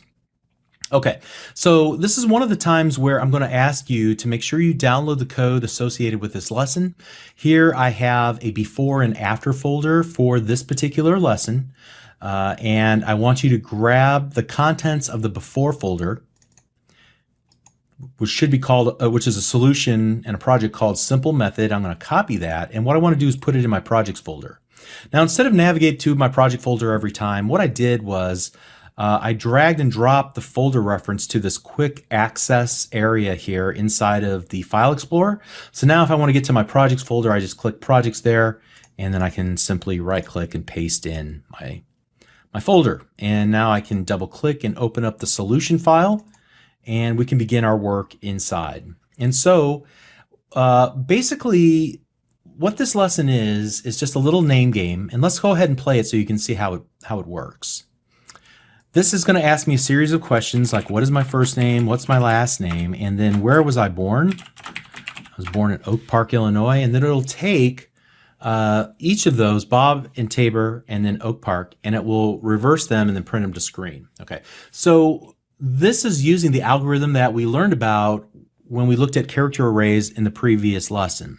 We're just going to use it multiple times, and this will make it a great candidate for extracting out some of that code and putting it into methods. So as you can see here, the code that actually implements that little name game is actually pretty hairy. What we wind up doing is re-implementing the same code a number of times in order to do that reverse string algorithm. So I'm doing it once for the first name, once for the last name, and once for the city. And so we're essentially, here's the first name, last name, and city. Here's the first name, the last name, and the city. All right, so you can get the feeling that we've reinvented the wheel a couple of times here, and that is an opportunity for us to improve the quality of our code. What we want to do is reduce the duplicate code in our application, first of all. And duplicate code in and of itself, there's really nothing wrong with it. There's no way that you can completely remove duplicate code from your application, but duplicate code is usually the result of copy and paste. And so invariably what will happen is you say, well, I need to reverse not only the first name, but I also need to reverse the last name. So let me copy and paste from up here, and I'll paste it down here. And invariably what happens is you forget to change maybe the variable name from first name to last name, or whatever the case might be. And so you subtly introduce a bug into your application that now you've got to hunt down and figure out. But furthermore, if you have the same code repeated many times, then whenever changes are requested in your application, you're going to need to go and find every time you've implemented that particular feature of your application and change it in multiple spots. And that will lead to subtle bugs as well, because chances are you're not going to find every implementation of that given feature. But if we were to be able to step back and say to ourselves, you know, I'm really doing the same thing 3 times, and extract out those things that are common across all 3 of those implementations. So the little algorithm that is required to, you know, convert a string into an array of characters, to reverse it, and then combine it back together. If we were to take that and extract that out and then leave in the only things that are different about each of the implementations. I'm going to use it for a first name. I'm going to use it for a last name. I'm going to use it for a city. Well, now you've got this nice separation. I can take all of the code related to reversing the array and put it into its own method, and then I can call into it 3 times, just passing in what's different as an input parameter to that method. All right. So the second reason that you'll want to actually break up your application into methods is to simplify the readability of your code. So if there are several lines of code that do the exact same thing, you're going to find that your code is less readable. So as I'm looking at this code and I'm trying to understand what it's doing here, it's just got a lot of thick code that I have to mentally parse through to understand, okay, I see what they're doing there. All right, I see what they're doing there. I see what they're doing there. I see what they're doing there. Wouldn't it be easier if I just took out all the code that knows how to reverse an array and put it into a method called reverse array or reverse string, or, you know, reverse string. That would be a good name for the method. And now I can just look at that name, reverse string. It's nice and friendly. It encapsulates all the functionality required, all the code required to reverse the string. And now as I'm reading through my code, it becomes very obvious what this application is attempting to do because I've made my code much more readable. So you should strive to make your code human readable. Make it read as much like an English story as possible. And one of the ways you do that is by choosing good names for your variables and for your methods. And you want to tell a story as you're going through that main section of your code that calls into the different methods to do all of its dirty work. Okay. So you should strive to make your code human readable. It'll make it easier for you 6 months from now when you look at your code again. It'll make it easier for your teammates who you've asked to help you maintain the code. And it will also make you look like you really know what you're talking about. So maintenance and maintaining code is a big deal. And whether it's you maintaining your own code or other people maintaining your code or you maintaining other people's code, there's a form of communication that has to go on. And part of that communication is the words you choose to use and the way you spell things and the conventions that you use. All right. So code readability, super huge in order to reduce the friction of understanding what code is supposed to be doing as you're building your applications. Okay, so what I want to do is introduce a few methods and try to reduce the complexity of this application. So what I'll do to begin with here is start off by maybe taking something really simple like taking this, for example, and moving it into its own method. So I could, for example, create a sub called display result, and inside of here, let me just say I want to pass in a message as type string. So now we have an input parameter, one input parameter, and we're going to let the user pass in what needs to be displayed out to the end user. So here I might do something like console.write results colon space and then console.write, and in this case just the message. All right, that's pretty easy, and we can easily just replace this line of code with this display result. I don't know that we've made a huge improvement to our code. However, it is obvious what it is that we're trying to do now. By making our code more readable, we're displaying the end result. All right. Small improvement, but really the key here is how do you define your own methods? Use, in this case, a subroutine. A subroutine is different from a function. It basically is fire and forget. I want you to execute, and then I don't want to hear back from you again. Go do your work, and then quietly end your execution. So we also see now how to define a parameter. In this case, we're defining a very simple parameter. It is just a string that we're passing in, and this allows us now to use IntelliSense. As we add the opening and closing parentheses, you can see that we get this message of what's expected. We're expected to pass in a string called the message, and so we then can just type in the result and it'll satisfy that. All right, so that's one version of this method, but that method's not all that useful. What might be more useful is if we were to do something like this, sub display result, and you can see that, and we're spending a lot of time here just kind of concatenating strings together.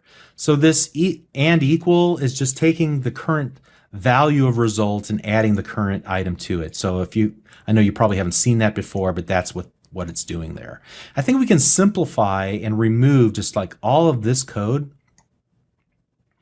by just creating a more clever version of display result. So for example, we could give it the reversed first name as string, the reversed last name as string, and then the reversed city as string. Okay. All right. Now there's a couple of things here. The first thing that you see is that all of these input parameters that we've defined are separated by commas. So in this case, we have one input parameter, we're accepting one string, and in this case, we're accepting 3 strings separated by commas. All right. I may want to move these to separate lines because frankly, it's a little bit annoying to have to move off to the side of the screen. Notice in this case, I didn't have to use the line continuation character whenever we're defining or calling methods, and we want to put those methods parameters on separate lines just to kind of line them all up and make them all kind of nice and compact as opposed to just moving off the side screen. We don't have to use the line continuation character. So that's a huge score for us. All right, so the next thing that we'll want to do then is do something like this. In fact, here, I'm just going to copy this. And in this case, we'll just go and instead of using one replacement code, I'm going to use 3 replacement codes. So instead of just using the curly brace, open and close curly brace, and then 0, I'm going to use also open and curly brace, close curly brace 1, open and close curly brace 2. And then I can pass in all of the things that I want pushed into that format. So, for example, reversed first name, comma, reversed last name, comma, and then reversed city, comma, like so. And here again, I don't have to suffer with my code running off to the right-hand side of the screen. I can just go ahead and hit enter on the keyboard to move them down to the next line. And now, even though this does take up a lot of lines of code, they're really just parameters that have been moved to the next line. All right. So it's really just, what, 4 lines of code as opposed to what I have here, about 8 lines of code. Okay. And the next thing you might be wondering is, how in the world did we name our new method the same as our old method? What we did was we created an overloaded version of our method. So you can create more than one definition for a method. Now look what happens in IntelliSense. Whenever I type in display result and use the open parenthesis, you'll notice that IntelliSense will show me that I have 2 versions of this method. The first one accepts 1 string as an input parameter, but if I use the down arrow on my keyboard, or the down arrow in this case, on the little IntelliSense pop-up, then you can see that there's a second version of this method which will allow me to pass in 3 different strings, the reversed first name, last name, and city. Okay, so why would you ever want to create 3 different versions of the same method? Typically, you want to create multiple versions of a method if you're creating a framework that other people will use. You can even do it for your own use. If you need to be able to call a given method in several different ways, depending on the usage or the purpose. It doesn't really make sense in this case because, you know, this application is so small, I could really just go and delete this first version if it wasn't for the fact that I was just trying to teach you how to create an overloaded method. Now, the key to creating overloaded methods is this. The method signature must be different for each overloaded version of your method. And a method signature is the number and the data type of the input parameters that are accepted as input parameters to the method. So in this case, we have 1 input parameter of type string. In this case, we have 3 input parameters of type string. We could create another version of display result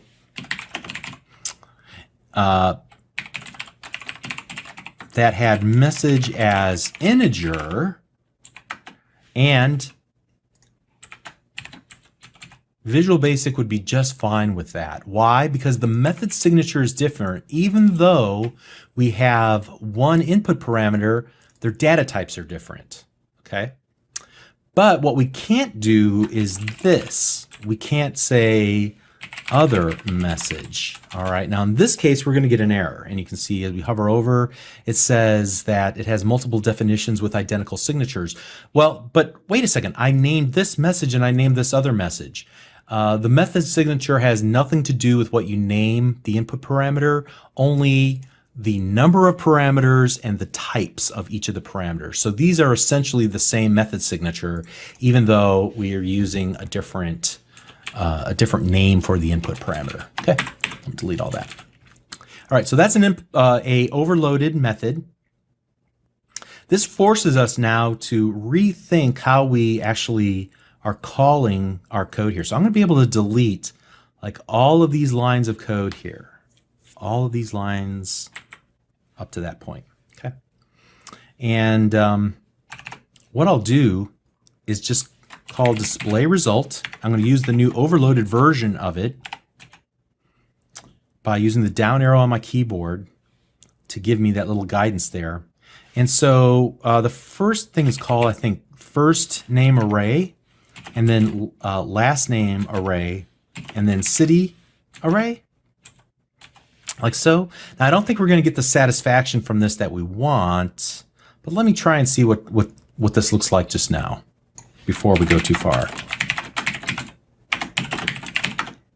Okay, and it actually does work. We don't have to do anything else. How does it work? Well, fortunately, console.writeLine is smart enough to take just about anything we throw at it. And it doesn't know how to deal with an array of characters, but it sure does know how to take an array of characters and how to flip it around and display it as a string, so we don't have to do the for next at all, fortunately. Now, we could go the extra mile if we really needed to and do something like string concatenate or concat. And what that would simply do is just take each individual element of the array and add it together. But again, fortunately, in this particular case, console.writeLine does this for us, and we don't need to do that. Now, the funny thing about console.write and console.writeLine, if you take a look at their definition, there's 19 overloaded versions of WriteLine. So again, it will take just about anything you give to it. You can see that the fourth version of it will take character arrays. And so that's essentially what we've given it. You know, we've given it that string, but we've also given it character arrays. It knows how to deal with it. Okay.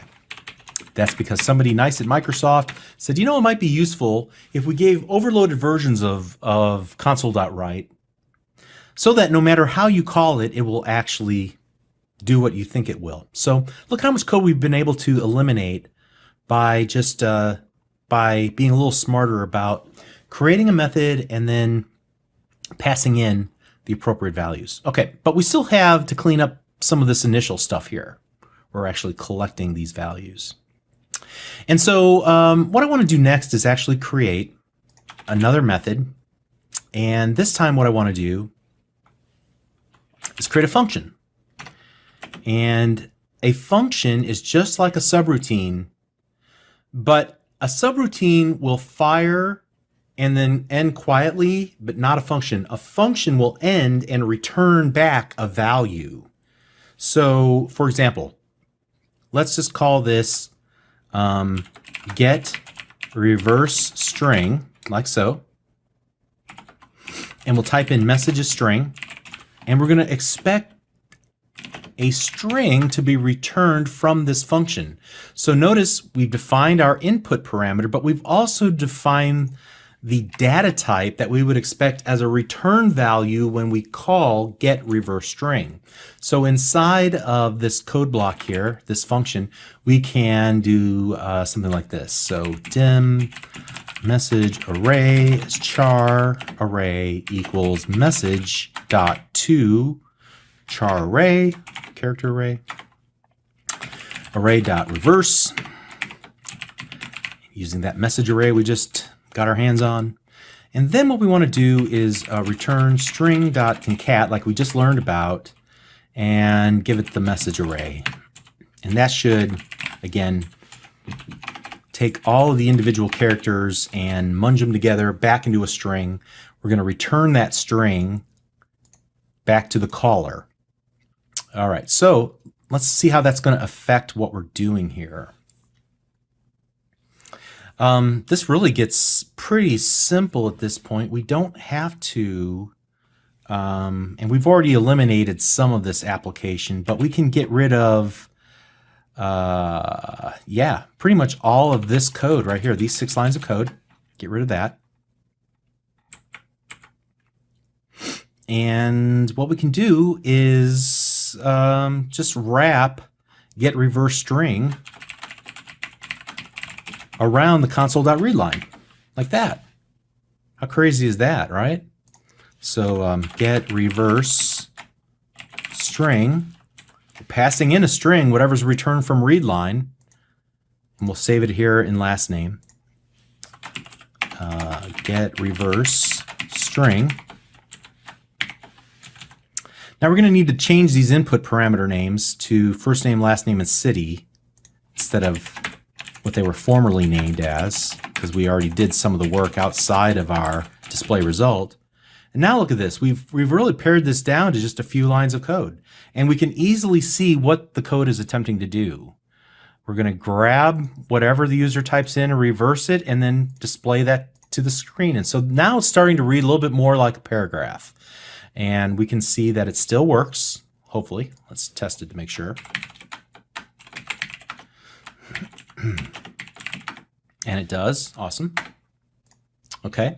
But before we say that this is finished, what I want to do is create one more version of this reverse string just for kicks. Now, what we've been doing up to this point is just passing an input parameter with using the default technique, which is something called by value, which means that whatever we pass in here will actually just be a copy of the actual value that gets passed into our method. But what if we wanted to actually make a change to a variable itself? In other words, what I mean by that is we create a subroutine called subReverseString. And instead of just passing in the message as string, we'll say, tell you what, instead of just giving us a copy of the value, so in other words, just instead of giving us Bob or Tabor, the value, give me the actual memory location where I'm storing the value Bob or the value Tabor. Give me the memory location, the bucket in the computer's memory. I want to manipulate the data in that bucket. All right. So I know that's kind of an odd way of looking at it, but here we're just passing and saying, oh yeah, the value that we've gotten back is Bob or Tabor. But in this case, what we're saying is I want to actually have a link to that location in the computer's memory, and I'll manipulate that directly from my reverse string subroutine. All right, so to make this work, we're going to have to redo our code a tiny bit. Specifically here, and we'll just change this around a tiny bit. Instead of calling getReverseString right there, let's get rid of it. I'm going to call it, we'll call reverse string right there as we're making the call in. Now you can see I'm going to get some problems here because this does not return a string. So I'm going to do it a little bit differently than that even. All right. And this will add some lines of code, but I just want to show you the difference between by value and by ref. So let's take, let's go reverse string, and we're going to pass in first name, reverse string last name, and then reverse string city. Okay. All right. So here, what we'll do is, instead of the default, which is by val, we'll say instead, give me a reference. So I'm going to say, pass me in by reference. So this will give me an actual connection to the variable first name or last name or city in the computer's memory. And now I can manipulate that directly. Okay. And so I'll just do dim message array as char. Array equals message.toCharArray, like so. Whoops.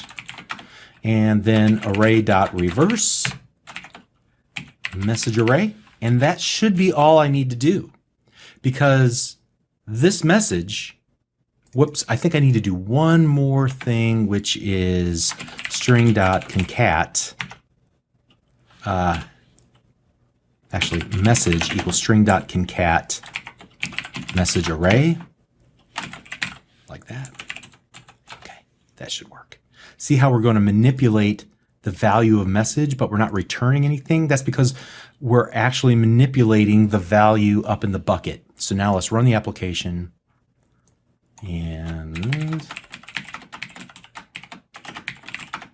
it still works. Okay, pretty cool. So we learned quite a bit in this lesson. Now, before we kind of wrap up here, On Developer University, I issue a decree to students, and that is that no method should have more than 6 lines of code in it. If it has more than 6 lines of code, it's probably trying to do too much in the system. Now, of course, rules are meant to be broken, but as a rule of thumb, this 6-line rule will keep your code nice and tidy and readable. Now, I've broken that rule here only because I'm trying to illustrate some ideas, but ideally we would compact this down and make this much smaller. Creating more smaller methods is preferable to creating one monolithic method with just a ton of code inside of it. So we want to create lots of small methods, create methods with good names, and let those methods drive the storyline of the application as it unfolds, as it's executing. Okay. But in this lesson, we looked at how to define our own methods, creating subroutines, which fire and then end quietly, versus functions which fire but return something of a given data type. And we declare that with the as data type name at the end of the function. We looked at creating input parameters, and we looked at creating multiple input parameters. We looked at creating overloaded versions of methods by creating methods with different method signatures, and a method signature is simply the number and the type of input parameters for a given method. We looked at how it looks like from a consumption standpoint when we use IntelliSense to show us the different versions of our methods. We looked at passing values into methods using both by val, which is the default, we're just passing the value of the bucket in, making a copy of it essentially and passing it, versus by ref, where we're saying, actually, let me deal with the bucket directly, like we did here, so that I can manipulate exactly what's in memory. So when I'm reversing those strings, I'm reversing first name. It started off as Bob, or Tabor would be a better example, and ends up as Robat, so that when we're displaying the result, it'll be actually manipulated by the point we get to that line number 20. Okay, and even though we've added a lot of extra code here, we really did not dramatically expand the number of lines of code. Notice we only went from like 50 to 53. A lot of this can be stripped out, right? So we could have completely reduced this code down to just a handful of lines of code. Very cool. Now, if we ever need to manipulate how the reverse string algorithm works, we just change it one little spot. If we ever want to change how the code is displayed, we change it one little spot, and we're done. Okay. All right, hopefully that all made sense, and hopefully you're starting to get a sense of what it means to write your code correctly, to make it readable, maintainable, to think and have a strategy for your code. Maybe rules of thumb that help you to keep the scope of the code on a per method basis down as small as possible. Nice and tidy, nice and understandable, nice and readable. Okay, so that's pretty much, that wraps up this topic. We'll continue on the next lesson. We'll see you there. Thanks.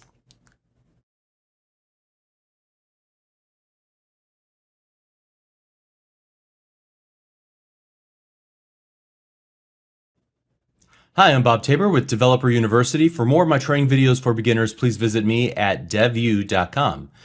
In this video, we're going to take a look at another iteration statement. We're going to look at the while iteration statement.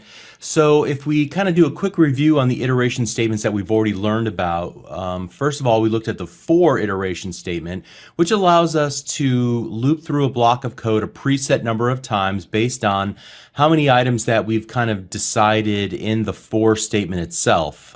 So we create a counter of sorts, and it will iterate through the number of times in our counter.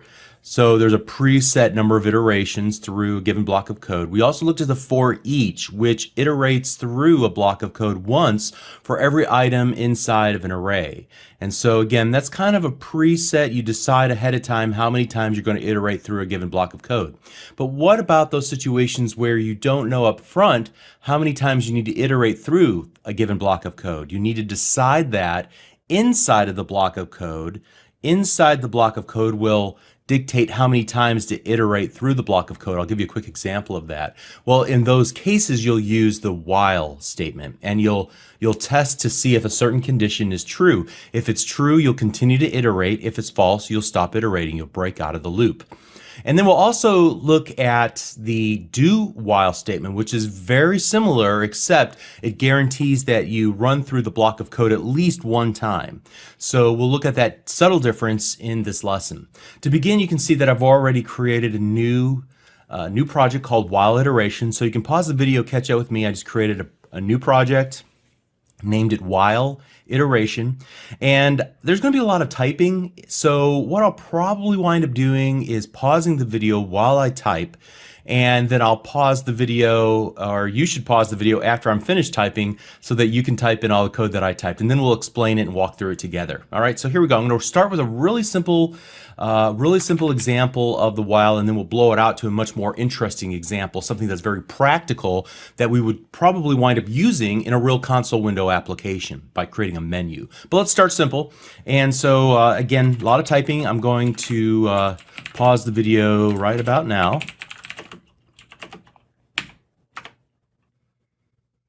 Okay, so this is a pretty simple example, like I said a moment ago. Here, all I'm doing is using this while and while statement to create a block of code. And we'll continue to execute this block of code until the user response variable is no longer true. When we set it to false, then we will break out of this while and while statement and continue on with the execution of our application. Now you'll see here that I am keeping track of a counter. So I have this counter variable that I've created in line number 5, and then line number 8, you can see that I'm adding 1 to that counter variable by taking the current value of counter and adding 1 to it. This is just to let me know that how many times I've actually run this block of code, just for a simple example. And then I'm going to print that to screen that this code block is executed that many number of times. And then I'm going to ask the question, do you want to continue or not? If the console.readLine is equal to y for yes, then we'll return true. When user response is true, then we'll go and execute this block of code another time. But if it's false, then this will no longer be correct or true and will break out. And let's watch this actually run. The first time through, I'm going to type in the letter Y and hit enter. I'll type in the letter Y and hit enter. I'll type in the letter Y and hit enter. And then I'll type in the letter N and hit enter. And now we've finished, and I can press enter to exit. Okay. So what the while and while statement does, just to recap, is that it will continue to execute a given block of code until a given condition is no longer true. In this case, user response will is kind of the key that we're using here to determine the whether we should continue running through this block of code or not. All right, so again, a very simple example. What I'm going to do is actually select this entire block, comment this out. It's not a very practical example, so I want to give you something much more interesting to work with. And so for this next example, we're going to create a menu system like you might have seen if you ran DOS programs way back like 25, 30 years ago. Okay, so here we're going to go ahead and start typing. I'll pause the video and then you can catch up. Once I finish typing in, you'll want to pause the video, type in some of the code yourself. Okay? All right, so you can see here that, and again, please pause the video. I'll give you an opportunity to type in all the code. I'll give you a nice clean screen like this. Pause right now because we want to start by writing this code to display a menu. So we're doing something similar here with the user response. We're just going to call it display menu this time as a Boolean, and we're setting equal true. And while display menu continues to be true, then we'll continue iterating through. Now, you can see here that I did not have like an equals true. That's kind of redundant. You don't need to do that because display value, or display menu rather, is already a Boolean. It's going to be true or false. So all we need to do is just check whether the expression, in this case, it's just a variable, equals true or false. Well, display menu already equals true, or it's going to equal false by its very nature because it's a Boolean. So you don't have to do the equals true or equals false part whenever you're evaluating a Boolean. Okay, so here's what we're doing. We're actually calling this other function called main menu, and then main menu will return back to us a Boolean, and then we'll decide whether to rerun the main menu based on the response that we get from main menu. So the real work goes on in this function main menu is Boolean. Here I'm going to clear out the console calling the clear method. All right, so that's a new method in the console. Here we'll just wipe out everything that was currently being displayed on screen. Then we're going to say, would you like to either play the print numbers game, the guessing game, or would you like to exit out of the menu system? Here we're going to retrieve the result from the user. What would you like to do, 1, 2, or 3?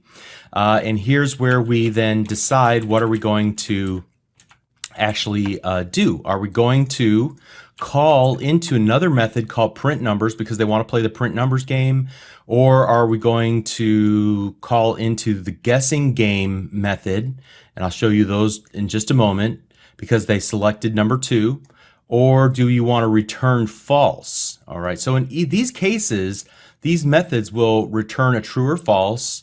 Here, when they want to exit, will return false. That'll get bubbled up through main menu into our main, and display menu will be set to false, so we'll break out and end the program at that point. Okay, so if they type in anything else, then we'll return true, which will return back to here, which will then set display menu back to true, which means we're going to call main menu again. We'll clear out and then say, all right, well, you didn't give us 1, 2, or 3, so I'm going to give you another chance to answer the question.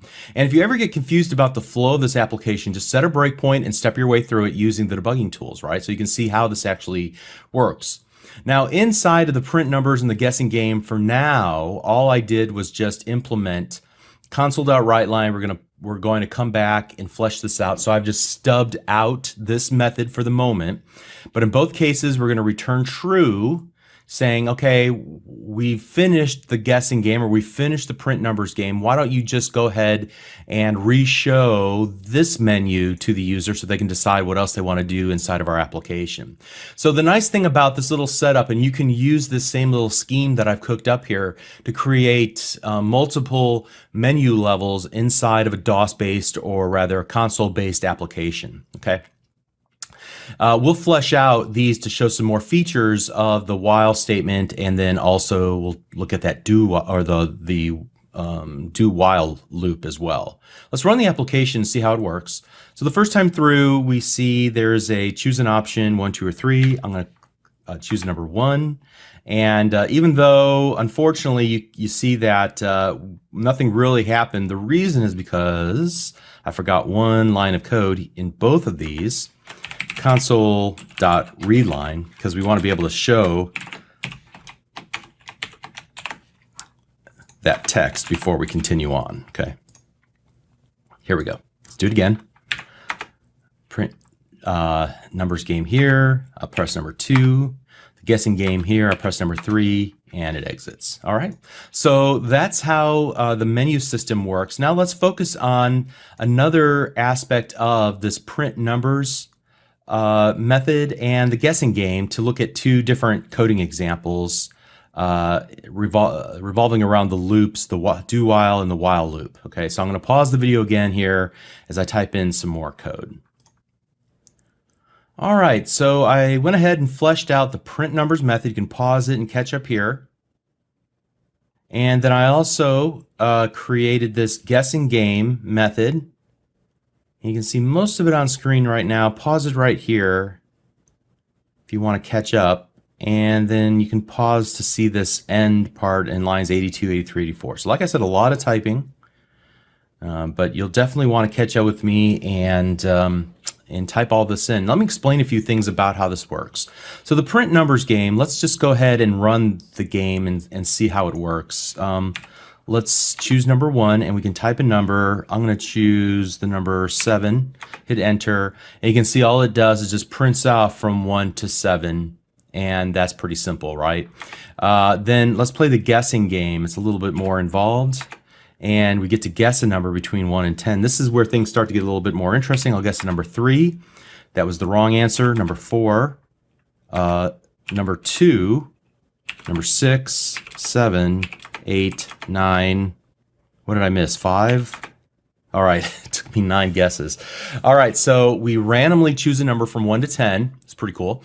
And then we keep asking, what do you want to guess the number? We could improve this, and maybe that's a good exercise for you to say you're getting warmer or you're getting colder or it's higher or it's lower. Maybe give some hints as well. But now we can exit out of the game. So the print numbers game, recall, it was fairly simple. All we're doing here is just allowing the user to type in a number, and then we're going to actually read that number from the readline method. And notice that I've got this little cint. We're converting readline because it returns to us a string value, as you can see over there on the right hand side. But what we need to work with is an integer value, and the bucket sizes are different, so we're going to need to convert from the string, which if they type in the letter, the alphanumeric character 7, we need to convert that into the integer value of 7. Those are two different things, all right?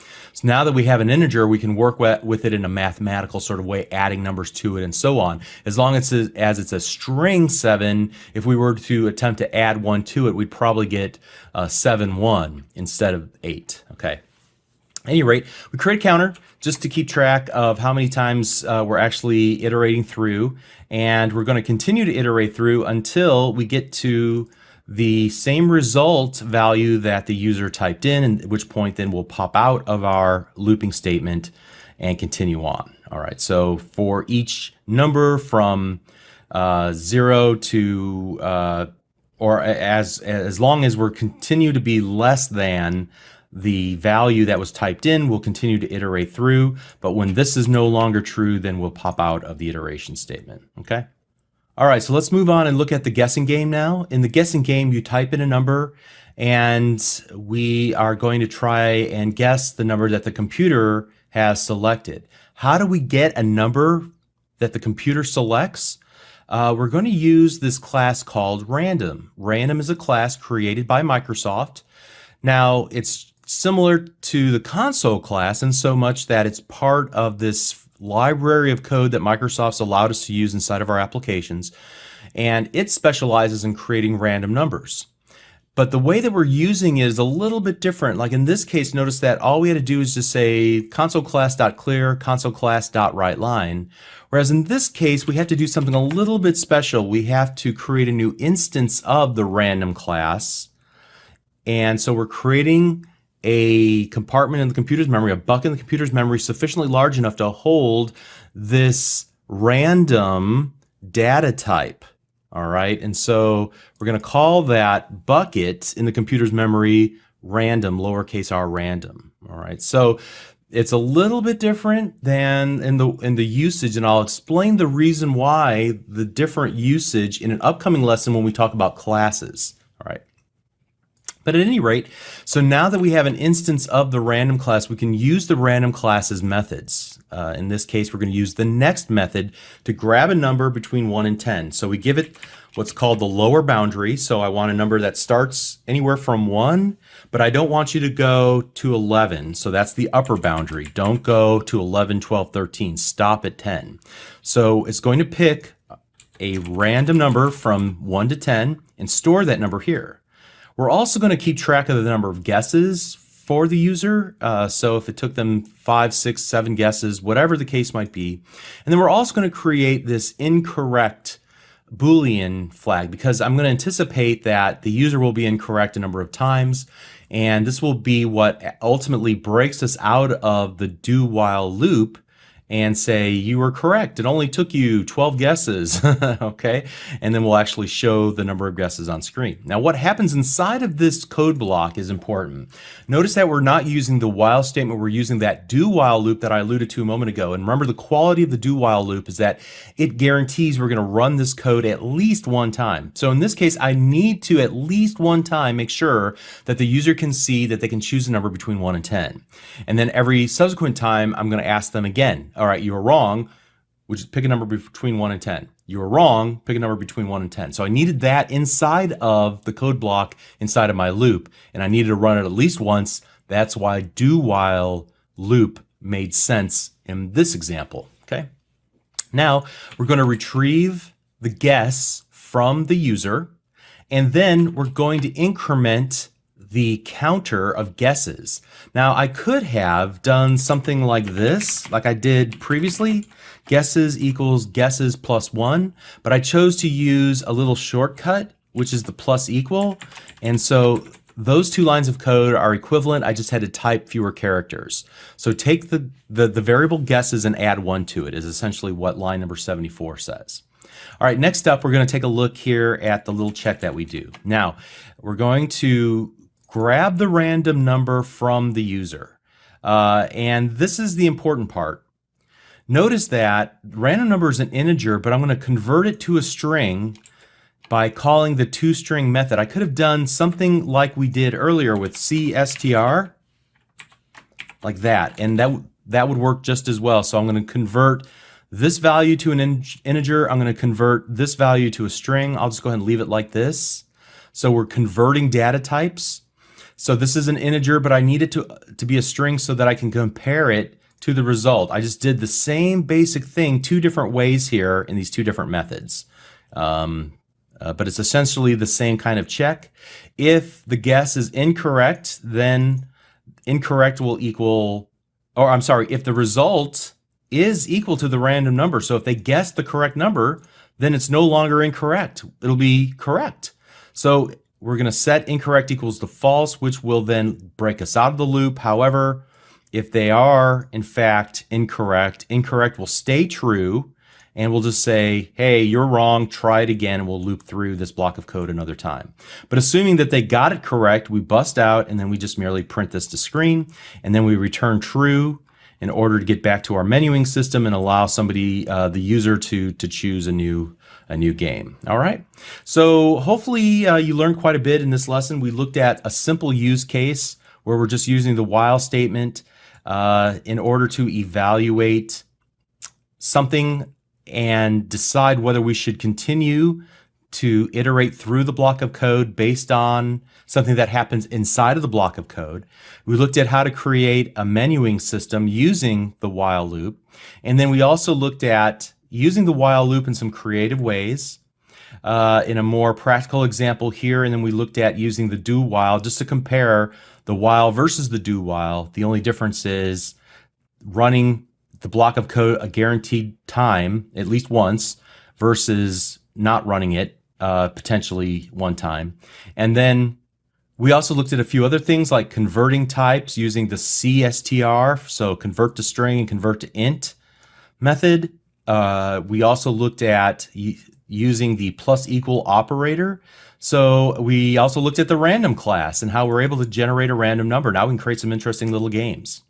All right, so hopefully that was a pretty helpful lesson. A lot of typing, but again, that's good for you, creating muscle memory.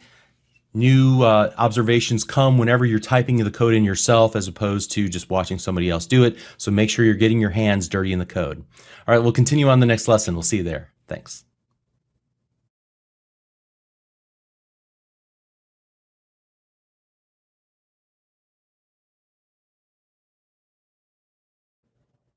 Hi, I'm Bob Tabor with Developer University. For more of my training videos for beginners, please visit me at devu.com. Now, many types of applications that you'll wind up writing involve text, whether it's text that you'll need to feed into other applications, or text that you'll retrieve from end users, or text that you will actually format for display to an end user. So there's this notion of massaging data, changing it in subtle ways in order to format it specifically for input to another software system. Professional software developers spend a lot of time taking data, changing it in some way, and then putting it into another format for ingestion into another software system, or formatting the data for display, or looking at the data that's been input or by an end user or by another system and ensuring that it's in the right state, that it looks correct in order for it to be used inside of our application. So mastering the manipulation of strings is a vital skill in Visual Basic. Furthermore, the string data type can hold a lot of information. It's actually, when you compare the buckets and the sizes of the buckets in the computer's memory, the string bucket is a massive bucket if you want to continue that analogy. So efficiently working with strings is another vital skill in Visual Basic. And in this lesson, I'm going to demonstrate several common string manipulations that are made easy by both Visual Basic proper as well as the .NET Framework class libraries and the inherent functionality that it baked into the string data type, the string class, okay? So you can see that I've already created a new project called Working with Strings, and we're going to do several different things. We're going to work with special characters inside of our literal strings. We're going to format strings for display using the replacement syntax that we've already looked at a couple of times. We're going to look at it has actually more functionality than what we've seen up to this point. We'll look at just basic string manipulation, pulling things out, putting things in, breaking it apart, things like that.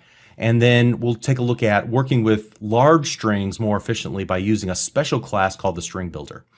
All right, so let's begin by looking at how we work with literal strings and special situations with literal strings. So for example, I might create my string equals my so-called life, and I have a couple of options here. If I want to say this in an ironic way, I could separate so-called using a single quote, but what if I needed to use a double quote? Unfortunately, if I use double quotes, it's not going to look quite right, and I'll get some errors here because we're not able to tell the Visual Basic easily that we just want to use a double quote here inside of our literal string. So to fix this, you can escape double quotes by using double quotes together. So when I pair up double quotes like so, we're saying we want this to be treated as a double quote inside of a literal string. Same thing with this second instance right here. And so we're able to treat the whole thing as a literal string. And if we were to print this now, let's go console.writeLine my string, and we'll go console.readLine. It will actually print out correctly for us. And I just hit the F5 key on my keyboard to run it instead of hitting the little run button, the start button on my toolbar. You can see it formats it correctly, my double quote, so-called double quote life. Great. All right, so next up, let's comment that out, and we'll take a look at what if I need to add a new line or a line break in between a literal string. So here I might have my string equals what if I need a new line. All right, and I want to put maybe that new line character right here. How do I do that? Well, we've already seen the little technique that we've used to kind of add two literal strings together using the ampersand character, right? And so what we can do is actually in between the ampersand characters use the special constant called VB new line. All right, and there's a bunch of these little constants that are available for VB. If you type in VB and you look in IntelliSense, some of these have very specific usages that may not make sense here, but I'll show you a couple of these throughout the remainder of this lesson. But for now, we just need something that tells Visual Basic that we want to create a new line right in the middle of our literal string. So let's go ahead and run our application now, and you can see that we were able to break onto a new line, even though it's one literal string here that we created on line number 6. All right. What if I need to add a tab in the middle, a tab spacing in the middle of my literal string? So what if I need a tab in my line? So the same thing would be true here. I'm going to go ahead and start the process by splitting these two segments into two literal strings and appending them together using the ampersand. I'll add a second ampersand and glue them together with then a VB tab. So another constant from Visual Basic, the VB tab constant, and now when we run the application, you can see that it puts a tab spacing in between the two segments of my literal string. Okay, so that's how you insert these special characters or these special situations into your literal strings.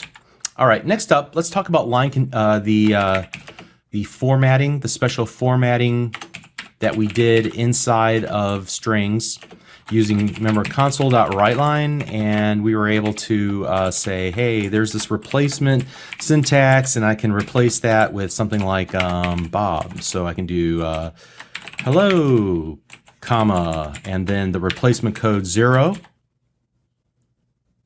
Whoops, and let's go ahead and just remove that part. So we did that, right? And we could see something like this, right? So what if, let's get rid of that, and let's go back down here.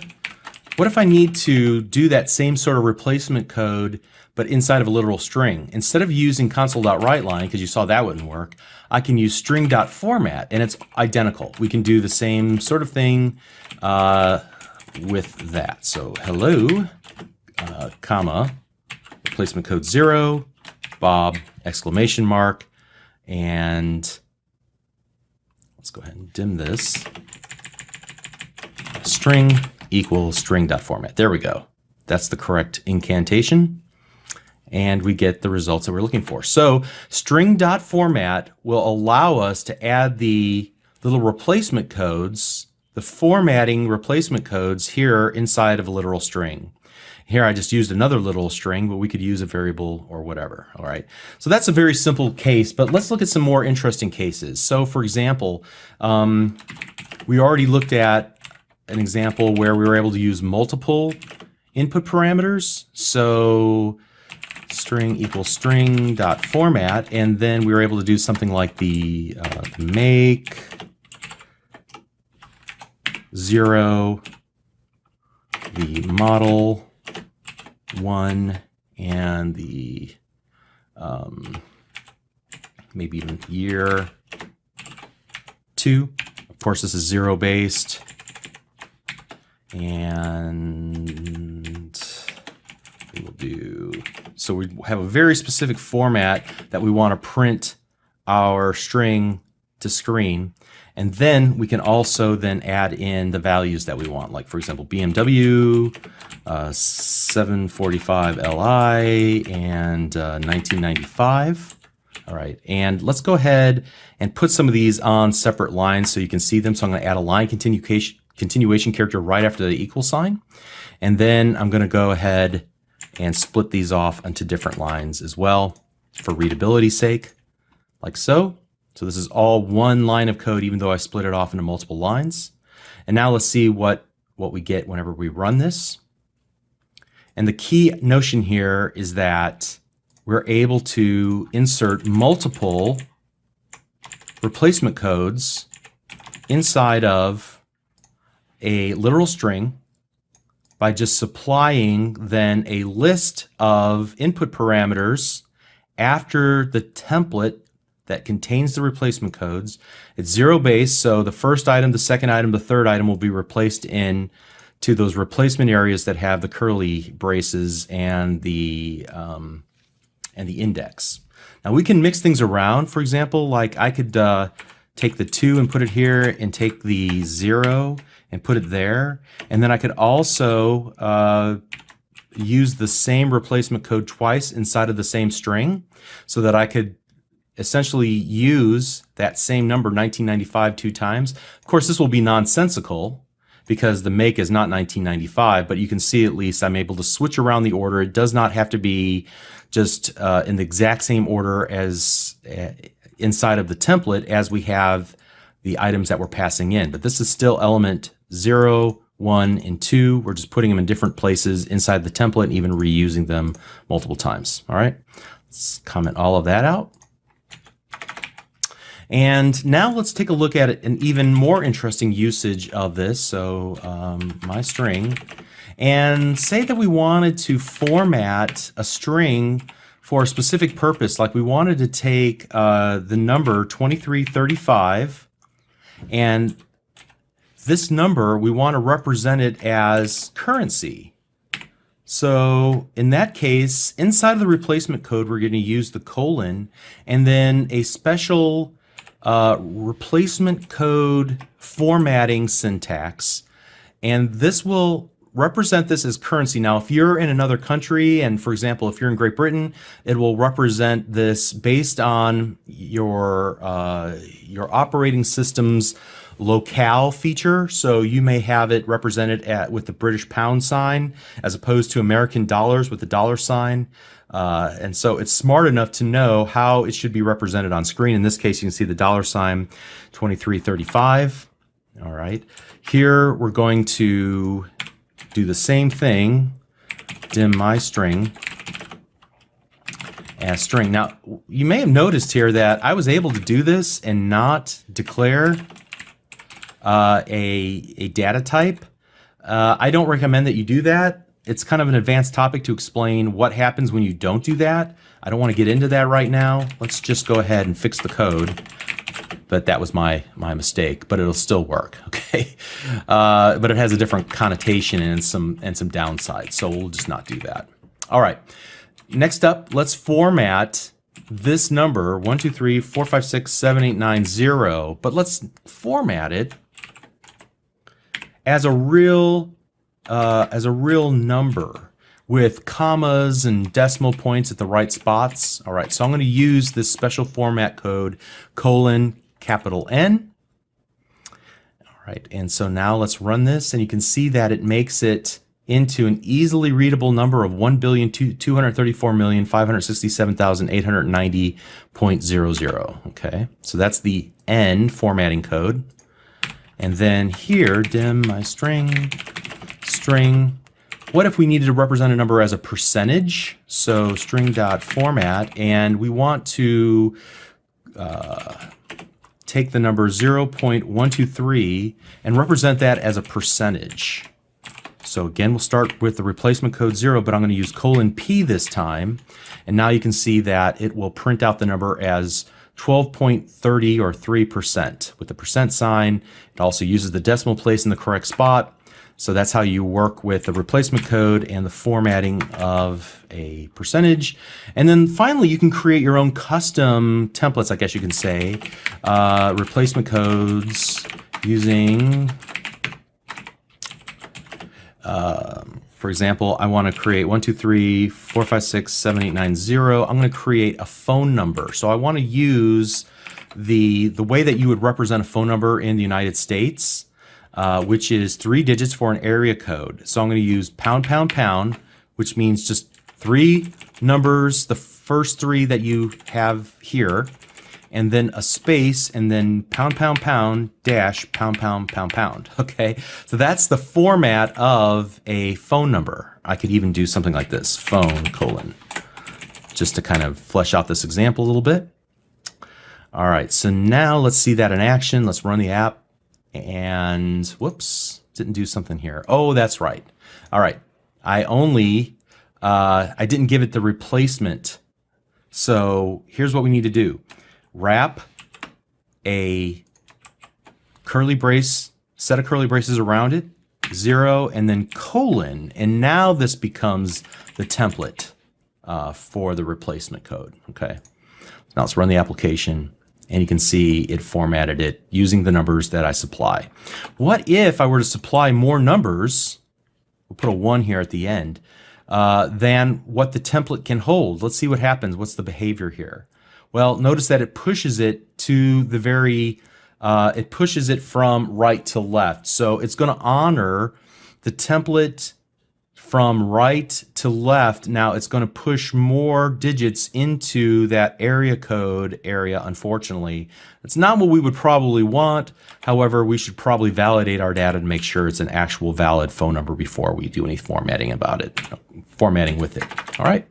All right, so moving on, we're going to talk about dealing with strings, large strings. We already said that the string bucket is very large. The problem with working with strings is that they are what's called immutable. So whenever I put a value inside of a bucket that's holding a string, or a variable that's holding a string, if I want to change what's in that bucket, I essentially, what's going on behind the scenes, the .NET runtime is going to create a second bucket. It's going to pull all the values into the second bucket, plus the new value that you want to append to it, and then it's going to remove the old bucket, and then it will change the label on the new bucket. And so it does all this for you behind the scenes, but it's a very intensive process to make changes. So if I were to do this, for example, just to kind of illustrate what you should not be doing. And let's go for tab index equals 1 to 100. And inside here, I'm going to go my string plus equals, or actually ampersand equals. So take what the current value of my string is, and I'm going to add on the index. Now I'm going to convert that CSTR to a string, okay? So that I can take this numeric value and then convert it to a string and then append it onto the end of this string. Plus, I'll go ahead and append on a dash dash, just so we can kind of see that in action, like so. All right, and then we'll run the application, and you can see that it'll do it pretty quickly. We get from 1 to 100 with double dashes in between, but what we had to do, that little maneuver behind the scenes 100 times, and unfortunately that will be very processor and memory intensive. That's probably not the way that we want to append a lot of strings together. Instead, we can use a special class whenever we're working with a lot of strings, and we're going to do a lot of appending of strings, and we don't want to take up more memory and processing power from the computer than we absolutely have to. So we're going to use a special class called the string builder. So here in this case, instead of declaring my string as a string, I'm going to create it as string builder. And so in this case, you'll see that I'm going to type this class name string builder, but it cannot find the string builder class in the .NET Framework class library. Now the reason for this I'll explain later, but notice that as I hover my mouse cursor over it, it shows a red squiggly line. And this tells me there's an issue, the type string builder is not defined. Now I know that it exists in the .NET Framework class library.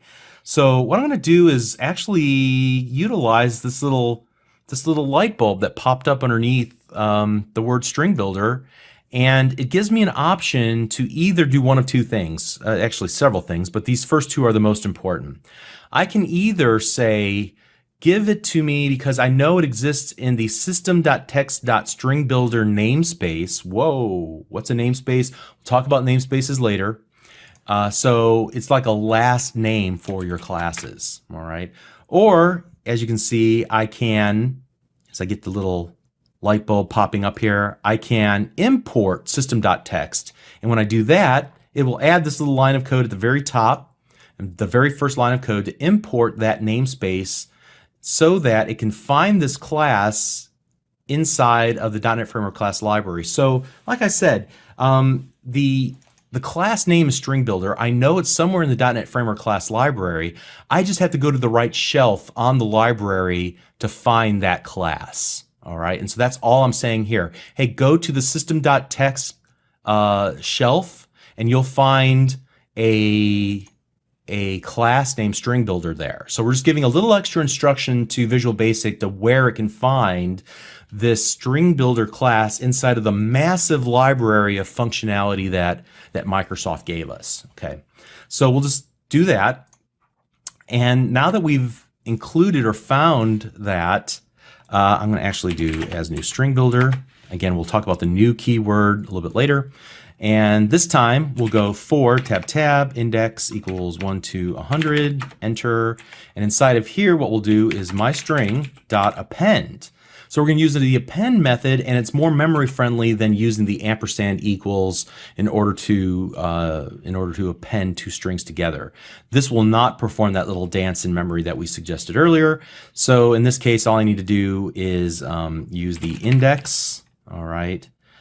And I don't even have to do that little conversion, but I'm going to anyway. CSTR index to convert that number into a string, and then my string dot append, and we'll go with the literal string dash dash. Now the result will be identical. However, you're going to see a strange behavior here at the very No, it didn't. Okay, very good. So you can see that we were able to get these exact same results. It was just much more memory friendly than doing it this way, okay, using the string builder. All right, well, let's continue on. I'm going to comment all that out and move on and talk about doing some string manipulations by being able to identify or manipulate the certain parts of the string. So I'm going to start off with a phrase from a song that I like. I'm going to add a space, and then last summer we took threes across the board, period, space, space. All right, so I have a leading space in front of this phrase, and then two trailing spaces at the end. And we'll look at how to trim those off in just a little bit. First thing that I want to do, however, is set my string equal to just a subset of these. So I just want to pull out certain words or certain phrases inside of the string, and I can use my string.substring. Look at that method that it gives us, and I can choose to say, hey, start at position number 13 and return back everything, count 13, 0, 1, 2, 3, 4, 5, 6, 7, 8, 9, 10, 11, 12. Bring back everything after that and then print it to screen. And you can see we did that.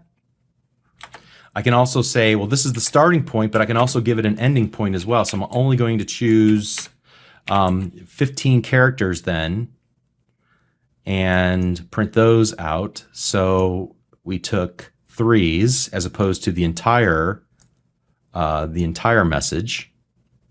I just grab off 15 characters, put them in my string. I can do something like this. My string equals my string dot to upper, and that will make the entire string uppercase, like so. Or conversely, I can make it all to lower, like so. And it's all lowercase. Furthermore, I can replace characters. So my string equals string.format. Whoops, I'm sorry, string, let's start that over again. My string dot replace. And what I want to do is search for the old character, which will be just a normal space character. And I'm going to replace it with double dashes. So for every space that we see, it'll be replaced with double dashes. And you can see then we get the following with 4 dashes here at the very end, because we had 2 spaces here at the end of our original string. And you know, one of the other things that we can do with strings is get the length. So for example, let's go ahead and do my string equals string.format, and I'm going to say my string is so many characters long. All right, so we'll start there and say show me my string dot length. Just like we used with the array to see how many elements are in the array, we can also do that with a string. Again, a string is just really an array of individual characters, right? So we can see how many characters are actually in the string and print that out. My string is 47 characters long. Very cool.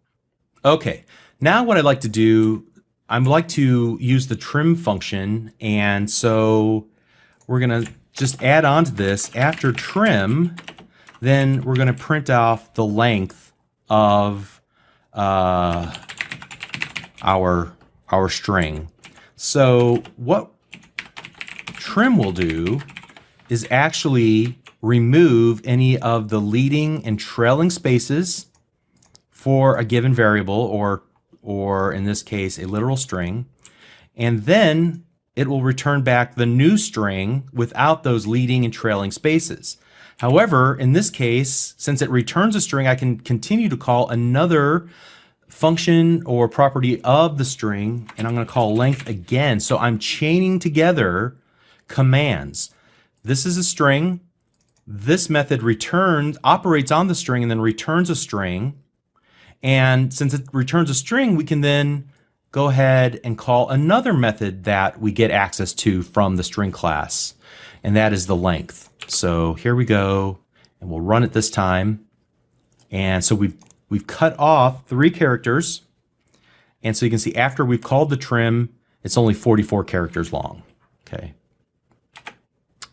All right, and so we can also, just so you know, do myString dot trim.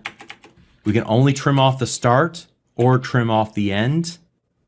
Okay, so you have some options there. You don't have to trim all the spaces. You can just do the first or the last spaces using the trim start or trim end. All right, so that's pretty much all I wanted to show you, but ultimately I would say that you should take a few moments and look at the other functions that or methods that are available on the string class and just take a moment to learn about them, because there's a lot more that you can do.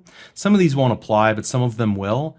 And before you go and just start trying to manipulate strings and you know, write like more than 1 line or 2 lines of code to make some significant changes to strings, just remember that you could probably find an easier way to do that just using the built-in string method. You may have to get a little creative sometimes, but you definitely can figure out how to manipulate the string to make it exactly the way you want using the built-in functions. You just have to find the right combination of functions and call them in the right order, and it'll probably make your life a lot easier. All right, so that finishes up our discussion of manipulating strings. Let's do the same thing with dates and spans of time in the next video. We'll see you there. You're doing great.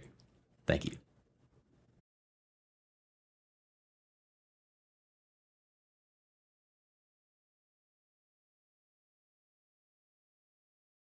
Hi, I'm Bob Tabor with Developer University. For more of my training videos for beginners, please visit me at devview.com.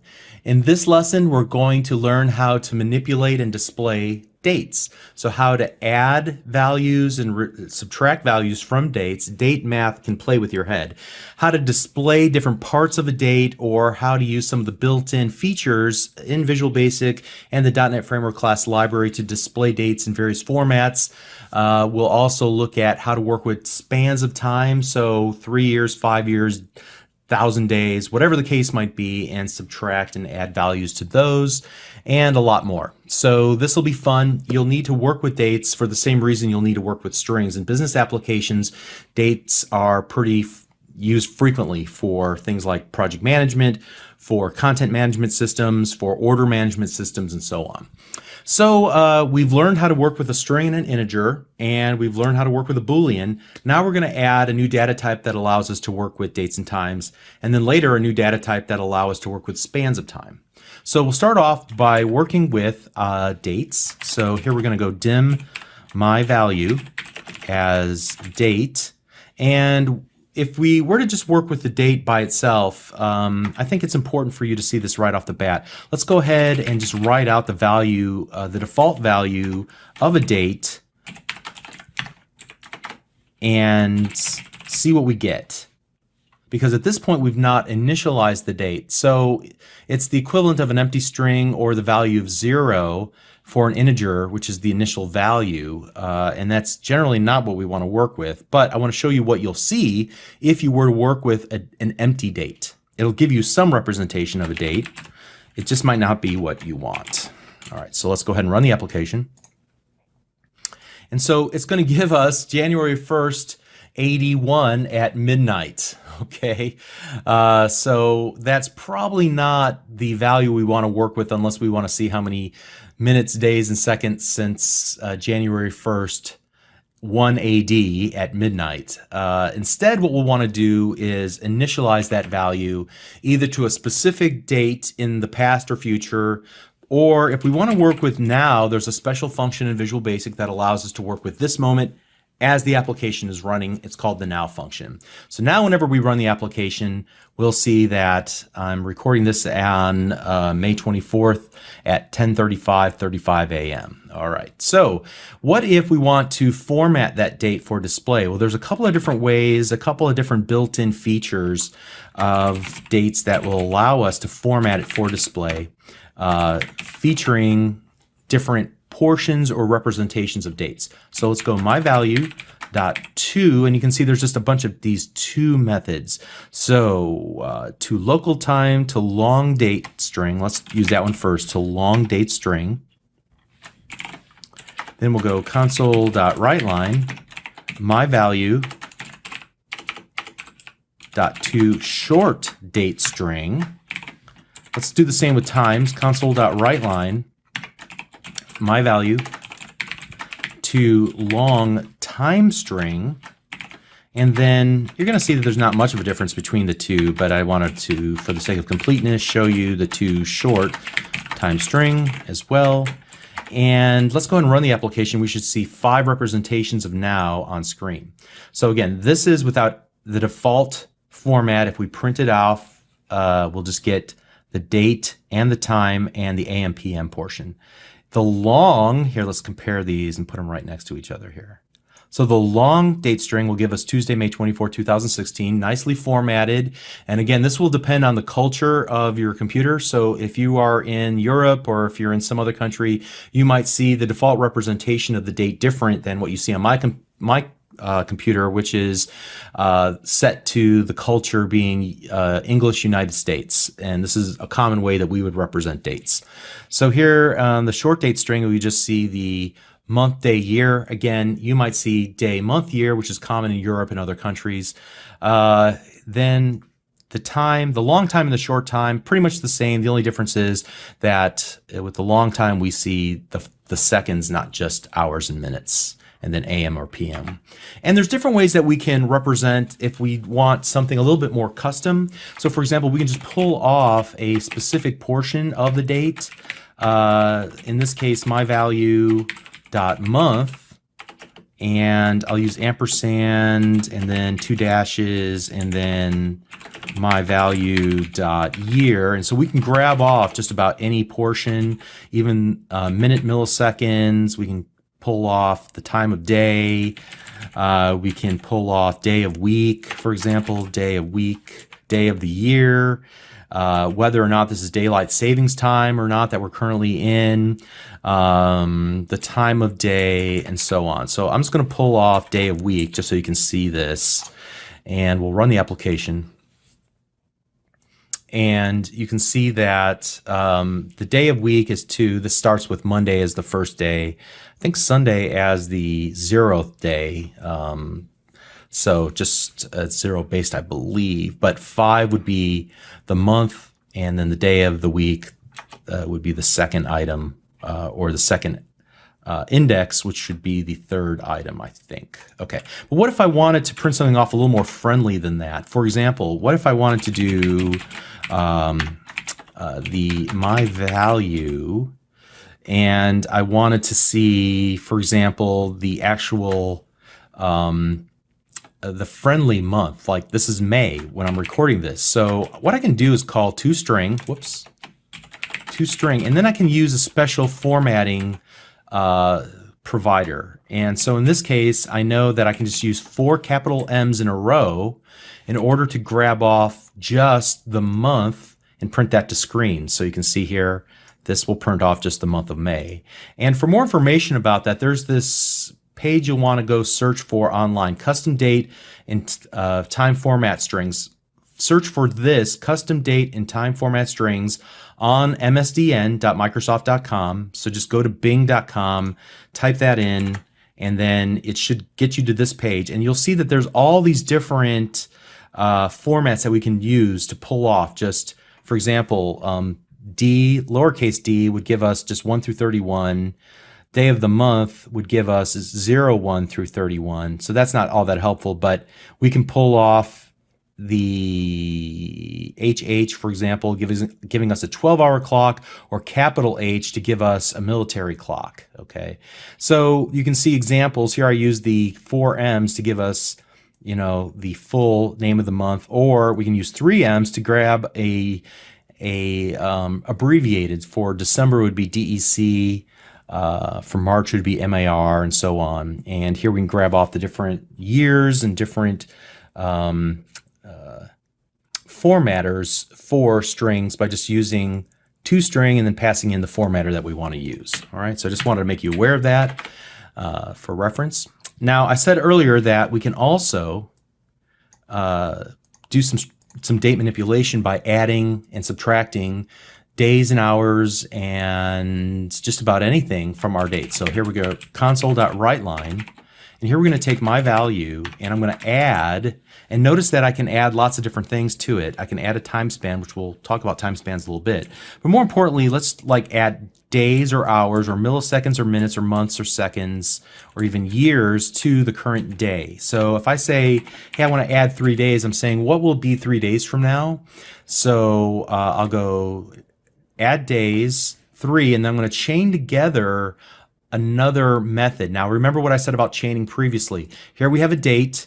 I'm going to call the add days method to add 3 days onto the current date. And notice that it returns back to me in IntelliSense. You can see that it returns another date to me. So since it returns a date, I can call another method on the date, and I can do something like toShort date string like so. And now I'm going to say 3 days from now would be the 27th, right? So today is the 24th, 3 days from now is the 27th, and I print that out to screen. Let's go ahead and comment that out too. And like I showed you a moment ago, we can do lots of really interesting things here. My value dot add hours. So 3 hours from now to short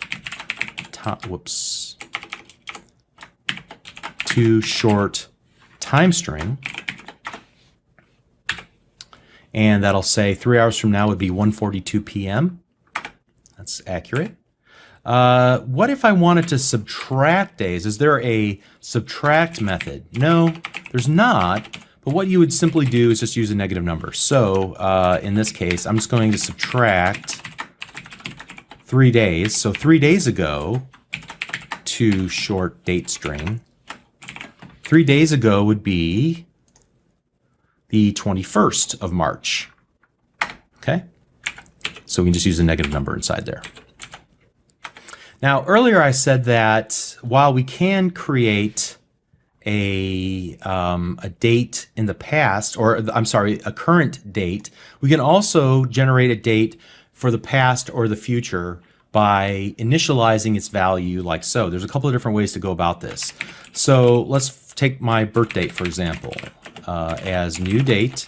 And notice that inside of the new date, there is an overloaded, what's called the overloaded constructor. And I'll explain when we talk about classes and creating new instances of classes really soon here in the next couple of lessons. This will make more sense to you, but essentially we can call a method at the time when we create a new instance of a given class, and we can pass parameters in to initialize the state of that new object. Again, this will make more sense later, but just know that I can go ahead and provide, for example, some information as I'm creating a date. In this case, I can provide the year, the month, and the day to initialize an instance of date. So 1969 will be the year, the month will be 12 for December, and the day will be 7. All right, so this now I've created a new birth date, and let's just go ahead and console.WriteLine this my birth date and see it represented here in our window. 12/7/69. Again, the United States version of this would be December 7, 1969 at midnight. Why midnight? Because we didn't specify a time. But we could do that as well by saying, I think I was born, let's see, do we even have a version of this that would allow me to pass in an hour? Yeah, I think I was born like 7 in the morning. So let's go like 7:30 in the morning, and even down to the second. Let's go 1. All right, so now we've given more information as we've initialized our new date to the past, December 7, 1969 at like 7:30 in the morning. Okay. Now, what can we do with this? Well, we can do anything that we did previously with it. We can actually use it to find out the span of time, how many days I've been alive, so on. We'll come back to that in a moment. But this is one way that we can create a new date in the past or the future by initializing it in the constructor. We can also do something like this, where we create my birth date as new date, but we don't have to initialize it right away. We can instead set my birth date equal to, and I can use a string, pass in a string of the date representation using this parse method. So almost every data type, including integer and so on, they all have this parse, and they also have something called try parse, which we'll talk about later. And parse will take some string and say, I'll try to make this into a date if I possibly can. So I'm going to give it some random string. In this case, I'm going to try to make sure that it lines up with an actual date. And hopefully the parse method is smart enough to take that string and convert it into a date and assign it then to the my birthday variable, in which case you do get it to work again here. So that's another way that we can create a new instance of a date in the past or in the future. And then the final way is to use some to create a literal date. Now, in the past, we've created literal strings, right? By using double quotes around a string. So I could create a string called 1969, or December 7, 1969. But notice that this isn't going to work. Let me see if it works. It works only because Visual Basic does it is very forgiving, like I said before. It will do conversions for you if it thinks it can. Okay, it's very clever in that way. We shouldn't rely on Visual Basic's functionality to do this. Instead, what I'd like to do is use the actual literal characters for a date, and instead of using double quotes, you would use pound symbols around a date, and that would make it into a real date. So we would get that. All right, but yes, we don't even have to use date dot parse with the string. We could just give it a string, and Visual Basic's smart enough to figure it out. But do not rely on that.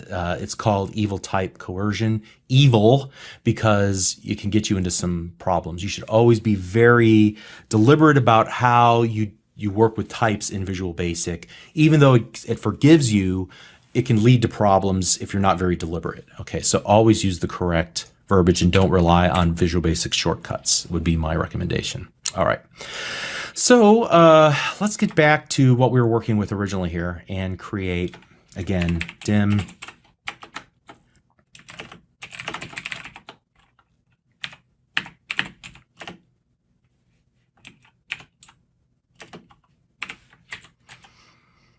right? And now what if I wanted to work with a span of time? And so we're not working with hours, minutes, seconds. We're working with, at least in form of a date, we're working with it in terms of how long something took or how long something will take. So if I have my birth date, then I can also calculate my age as time span.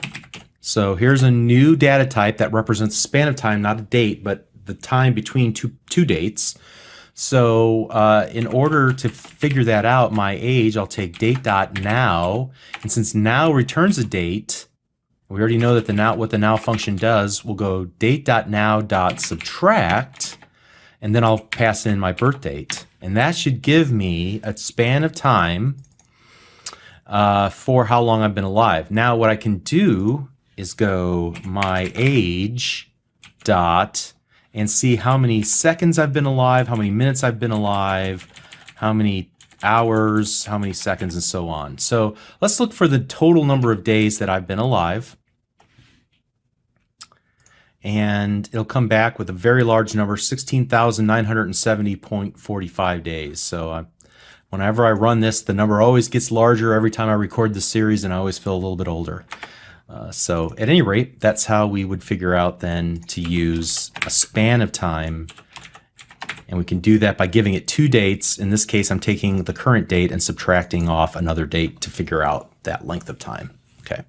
And at that point, then I can take my age and say, 10 days from now. So let's add a span of time. So new time span, and we'll say, hey, let's give it the number of hours, minutes, and seconds, or number of days, and so on. So let's give it in 100 days. Whoops. 100 days, 0 hours, 0 minutes, and 0 seconds. How old will I be? I'll be, here, let's set my age equal to my age.add, and then run it. 17,070 days old. Okay, so we just added on 100 days. Okay, so that's how you manipulate dates and spans of time, as well as manipulating times, printing out various portions of dates and times, and hopefully that'll give you all the tools. Again, my advice regarding dates and times and spans are the same as my advice with strings, which is if you're doing a lot of work to try to figure out how to manipulate a date time or a time span, you're probably doing it wrong. There are so many built-in functions, and we haven't even looked at them all, that are available from the .NET Framework class library or that are baked right into the date data type or the time span data type. Just do a little research online and search for the exact problem you're trying to solve, and chances are there are existing functions that will take care of the majority of it so that you're not writing so much custom code. All right, so you're doing great. We've made it so far through. And I would really say that at this point, we've hit the halfway mark, because up to this point, we haven't done anything all that complex. Things are going to start getting interesting now as we move on and talk about classes. And this is always sort of a big hurdle for people conceptually. The syntax of classes is easy. It's just the conceptual nature of it. So don't get discouraged. Everybody has this little hurdle, and I'll try to do my best to explain it in a way that's understandable. Just take it in stride and understand it in the context of how the .NET Framework class library was built. And if you understand it in those terms first, then everything else will work and make sense for you. And that's all you really need to know at this point in your journey towards Visual Basic Mastery. Okay, so at any rate, this kind of concludes the first half of the course. What comes next is a little bit tougher. Don't worry. If you got this far, you definitely can do it. You have the power to stick to it, and I'll do my best to help out. We'll see you in the next lesson. Thanks.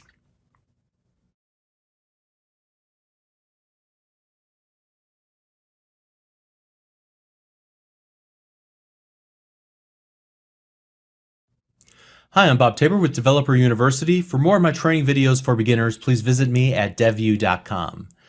Now, near the beginning of this series of courses, I said that modules and classes were containers for the methods that you create. But I did say at that time that classes had a special purpose, and I think you'll start to see that special purpose emerge as we continue through this series of courses. Now, the .NET Framework class library is a library of code created by Microsoft that we can use in our applications, right? And I explained that the methods that we can use in our application, like writeLine, readLine, and the others, they're all packaged inside of classes. So to get to a specific method, we would use the class name. Then we would use the member access operator, the period operator, and then the name of the method that we wanted to invoke. And I explained that the console class contained methods that were all related to working with the Windows console. And we saw the random class, and the random class has methods as well. We only used one of them, but it has a method called next, which allows us to generate the next random number that the class can generate. So the methods are organized into the classes based on their relationship or their need, or kind of organized that way so that you can easily find what you're looking for. Now, truth be told, I totally oversimplified the explanation about classes because I really wanted you to gain some confidence in yourself and your ability to write Visual Basic code before we introduce classes. It's a little higher conceptual. There's nothing hard about classes per se. It's just that classes introduce the idea of object-oriented programming, and sometimes new developers find object-oriented programming ideas a little bit challenging, at least at first. Now, not to scare you away, but it took me a little time to kind of wrap my brain around object-oriented programming.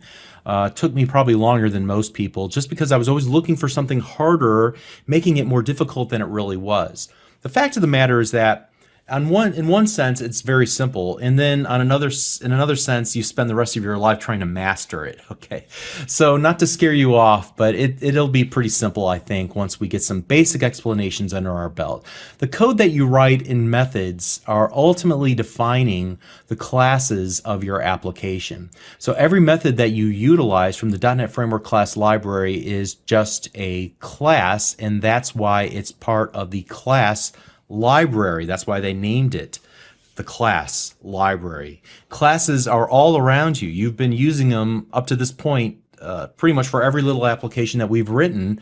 And so you're really an old pro at it. I'm merely going to fill in some of the details to what you already know in this lesson and the next few lessons and kind of round out your knowledge. And then maybe someday, whenever you sit down to build a real application, a new application, you'll start to see the value of classes, and maybe you'll even start to think like an experienced software developer who might organize their methods into the various classes to help in a number of different ways, to help organize their thinking, to make their code more maintainable, and so on.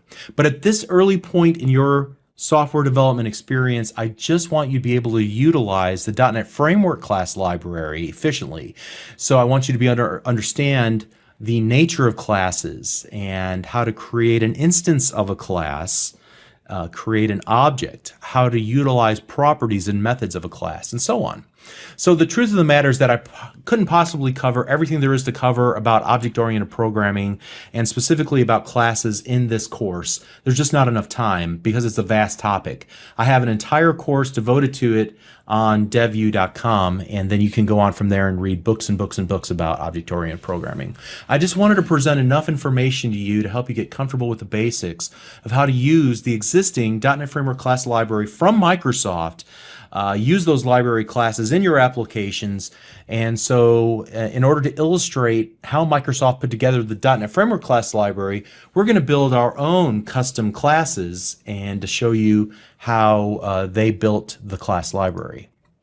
All right, so what I want to do is start talking about the need for classes and talk about working with related properties. So suppose that I want to create an application that keeps track of data about cars, because I own maybe a company that deals with a car lot. I'm selling cars on my car lot, and I want to keep track of all the cars on my car lot. All right, so I want to keep an inventory of all the cars that are currently in my possession as the owner of the car lot. So what I could do probably to begin with here is to create a series of variables about a given car, and I just maybe want to keep track of 3 properties of each car. So I have one car on my car lot. I'm going to say car number 1, and I want to store its make as a string, and I want to store its model as a string, and then I also want to store, whoops, this should be car 1, and then car 1 year as integer. And so then maybe I come along and I need to add a second car. I've got 2 cars on my car lot now. I might need to go car 2 make as string, dim car 2 model as string, and then dim car 2 year as integer. And then what if I get a third car? Well, here we got to do that all over again. Car 3 make as string, dim car 3 model as string, dim car 3 year as integer. All right, and then I decide, well, you know what I really need to do is not only keep track of the make, model, and year, but I need to also keep track of the color for each of the cars. So, I gotta do car 1 color as string. All right, and then gotta go down here, add car 2. You can see that this isn't a very efficient way to keep up with all the cars on my car lot. Okay. First of all, I'm kind of relying on just a naming convention, just like I did with arrays. Remember when we talked about that? Relying on a naming convention to keep everything kind of bundled together, and there's no way to enforce that. There's no way to enforce that. What I'm saving in car 3 color isn't related to car 1. Why? Because these are just loosely related together, and the only way that they're related is in my own mind, and the only reason they're related in my mind is because of what I've named them. So this isn't a very good technique for keeping related attributes of a single entity, a single object, a car in this case, into one logical container. When I think about it, arrays really aren't the right way to go about this either, because you can only store a single data type inside of an array. And furthermore, how would I keep track of, if we were to say car1 and, say it had 4 attributes, how would I be able to say that attribute number 2 was always the model, regardless of car1, car2, car3? So that arrays aren't really the right solution for this either. What we would probably want to do instead is actually to create a new class of information, a classification, a type. And that type would be a car or an automobile. And a car would have different properties. And then whenever we went to represent a new car on our car lot, we could just say car1 is actually type of car. And since it's a type of car, we know that it has a make, model, year, color, and so on. So here's what we want to do. We want to create a new class, and inside that class we're going to define the properties, the attributes of a car that are meaningful in our application. Now there's a lot of attributes about a car. We could say sticker price, we could say the number of miles that it has on it, but those things may not be relevant to the application we're building. So we really just want to model those properties that are interesting to us inside of our application. So what I want to do is add a new file to my project. We haven't done this yet. And there's a couple of different ways to go about this. The easiest way, in my opinion, is just to go to the project menu and select add. And one of the options is to add a class, and it will pop open a new dialog called the add new item dialog. It'll already pre-select class. We can add a lot of different types of things, but class is what we want. Let's name it car.vb and click the add button. Okay, so now we have, you can see here, a public class car. I'm not going to talk about the word public just yet. That'll come in handy here when we talk about accessibility modifiers a little bit later. But for right now, all I'm really interested in doing is defining what a car is inside of my application. And again, car lot, I just want to keep track of the make, the model, the year, and the color. So what I'm going to do is create 4 properties of a car that are general, and they're applicable to every car that's ever been created on the face of the earth. Okay, so it's a generalization of the idea of a car. So in this case, public, and we'll give it the name property, make as a string, public property, model as string, public property year as integer, and let me fix that E in year, and then finally public property color as integer, whoops, as a string. Great, let me change the R. I know that it's not case sensitive, but I like making my code read correctly. Great. So now I've got a car class, and it allows me then to create new instances of cars. Each car will be defined or differentiated as a make, a model, a year, and color. Now I can create a new bucket in the computer's memory sufficiently large enough to hold a new car object. It's just like an integer. It's just like a string. It's just like a date. It's just like the console class. It's just like the random class. It's just like every other class or data type that we've worked with, except we created this. It's a custom data type. It's a custom class, and we get to define how that class actually works by creating its properties and its methods. Okay. So now let's suppose that my aim is to use that car definition, that car class definition, to create instances of the car class that represent individual cars on my car lot. So I want to create a bucket in the computer's memory, an instance of the car class that will hold each of the cars. So I might have 2 or 3 different cars in my car lot. I want a variable of type car that will hold all the information about one specific car on my car lot. All right. So let's go ahead and talk then about creating a new instance of a class versus the class definition itself. The class is the blueprint. All right. But what we want is an instance, or we want that blueprint to turn into an actual representation of a specific car. So what we need to do is take this car class and say, I need a new bucket based on this car class definition, and then I'll fill in the details about it. So I need to take the pattern, take the blueprint, and then instantiate it, create an instance of it, realize that from the theory of what a car is to an actual instance of a real car, like my car sitting in my driveway right now. Okay.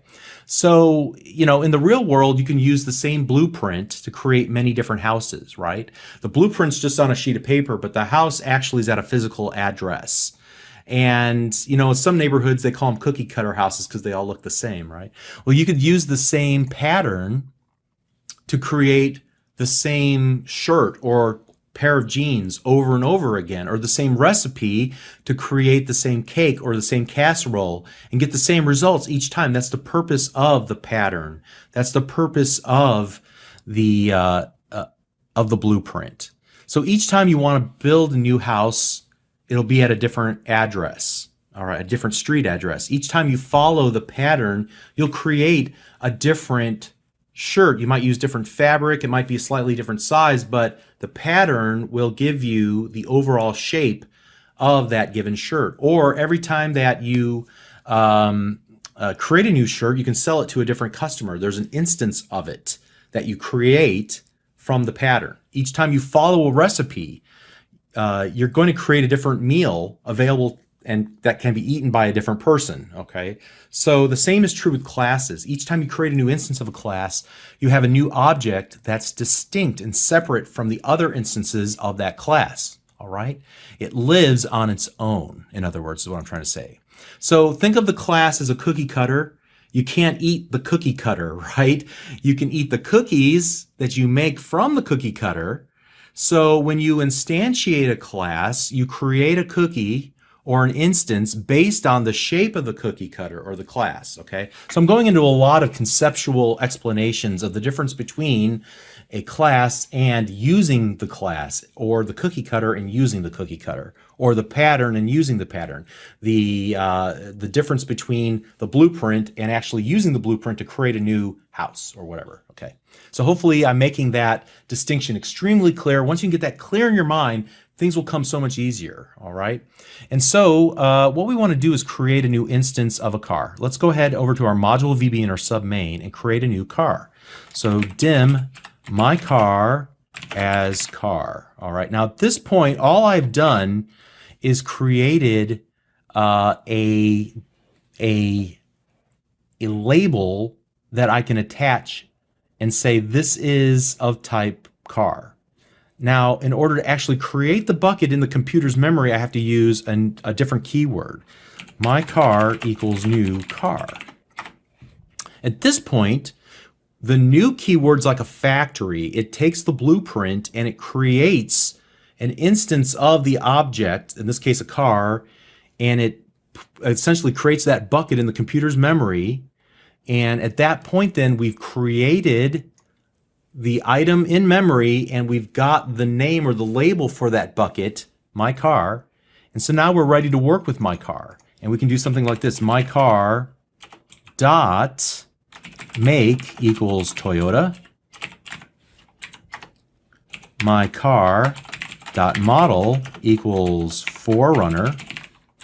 My car dot year equals, I think it's 2010, and then my car dot color equals white. Okay, so now that I have a bucket in the computer's memory labeled my car, I can set the properties or the attributes of my car and describe my car using the various properties that have been predefined for a variable of type car. So here we've got a class, but the class is called car. An instance of my car, or of the car, is called an object. So here's the class and here's the object. Here we create a new instance of the car class in the computer's memory. We instantiate it, we bring it to life based on the fact that we know its definition, the cookie cutter here, the blueprint. And now that it's in memory and we have a connection to it by its label, my car, we can start working with it. All right, and we can create a second car. Dim my other car as car. In fact, we can do this all kind of in one shot equals new car, like so.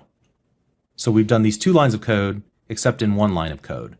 Actually, there's an easier way to do it with still less code. My other car as new car. All right. Actually, let me do that. Okay.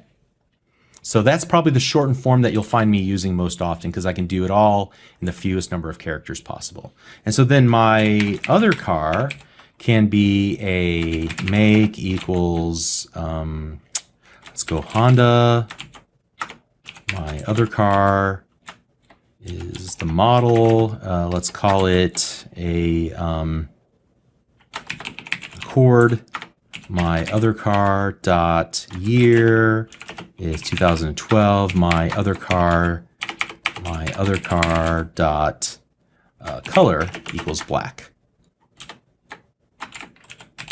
Okay.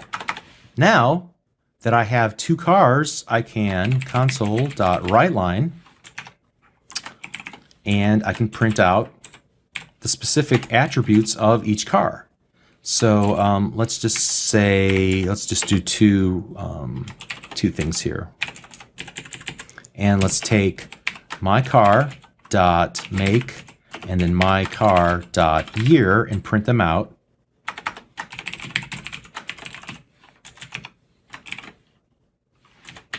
Like so. And I can do the same thing here with my other car. I just copied and pasted that line, and I'm going to change what we're printing out. And here you can see I have a Toyota 2010, Honda 2012. All right, and I think the most important thing to realize about this is that I can set properties using the assignment operator, but I also can get the properties just like I can any other variable by merely referencing it using the name of the object. In this case, my car, it's the instantiated version of the class, so it's an object. So that's the difference. A class versus an object. Class is the blueprint. The object is the instantiated version of it that has, it's different from every other instance because it's a different bucket in the computer's memory. Okay, so hopefully I've belabored that enough so that you understand it. So you can see that we create many instances of a single class by giving each instance of the class a different identifier, a different name, all right? And so it's distinct from every other item based on the same class in the computer's memory. Now, I've merely hard-coded the values here in this example. Typically what you would do is retrieve those values, maybe from an end user, letting them type in the values.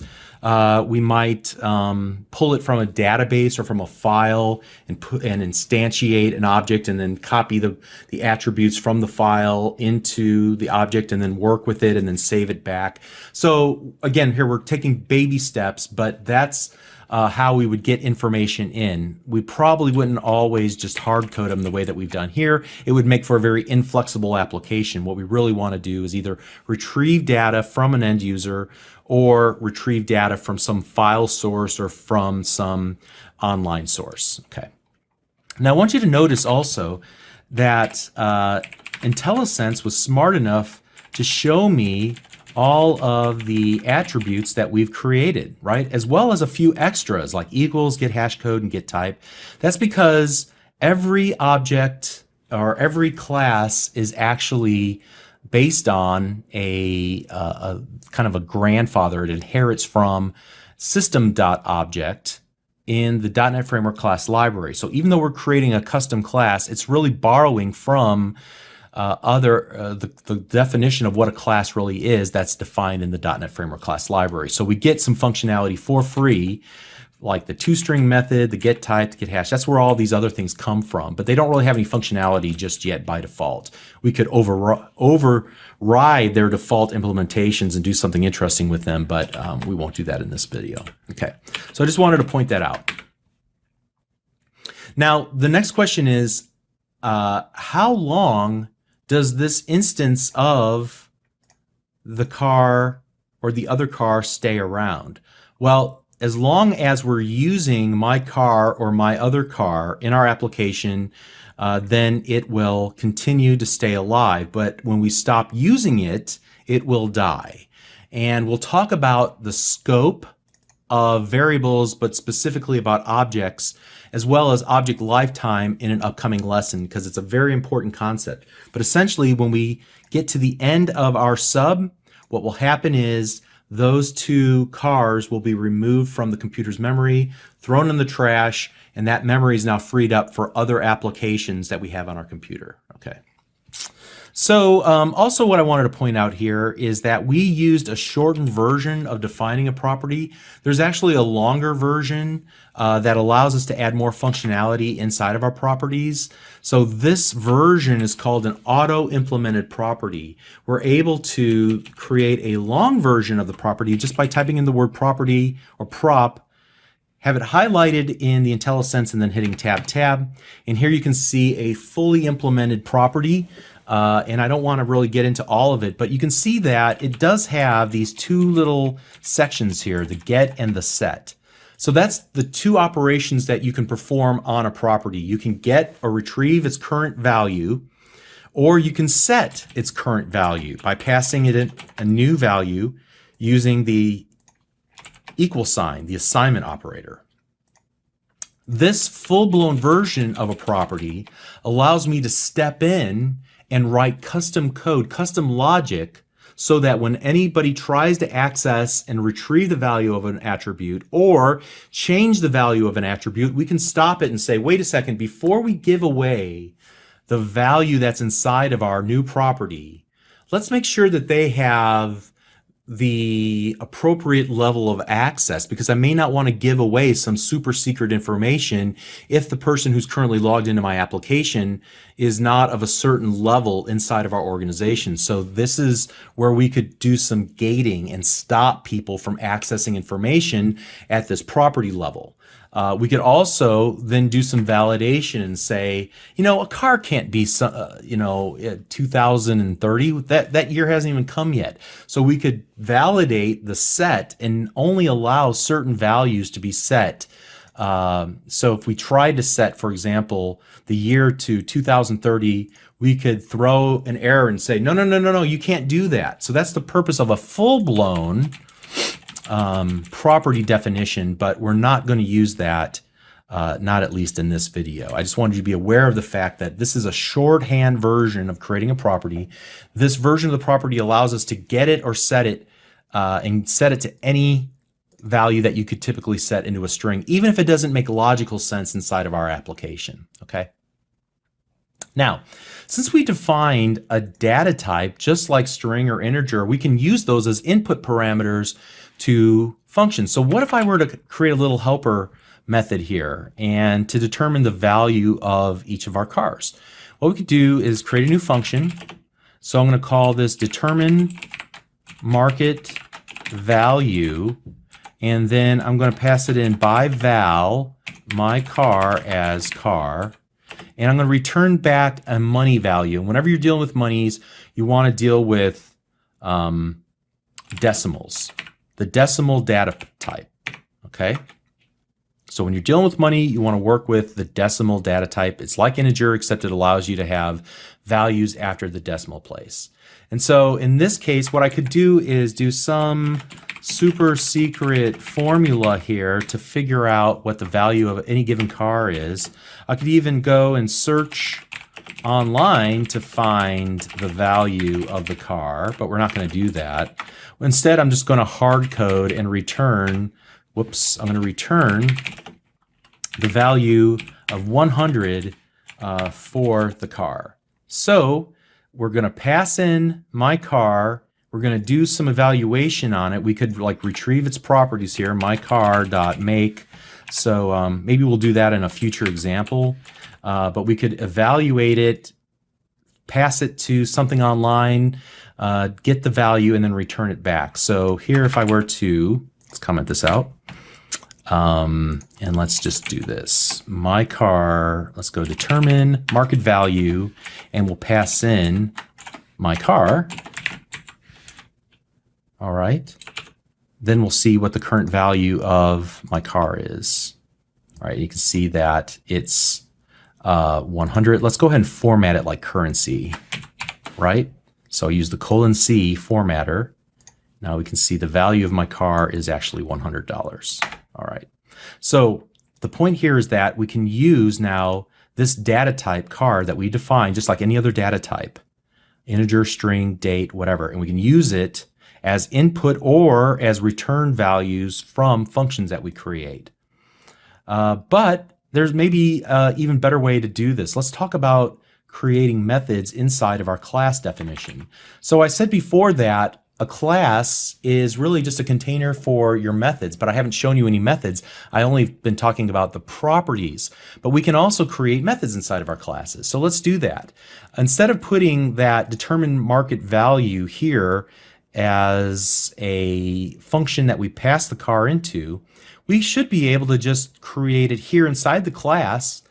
It will have access to all the data that it needs in order to make the determination, so we shouldn't have to pass in anything. We'll just say, let's go just public function market value as decimal.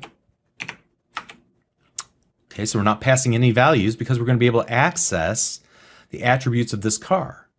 So let's go ahead and we could do something like, the super secret formula right here. We could actually look online for the value and then return it. But what I'm going to do is something a little bit different. We'll just write some really crazy logic here to determine the car's value. So I'm going to create a car value as decimal. This is ultimately what I'm trying to determine. I'm just going to create a variable that'll hold it. And now what I want to do is find out the current year of the car. Now I could just type year like that and it would work. But what I would really prefer to do is to say not just year, because year, where did this come from? Is this just some, it might be difficult to remember the properties of a car. If I were to look at this in the future and say, I don't know, I'm looking at this function, it's not clear to me where this year word came from. So what I can say is for this instance of car, this current instance, give me the year attribute. Now I prefer doing that. Clearly, Visual Studio would say, well, you could probably simplify this, and it gives me the little light bulb under it, and it says just remove the me qualification. All right, so we'll just go ahead and leave it off. But remember, if you want to reference this specific instance of the class and retrieve its attributes, its year, its make, its model, then you can use the me dot. All right, but we'll get rid of it. So at any rate, if the year is greater than 1990, then the car value, we'll just hard code it to $10,000. Otherwise, if it's older than 1990, then we'll make the car value just $2,000, and then we'll return the car's value, like so. Okay. And now let's go ahead and rework this line of code. And we'll just go console.writeLine. In fact, let me just borrow almost everything inside of here, except we'll change how we make a call. And in this case, we're just going to go mycar.determine mycar.market value. Okay, I thought it was called something else. And so now I'm going to be executing a method, so I have to use the method invocation operator on it. It's not a property. Properties, I don't have to use the method invocation operator. Even if I try to, I'll probably get an error. All right, it lets me do it, but again, that's only because Visual Basic is very forgiving, and I can probably leave it off here too and it will still work. But again, I want you to be purposeful and think about the usage of a property versus a function, or rather a method. Let's run the application, and you can see now that our Toyota is worth $10,000. All right, so what do you make of all of this? Well, in this lesson, we used a very concrete example, the example of a car. And a car is easy for all of us to conceptualize. It's tangible. There's a real-world equivalent. We can think of what a car really represents in the real world. We can model it fairly easily because we know the attributes of a car, just like we know the attributes of, a pad of paper or whatever the case might be. Now, you're going to be building applications, especially in this series of lessons, and typically you're not going to be responsible for creating your own custom classes. I think your main exposure to classes will be what we've experienced so far, which is those classes, again, which were created by Microsoft and available in the .NET Framework class library. In most of those cases, the classes that have been defined in the .NET Framework class library do not have real-world equivalents, like something tangible, like a pad of paper or like a car that we can sit inside of or touch. In other words, the classes inside of the .NET Framework class library are more conceptual in nature. For example, I might work with a class that represents a connection to the internet. Or I might work with a class that represents a stream of data as it's being streamed into me from some other source, flowing from one place to the other like a pipeline. And we already saw that there were objects like a span of time. It's difficult to put your hands on time, right? But there are objects in the .NET Framework class library that represent a span of time between two dates, okay? So very conceptual in nature. In these cases, we're not working with something tangible that we can touch and we can feel, but we're working with something, again, a construct of our own minds, or something that is that we can't touch inside of the computer. Now, as you mature as a software developer, you might want to invest more time in learning how to create your own library of classes that interact with each other in some meaningful way as a means of breaking down real-world problems into conceptual problems and turning them into code by abstracting their features, their most identifiable features that are important for your application, into a series of classes, okay? And that process that you go through to turn something in the real world into something conceptual is called object-oriented analysis and design. And that's not something that we're going to cover in this series of lessons. You can spend years learning how to do it properly, but I do have some courses on devview.com that will help you learn that if that's something you're interested in. I spent a lot of time actually thinking and talking about object-oriented programming there. So, all right, to recap, a class is a data type, just like any of the data types that we've learned about up to now. It's similar to those basic data types like integer and string, and it's also similar to those complex data types like console and random that we've used up to this point in time. And you can define a custom class with properties, as we saw here, and methods, like we saw here, and we can actually then utilize them by creating new instances of a given class and then using the member access operator to either set or get the properties or to call the methods that have been defined on our classes. And inside of those methods, we can access the various attributes of this instance of this given class, and then make and create business logic around it to, in this case, for example, determine the value of the car. All right, so don't worry. I've got a lot more to say about classes. If you don't understand everything there is to know about classes just yet, why you need them, that's okay. Don't fret about it. Just make sure that you understand the process that we went through to create a new class, how we created properties of the class by using this syntax, public property, then the name of the property, and then as whatever data type that we want to make that property.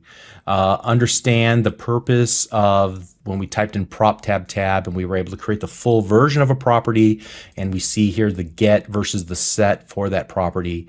How we created a method. We could have used a sub. We used a function because we wanted to return a value, but again, how we created a method inside of a class, and then we were able to access that either property or method by using, again, the member access operator for a given instance of our class. And if you understand just that much, then you're doing all the right things up to this point. We'll fill in more details in the coming lessons.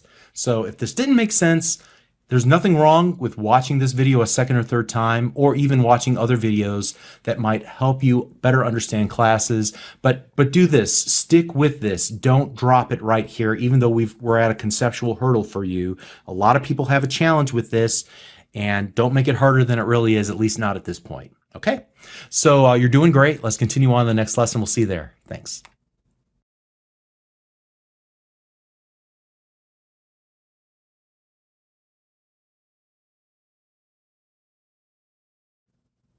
Hi, I'm Bob Tabor with Developer University. For more of my training videos for beginners, please visit me at devu.com. In this lesson, we're going to continue on with classes and object-oriented programming. We're going to talk about the lifetime of object references and how .NET manages the memory that your objects use. Secondly, we're going to talk about constructors, which are special little methods that run at the moment you create a new instance of a class, and we'll talk about why you even want to use constructors. And then finally, we're going to talk about shared methods and properties. Shared is a keyword. In other programming languages, it uses the term static, meaning that you can use that particular method or property without creating a new instance of an object first. So that would explain the console window and its difference from how it's different from the random object that we used in previous lessons. So let's go ahead and get started. And this is one of those cases where you probably want to use the code that I'll supply. You can find it wherever you're currently watching this video or wherever you originally downloaded it from. There is a folder called Before, and you should be able to find in the Before folder an object lifetime project, and you want to copy that somewhere on your hard drive. I'm going to put it where I put all my projects, here in the project subfolder of Visual Studio in my documents directory. Okay, so now let's double click the solution file to open up Visual Studio, and you'll see that I've already pretty much just copied the code that we worked with previously here to create a car class with the make, model, year, and color. And then you'll notice also in the module VB in the sub main, we're creating a new instance of the car, setting its attributes, and well, there's a little bit of something that we'll come to a little bit later. Let me go ahead and delete that for now. All right, so at any rate, what I want to do is actually focus on this line of code, line number 5. What's actually going on here? Well, the .NET Framework runtime, when it encounters this line of code, will have to go and create a spot in the computer's memory large enough to hold a new instance of the car class. So that's that bucket analogy we've been using. It's going to create a new bucket in the computer's memory large enough to hold a new instance of this custom class that we created, right? So the computer's memory has addresses in it, similar to the address where you currently live in your home or apartment. So admittedly, the addresses in a computer's memory looks a lot different than the address you might live at, 123 East Main Street, some city, some country, and then some postal code, right?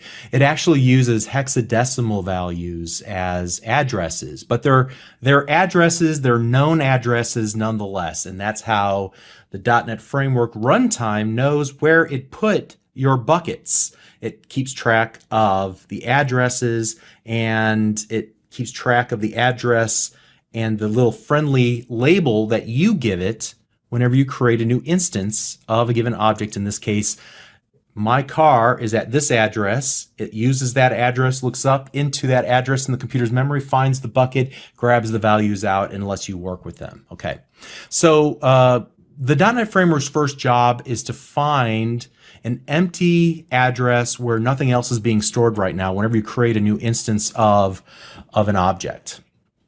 And so that address has to be large enough in size to store a instance of our given class. So it creates the object and then it grabs the address of that object and copies that address down. And so it always knows where to find that object in memory that we've labeled my car in this particular situation, so that you can always get back to that object in memory. And so you can store that reference in your variable, but really all you're doing is storing an address in that variable. And behind the scenes, the .NET Framework runtime knows what it means. It goes and finds the actual bucket at that location. Okay, so my car in this case is simply holding an address, or what we would call a reference, an object reference, a reference to the instance of the car class in the computer's memory. So whenever you need to work with that instance of the car class, you just use the my car identifier. We can set and get attributes, we can call functions, and the .NET Framework takes care of the rest for us. Awesome.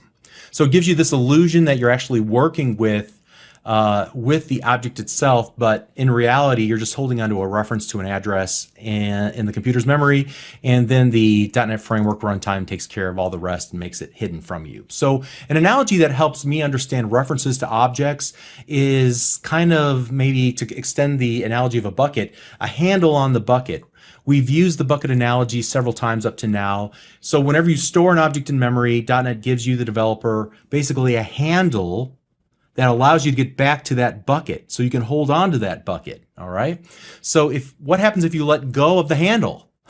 Well, you'll no longer be able to get to that bucket. The bucket will no longer be accessible.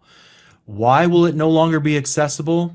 Well, one of the missions of the .NET Framework runtime is to keep the memory region clear and get rid of stuff it no longer needs. And so the .NET Framework runtime goes through and cleans up memory every once in a while, and it does that by counting references, or counting how many handles you're actually holding on to. So if we're no longer holding on to a reference or handle to that particular object in the computer's memory, to the car class, then it's going to remove that instance of the car class from the computer's memory because it thinks we don't need it anymore. So it frees up that space in memory so that other programs can actually use that for their own needs. So this process of cleanup is called garbage collection, and there's a lot you can learn about garbage collection and how it works behind the scenes. Not all that important for the moment, but what I want to do is actually run a quick experiment. And I want to actually use that line of code that I accidentally left in a moment ago. So my other car as car equals my car. All right, so here we go. At this point now, we did not create a new car in the computer's memory. All we did was say, I want to create another handle, and I want to attach that handle to the same handle that my car is pointed to. So we essentially just copied the reference from my car to my other car. Now we have two handles attached to the bucket in the computer's memory at this point. Okay. And to prove this, here, let me just show you how I can prove this. So console.writeLine, and we'll go my other car dot make. That should be sufficient to prove this to you. Then what I'm going to do is go my other car. I'm going to set the color from whatever it is to black. And then what we'll do is console.writeLine. We'll go my car dot color, just to see what color it is. Is it still white or is it something else?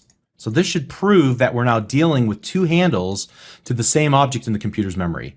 So let's also write a console.readLine real quick here, and let's run the application. And you can see the first thing we get printed out is Toyota. So that was what we got from my other car, even though we never set explicitly the make attribute of my other car. because it's referencing my car, it's able to grab out Toyota. And then next, we're looking at my car. We set its color to white, but since my other car is pointed at the same object in memory, we can set it to black, thus affecting the color of my car and setting its color to black as well. All right. So now you have two references to the same object in the computer's memory. And I think the important thing here is that you can create a variable that can hold a reference, but you don't have to create a new reference necessarily. You can just copy the reference from another object. All right. So another analogy that kind of helps me is, because you don't think about multiple handles on a bucket, maybe you could think of it like strings on a balloon. After you cut the last string on a balloon, what happens? If it's filled with helium, it's going to float off into outer space and you never hear from it or see it again. All right. So the same is true whenever you're working with references here in your application. When the references go out of scope, in other words, whenever the current thread of execution of our application exits through the end sub, and it leaves the code block where the variable and the object, the variable holding the reference to the objects in memory are actually defined, then we actually lose those references. We're essentially cutting the strings off because we're exiting out of the application, or at least out of the scope of this method, and those variables are no longer accessible. The .NET Framework comes through and says, oh, hey, car class, it looks like nobody's looking at you anymore. Time for you to go away. And so it takes it and removes it out of memory. All right, so that is known as reference counting, to see how many references are still attached to a given object. The .NET Framework will count the references. If the references go to 0, the count goes to 0, then it will remove that object from memory. So at some indeterminate time in the future, after we exit out of the execution of our application, then the .NET runtime with garbage collection feature will come around and will count references. It'll remove the objects in memory, freeing them up for other applications.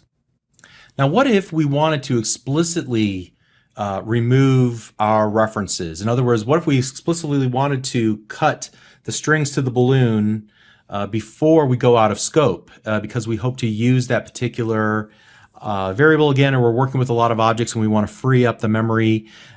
We can actually do something like this. So here I'm going to set my other car equal to nothing. All right, so when we set this equal to nothing, we're saying, hey, instead of pointing at something, point at nothing. So now if we were to try to reference and go console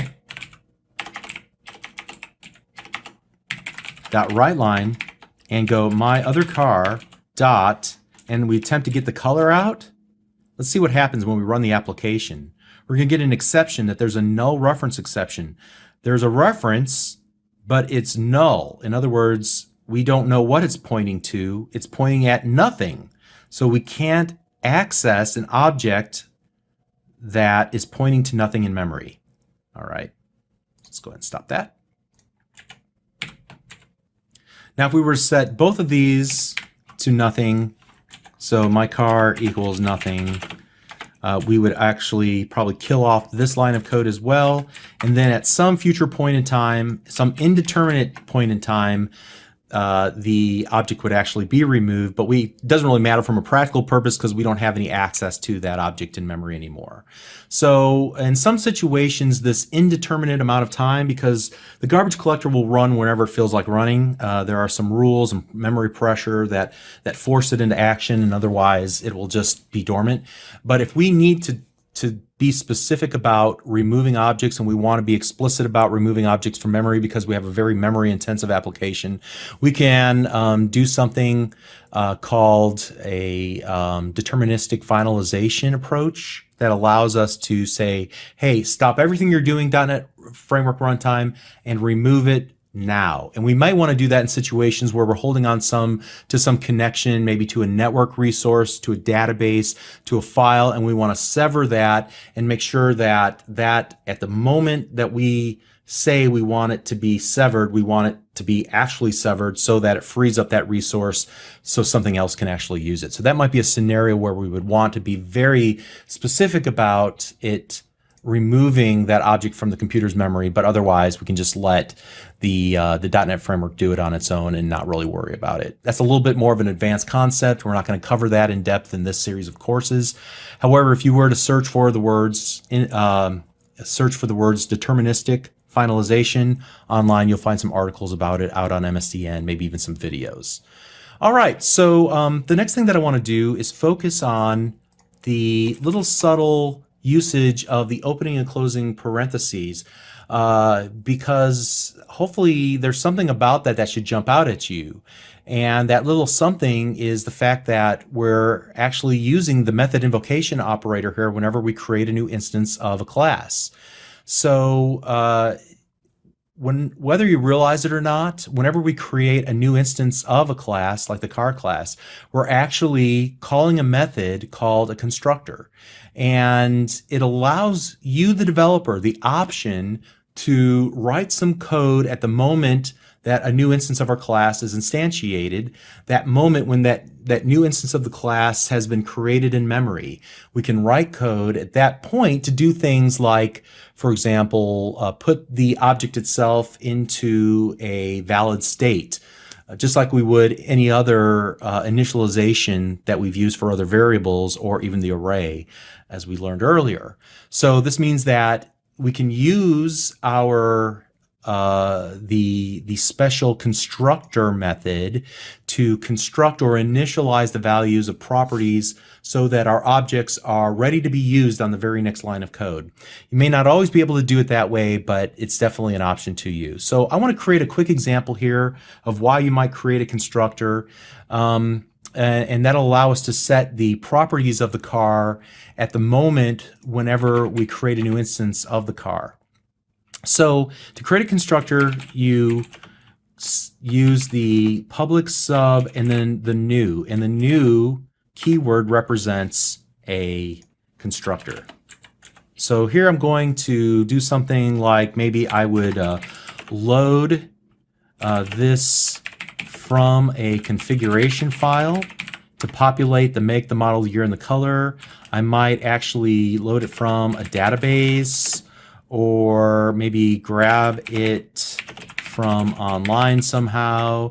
But in this case, what I'm going to do is to actually hard code the make property so that by default all new instances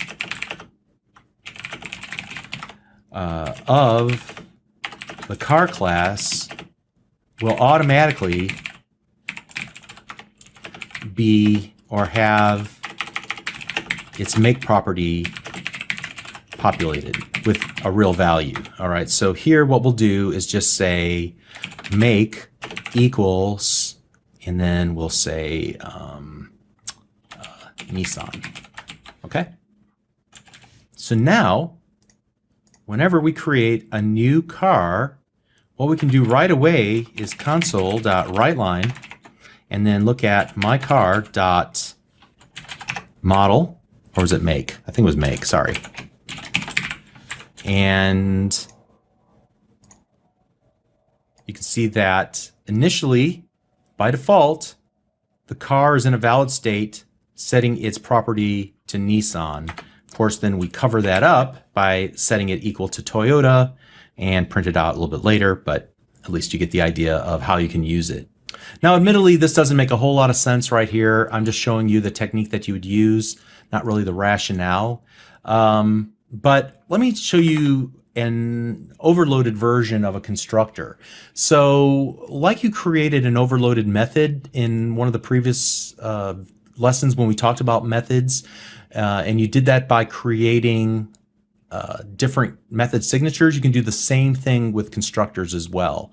The method signature, you'll recall, is the number and the data type of the input parameters. So we can create a second public sub new, and as long as we change the method signature, so at least in this case add one input parameter, then we'll have a different version of our input parameter. Will be two different ways that an object can be created. So let's do this.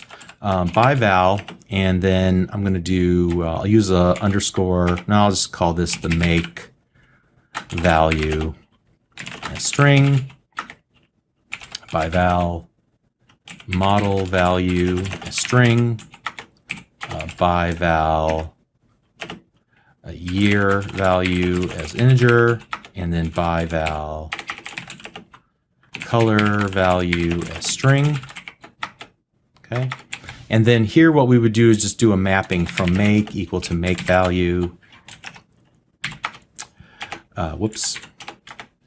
model equal model value, year equals year value, and then color equals color value.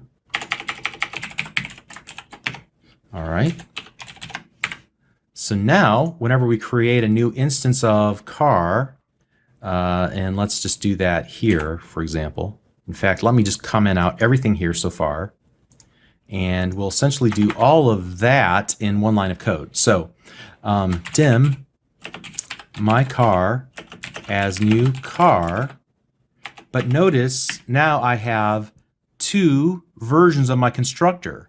The first version will accept no input parameters, but the second will accept 4 input parameters: the make, the model, the year, and the color. All right, so here we go. Let's go Toyota, 4Runner, 2010, and white. All right, so we're able to now run our application. In fact, yeah, let's go ahead and run it. And you can see that we still get Toyota printed out. Why is that?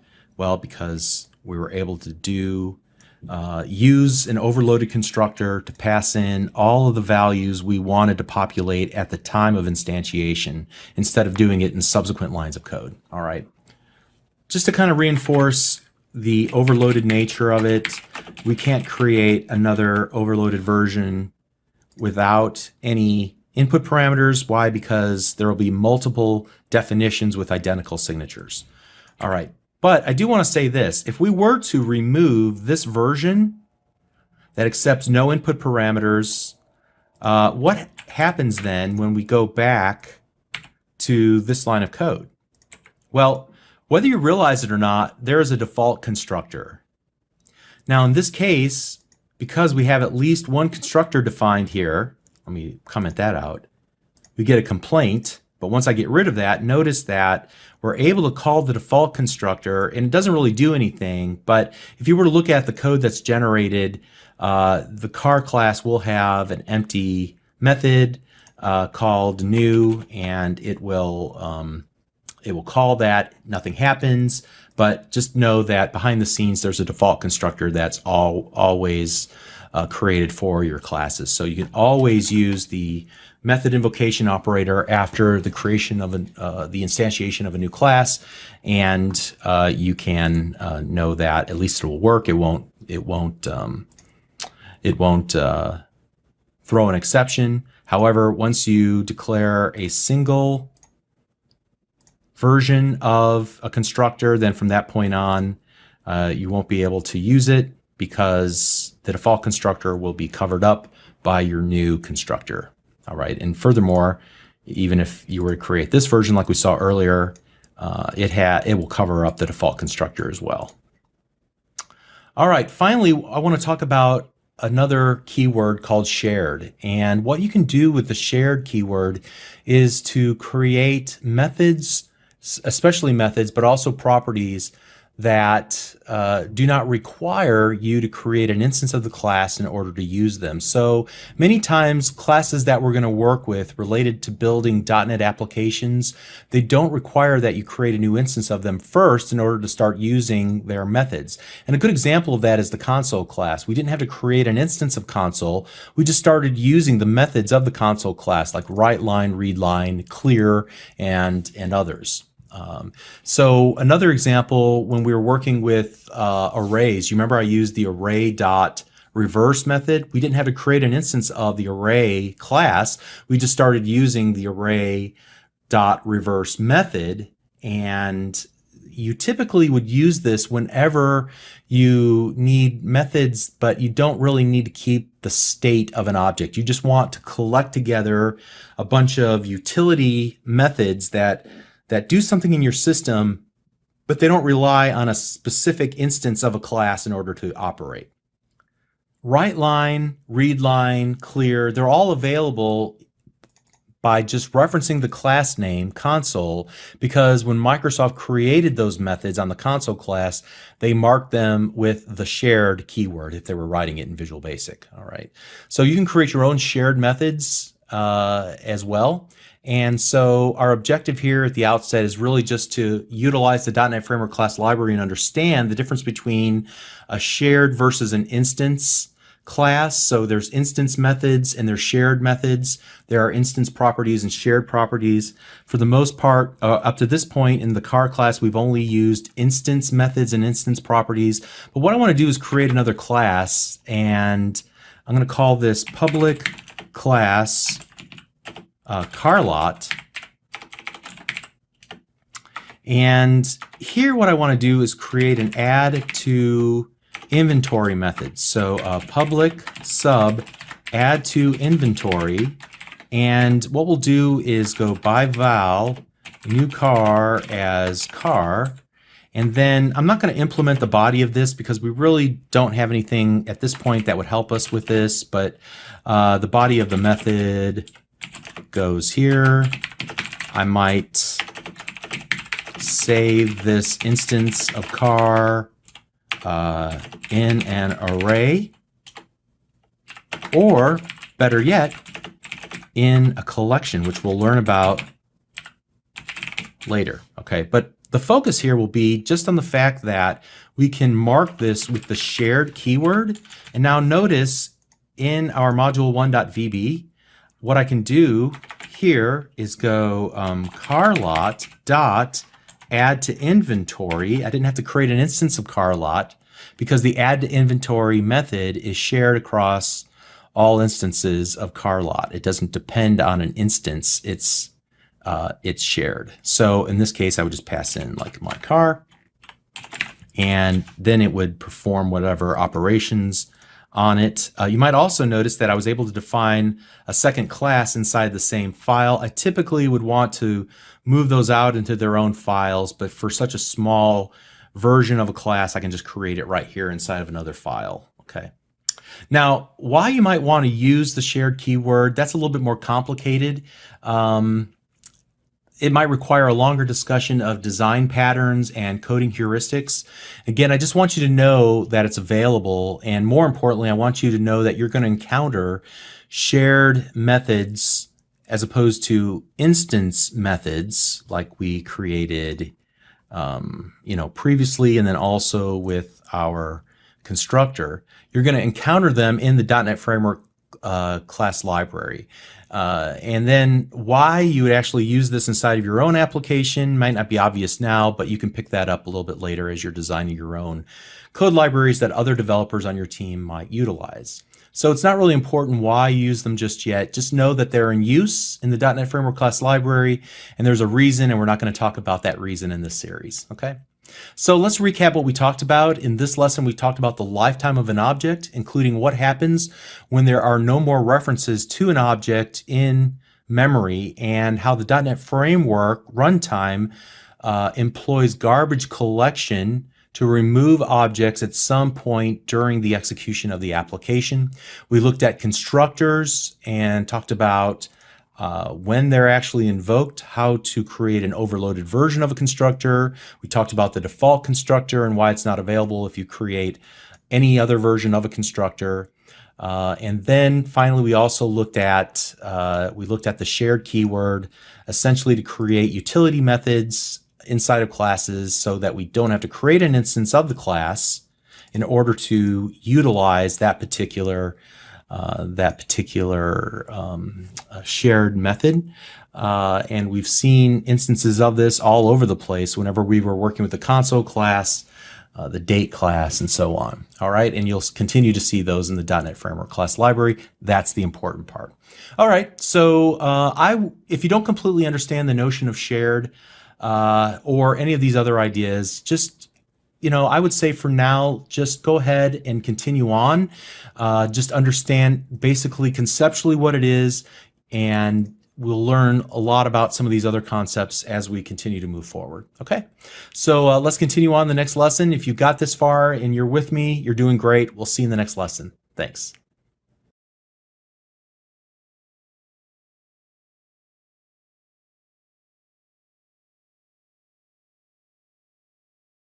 Hi, I'm Bob Tabor with Developer University. For more of my training videos for beginners, please visit me at devview.com.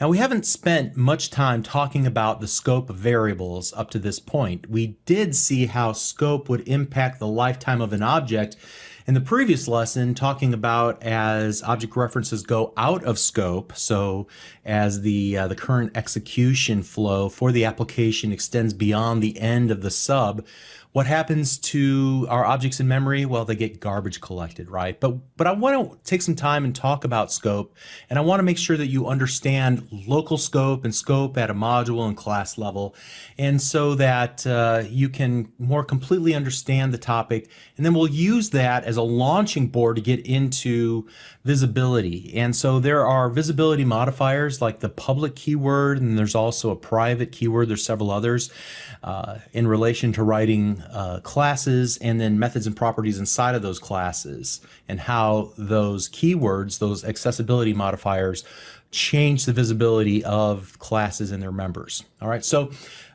before we jump into accessibility modifiers, like I said, I want to talk about variable scope. So let me start by saying that whenever you declare a variable inside of a block of code, that variable is really only alive and accessible for the life of that block of code. Meaning that whenever that block of code has finished executing, the variable defined inside of that block of code is no longer accessible. Its values are disposed of by the .NET Framework runtime. So I want to see how that applies to common code blocks that we've been working with up to this point, and kind of extend out from there. And to begin, what I want to do is go to the before folder for this lesson. And so wherever you currently are watching this video, or where you originally downloaded it from, there should be a folder of code. We're going to look at the before folder to grab out our understanding scope project. And I'm going to copy it. Personally, I'm going to copy it into my projects directory here so that I can find it with all my other projects. I'm going to double click the solution file inside of that project folder, and you'll see that we have just a simple car class, and then also our module 1.vb with an empty submain. And so what I want to do is create a small project to understand scope a little bit better, and I want to test how variables that are defined inside of a code block work as we move outside of those code blocks. And so it's going to be a very simple example at first, and we'll just keep building on it. But any variable, whether it's a simple type like strings and integers, or something more complex or custom like the car class, it still applies what we'll talk about here in this lesson with regards to scope, and I just wanted to make you aware of that as we get started. So to begin with, inside of here, let's start with a console.readline. And then above that, I'm just going to create a for statement. So for index equals 1 to 10. In fact, I'm going to change this from index just to the letter I to stay consistent with the rest of my code I'm planning on writing. And while we're inside of this code block, the I that is declared here and initialized to the value of 1 and will be incremented as we go through the for loop. We can access its value inside, and we can see that quite obviously. We can print out 1 through 10, but what happens if I try to access that outside of the code block in which that I was defined? Well, in that case, we'll try to go here and print it out and run our application. First of all, we get a compilation error. We get a little red squiggly. I is not declared. It might be inaccessible due to its protection level. Its protection level has nothing to do with it or its accessibility level. The fact of the matter is that I is out of scope because it was declared inside of this code block. It's not available outside of that code block. All right, so that's the lesson here that we want to take away. So we're going to look at some other common usages and show what you would have to do to make this work. So let's go outside of this and do dim j as string equal to an empty string. And then inside of our code block, I'll just go j equals I dot toString, like so. And then can we actually view it here? And so actually let me do this just to make sure we know what we're dealing with here. So j equals, and then let's do I is, all right, so that should be pretty clear. Let's go ahead and run the application. Now you can see that, first of all, I is 1 through 10, and then because j was declared outside of our code block, our for next loop, we're able to access its value, its current value, which was set to the last value that I was set to, which was 10, and it's printed out here outside of our code block, right? Okay. So now let's take this one step further, and what I want to do is define a variable outside of submain. We've never done this before.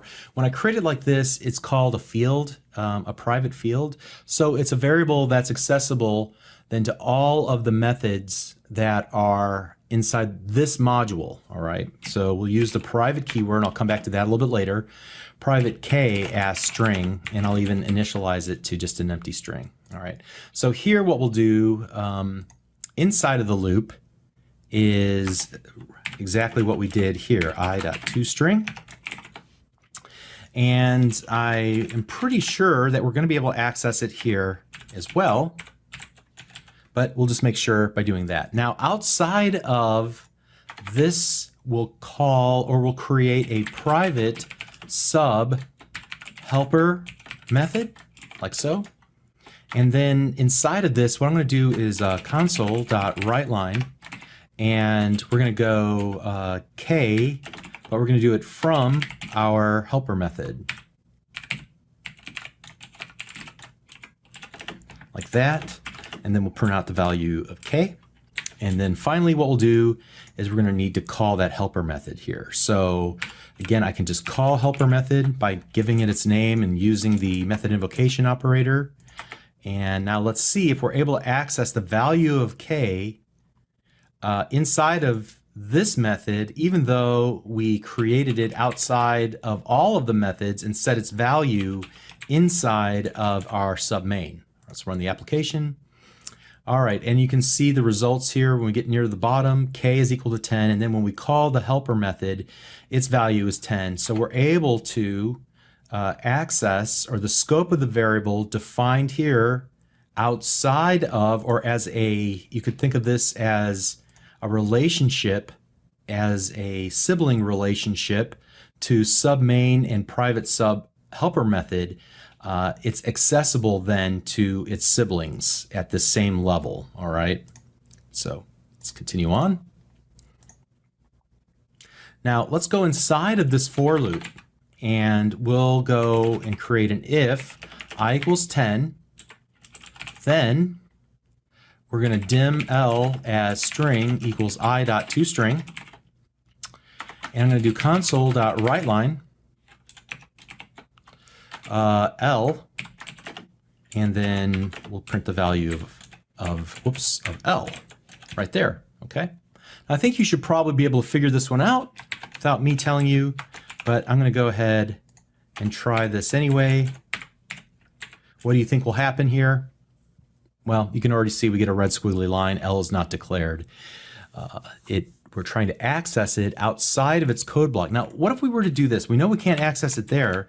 Can we access it in this code block? Well, no, we still can't because it's outside of the code block in which it was declared, so it's no longer accessible. So unfortunately, those will not work. All right. So hopefully, if you've had any confusion or misconceptions around variable scope, this little exercise that we just went through will help clear some of that up. And now what I want to do is to move on to a more important topic of accessibility modifiers. Why do we use public and private, for example? So in the methods that we've written in the previous lessons, we always started with the word public. In this case, I started with the word private here for this little variable and for this method.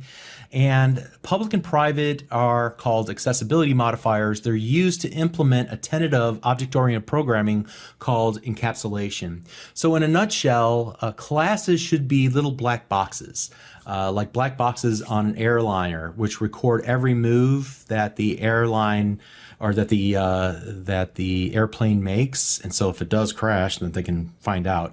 But the black box will has no other controls on it.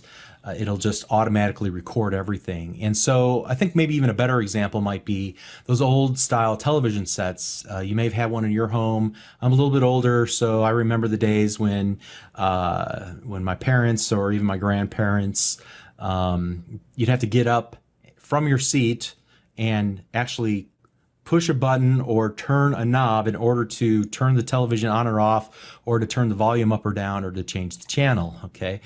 There were no remote controls. The kids were the remote controls back in those days.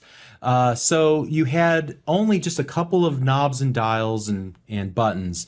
And there was maybe also a place on the back to attach an antenna, and then maybe a plug, and you plugged in the television set into the wall. But everything else was enclosed, encapsulated inside of this magic box, okay?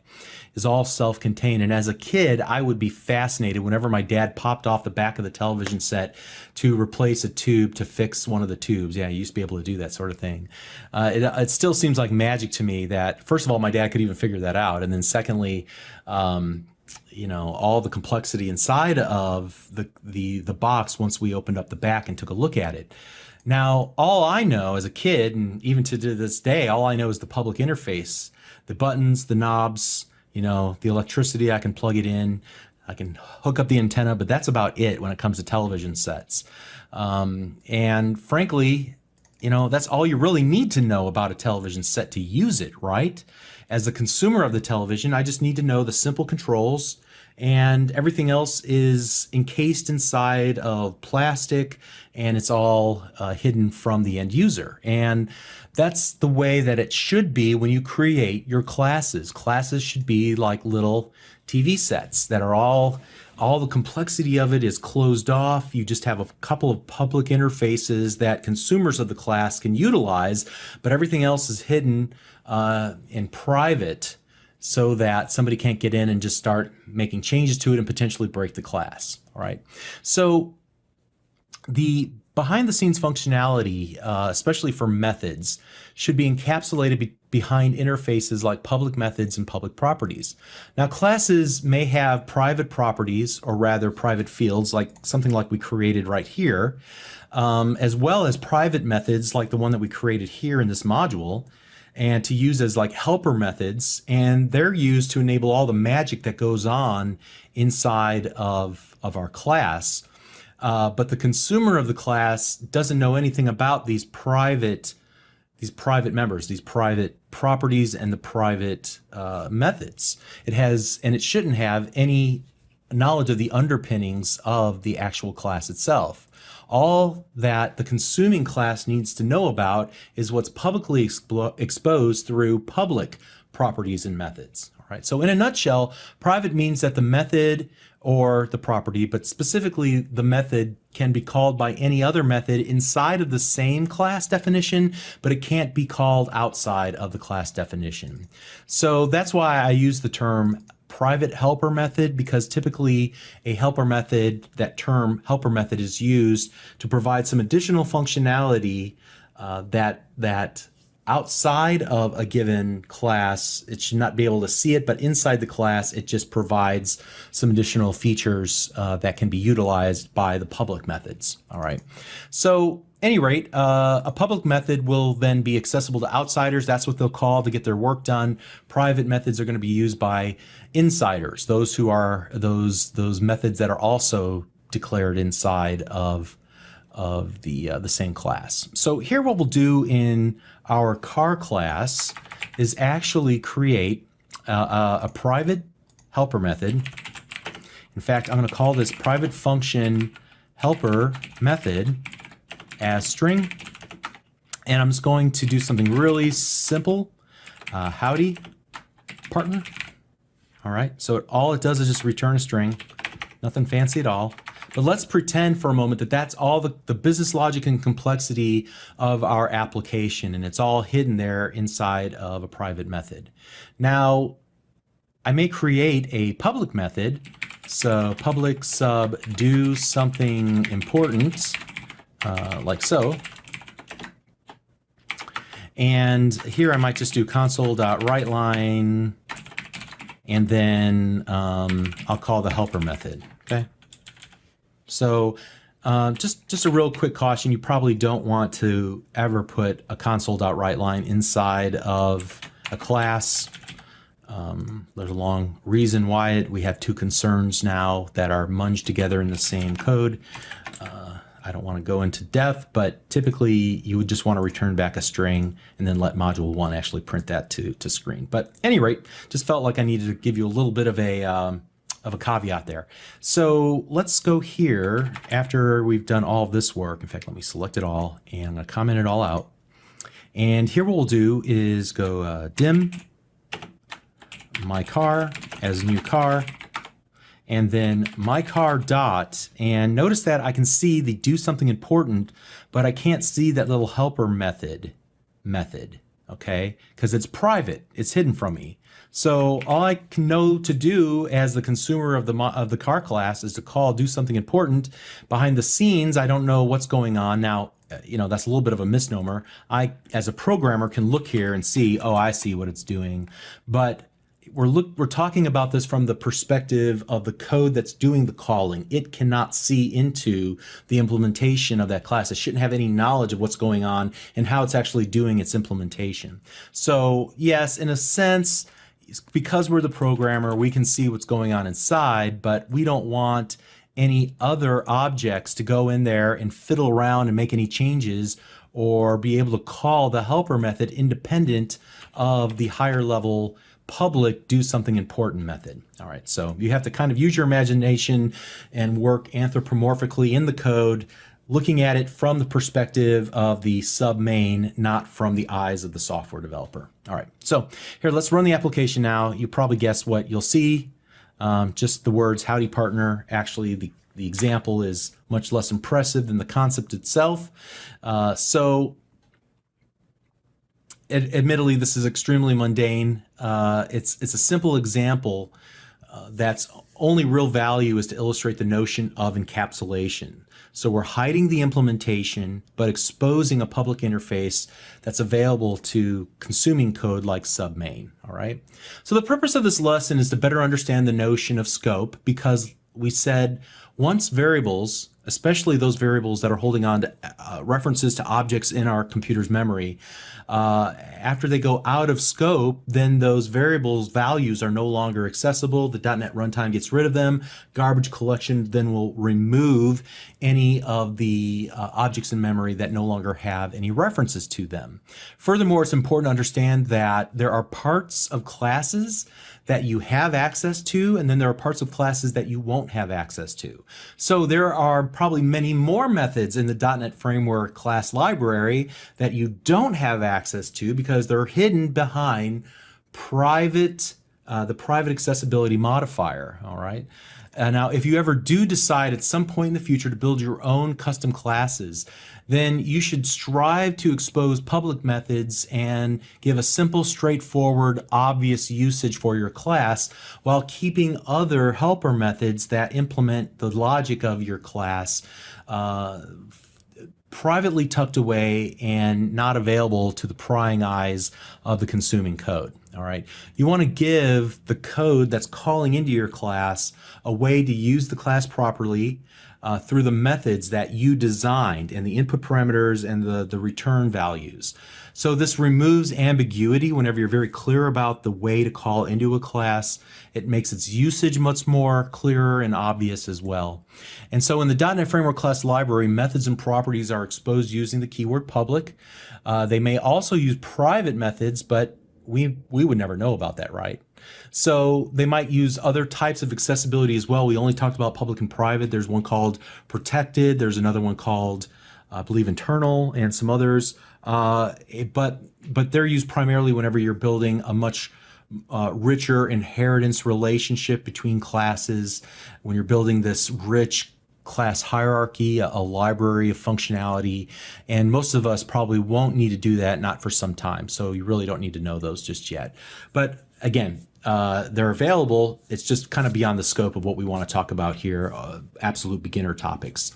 But some of those topics I cover on DevU, especially for C# developers. So just to recap, in this lesson we talked about variable scope, how variables have a lifetime based on the code block in which they're defined.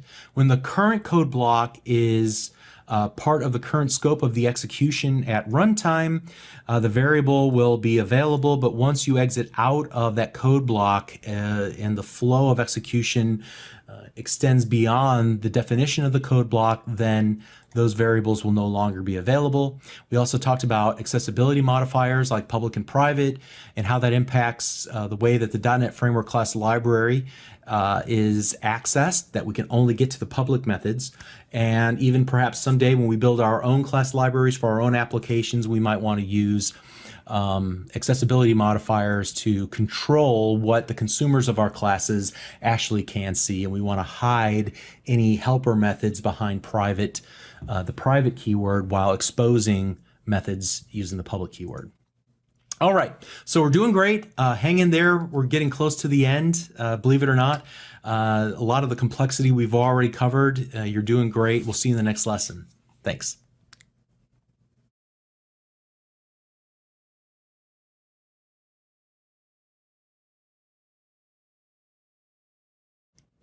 Hi, I'm Bob Tabor with Developer University. For more of my training videos for beginners, please visit me at devu.com. Previously, I said that the .NET Framework Class Library is just a collection of classes that contain methods filled with functionality that you can use, but you didn't have to worry about, you didn't have to write them. Somebody at Microsoft has already created those for us. In fact, Microsoft has spent tens of thousands of man hours writing code, and we get the benefit of it by all we have to do is just know that the code exists, call it by its name, and utilize it inside of our applications. That's pretty cool.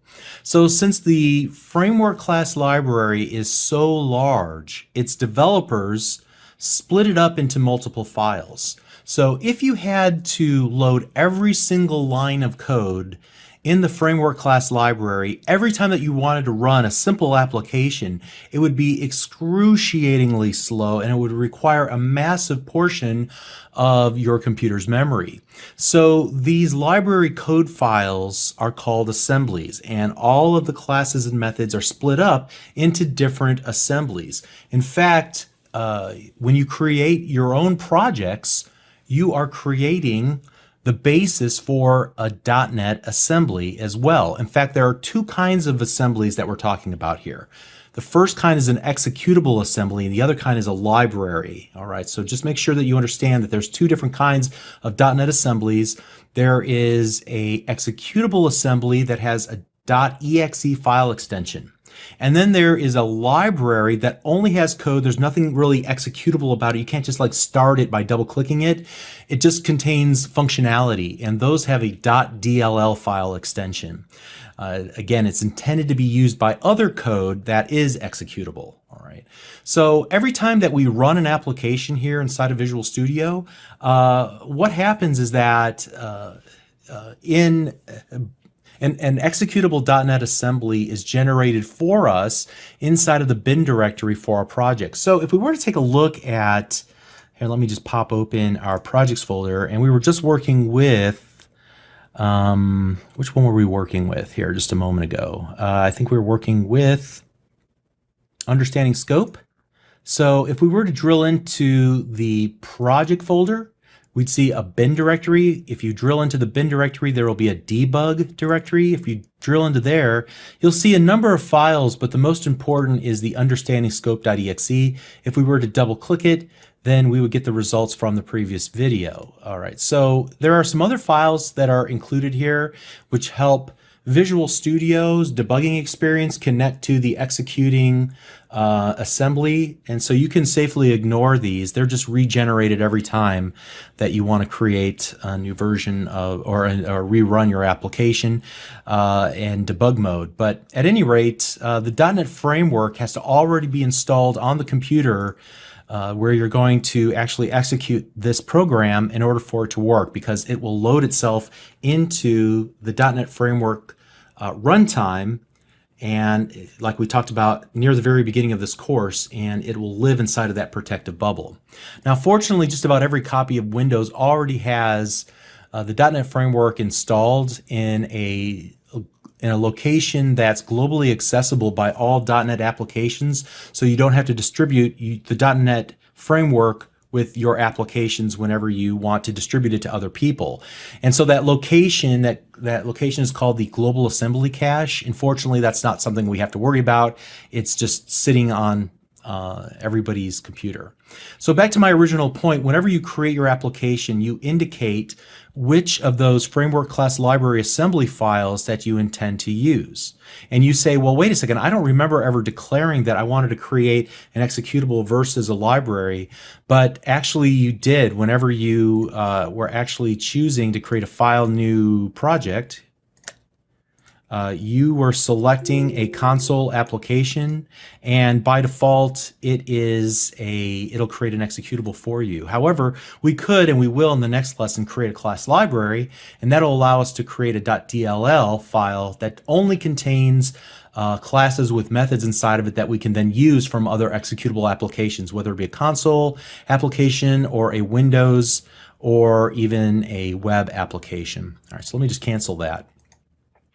So at any rate, let's go ahead and get started by creating a new application here called Resolving References. You can see that I've already taken the liberty of creating a new project called Resolving References. And what I want to do is talk about the references to the various classes that you'll need access to in order to get work done. The classes defined in the .NET Framework class library, how do we add a reference to those and utilize them? We've already seen this one time whenever we were trying to use the string builder class. You remember I try to use dim my string builder as new string builder.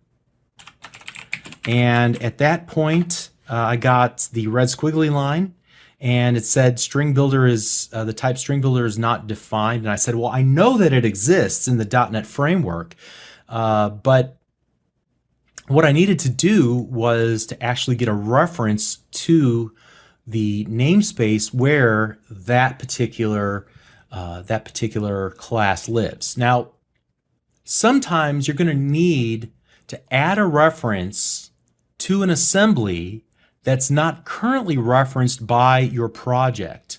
But as you're getting started, that will not happen very often. If we take a look at the Solution Explorer and you were to expand references, you can see that there are all of these references to these DLL files. Even though they don't have the DLL file extension, they are actually all saved in different DLL files. And you can see here in the Properties window near the bottom right-hand corner that in this particular case, the system.xml.linq is actually saved in a file called system.xml.linq.dll. And same as with system data, it's saved in a file called system.data.dll. All right. And so there's a whole bunch of files. Here's system.dll. These are all references that were added for us by default whenever we created a new console window application, because these are common namespaces and assemblies that contain stuff that we will typically need as software developers. So that's one of the functions of the project templates as we create new projects. So typically you're not going to need, especially as you're getting started, you're not going to need to add any additional references because you're not going to use a custom DLL, although we'll do that in the very next lesson. Most of the functionality will be in one of these namespaces, in one of these assemblies, all right? Or maybe you need to add a reference to an assembly that's created by a third party. Maybe not you, maybe not Microsoft, maybe some other company. And again, in the next lesson, I'll demonstrate how we'll create a reference to an assembly that's not already referenced inside of our project. But once a DLL is referenced in our project, we might need to then find it by its name. Now, again, I said a little bit ago that the .NET Framework class library is massive. There are tens of thousands of classes defined in the full .NET Framework class library across all of the assemblies. And so in a few cases, there were the same class name needed to be used. And so when that happened, the creators needed a way to tell each of those classes apart. So they introduced the concept of a namespace. So namespaces, like I said earlier, are like last names for your classes. So for example, my first name is Bob, and you might try to say, hey, Bob likes coffee. And somebody else might say, which Bob are you talking about? I know like a dozen Bobs and there's like a billion Bobs in the world, okay? And they say, oh, no. You know, Robert Theron Tabor. All right, well, they may not use that formal language, but if you were to disambiguate me by my full name, my middle and my last name, you could probably uniquely identify me to the world. I'm pretty sure I'm the only Robert Theron Tabor. That middle name is pretty unique. I know there's a lot of Bob Tabors out there. But at any rate, this disambiguates me from every other Bob or every other Bob Tabor out there by using my full name. So namespaces in the .NET Framework class library disambiguate class names. So now you could use the full name, or you can just add an import statement. In this case, you can see that I have the name string builder, but my program doesn't know where to find the string builder class.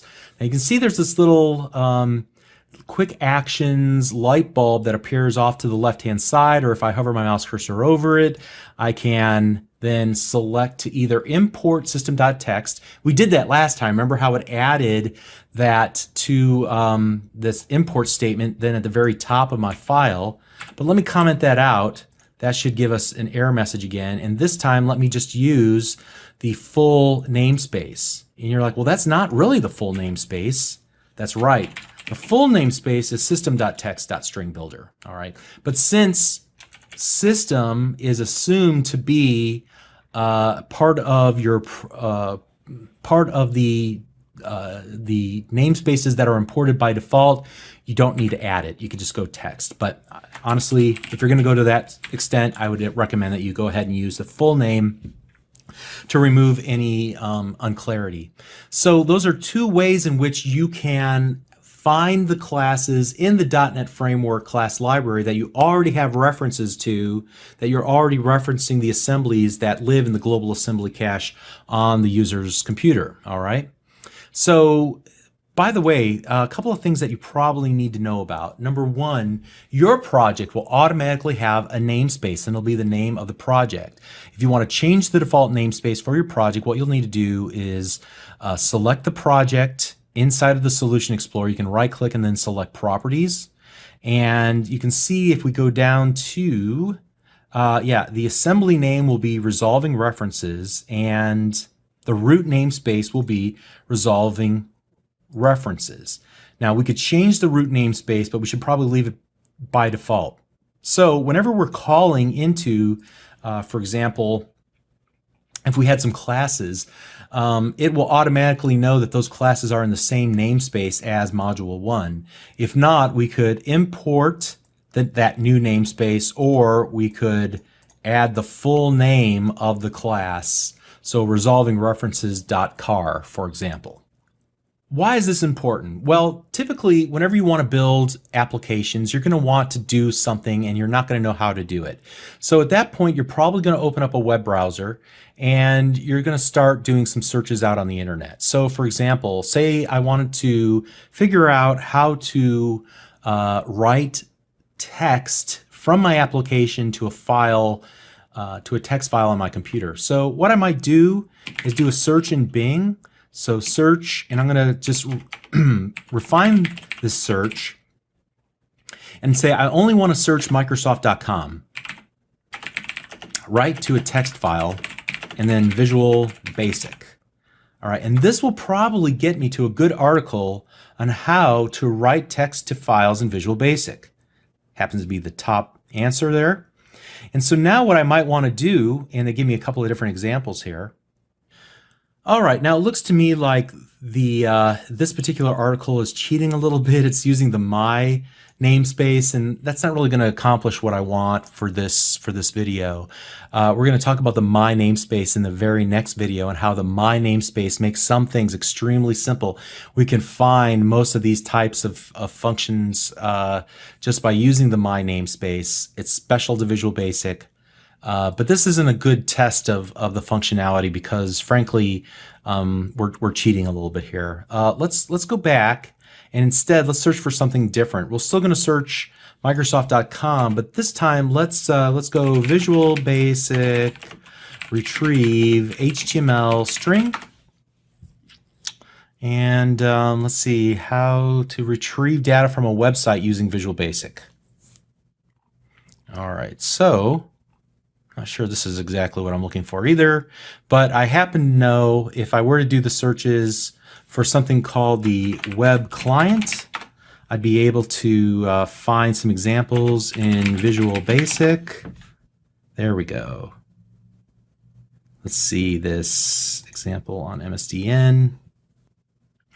And here I'm going to go to the VB version of this and see if it gives me any good examples down here near to the bottom on MSDN. Yeah, and so here we have the VB version of our code, and I can kind of look through and see how this will actually work. And this seems to be like a pretty advanced example. What if I look for this download string? I happen to know that that's the method I'm looking for. And again, we're looking at the VB version here. And so, yeah, this is a little bit more like it. This is what I want.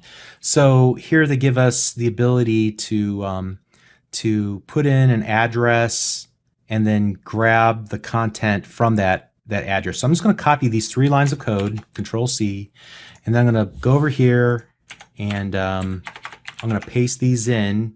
Now, yes, here's what I wanted to demonstrate to you.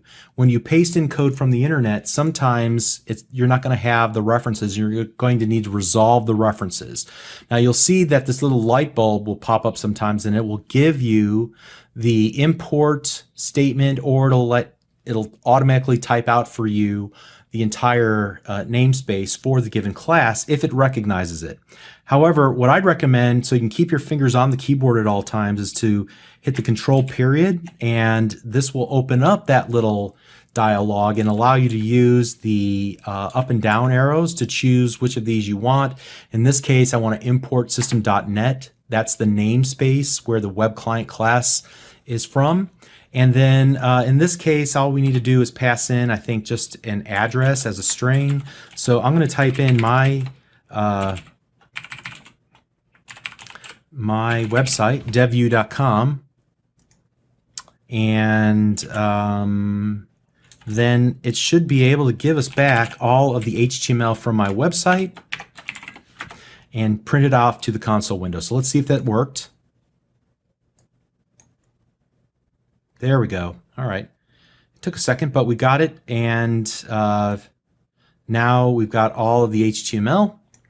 And I'm going to go ahead and hit enter. And so you can see that we were able to copy code off the internet. We had to resolve the references by hitting Control period on the keyboard in order to bring up that little menu and eventually add a import statement for the namespace for the class that we want to use, and then we can continue on. All right, so that's all I really wanted to illustrate, is how to work with namespaces and how to resolve references to classes that are referenced or that we have references to because they're part of assemblies that are referenced in our project, but that we have not yet imported the namespace into our project's consciousness. All right, so we're going to continue on and take a look at the My Namespace in the next video, and we'll continue on from there.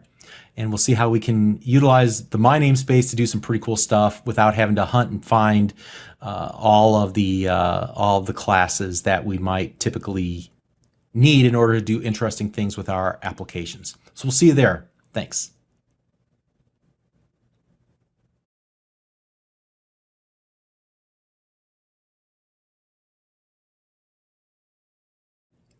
Hi, I'm Bob Tabor with Developer University. For more of my training videos for beginners, please visit me at devu.com.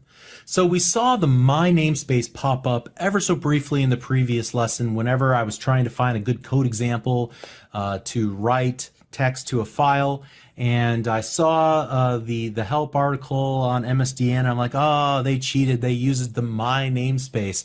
Well, the good news is that the My Namespace is available to Visual Basic developers, and it's unique for Visual Basic. Basically, the developers of Visual Basic went around and found all the most useful classes in the .NET Framework class library that we'd want to use for finding things out about a computer or about the file system or working with the network or working with specific peripherals, and made them all available in one concise tiny little spot so that we can always go there first to see if they've got something for us to use or if we have to go out on the internet and search to find some code snippets to actually help us implement some functionality. So at any rate, the My Namespace is automatically available to all Visual Basic projects. All we have to do is kind of navigate around and find what we're looking for inside of the namespace, and I'll show you how we'll do that in just a moment. So in this lesson, what I want to do is just show you a smattering of cool little things that you can do with the My Namespace, get your creativity flowing, and then maybe you can use it for something on one of your future projects. So it's great for things like getting information about the current computer that you're running on. It's great for working with files and folders on the computer, working with command line arguments into your command window application, and then also working with configuration files like the app.config file. So we'll show examples of all of these and a little bit more, but note that there's even more that you can do with it, and you just can take a few moments and navigate your way around using IntelliSense through the My Namespace. You can see that there are things like the application namespace, the computer namespace, the settings namespace, the user namespace, the web services namespace. All of these are shortcuts into the full .NET Framework class library, giving you quick access to some pretty cool functionality. All right, so let's start off really simple. We'll just do a console.writeline. And here we're going to go my.computer, and we'll just grab out the name. But notice here, now that I'm in the My Computer namespace, I can get to things like audio and I think the screen as well. You can get to the clipboard to copy and paste things onto the clipboard, to the clock, to the file system, find out information about the hardware of the computer you're currently on, work with the keyboard and the mouse and the network and the ports, and so much more. So very cool. So in this simple case, let's just grab the name of the computer, and then also what I'm going to do is grab the amount of memory that's currently physically available on my computer. But even note that about the info class, I can grab things like the UI culture, what language and country that I'm currently have installed in Windows 10, the operating system name and version, the platform that we're running on, total physical memory and virtual memory and things like that. But let's just grab the available physical memory. And then console.readline, and then let's just run the application. And I have a really crazy name for my computer. I didn't build it myself. I did build it, but somebody else installed the operating system. I would have had a cooler name than desktop, OULNDHDO, but whatever. And then here's how much physical. Looks like I have, I'm not sure how many gigs that is. Is that 1.7 gigs? Or 11.7 gigs, I'm not sure. I guess I could format that nicely with a string.format, and then here, let's use our, like that, remember? And let's get a better idea. So yeah, I have 11.6 gigs of memory, I guess, available. Nice. Okay, so let's comment that out. And now let's move on and look at another example here. Suppose, for example, I wanted to just take a look at all the subdirectories available in my documents. So I might do something like this, dim files as, or just dim files equal, and I know you're not supposed to do this, but I'm going to do it anyway in this case.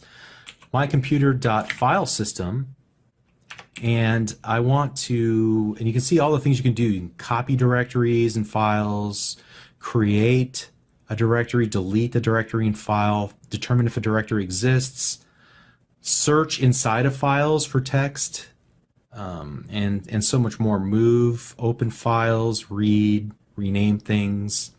A lot of cool features here. So let's get directories, and I have to supply the topmost directory that I want to use and look inside of. So we're going to go users Bob and then documents. We're going to look inside of all of the subfolders.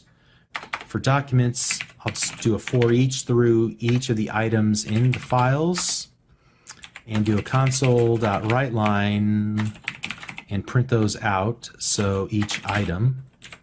And so now let's run the application, and you can see here are all the subfolders inside of the C users Bob documents directory. Pretty cool. Great. And so now let's go ahead and comment that out. And the next thing I want to do for my next trick, I'm going to actually do this.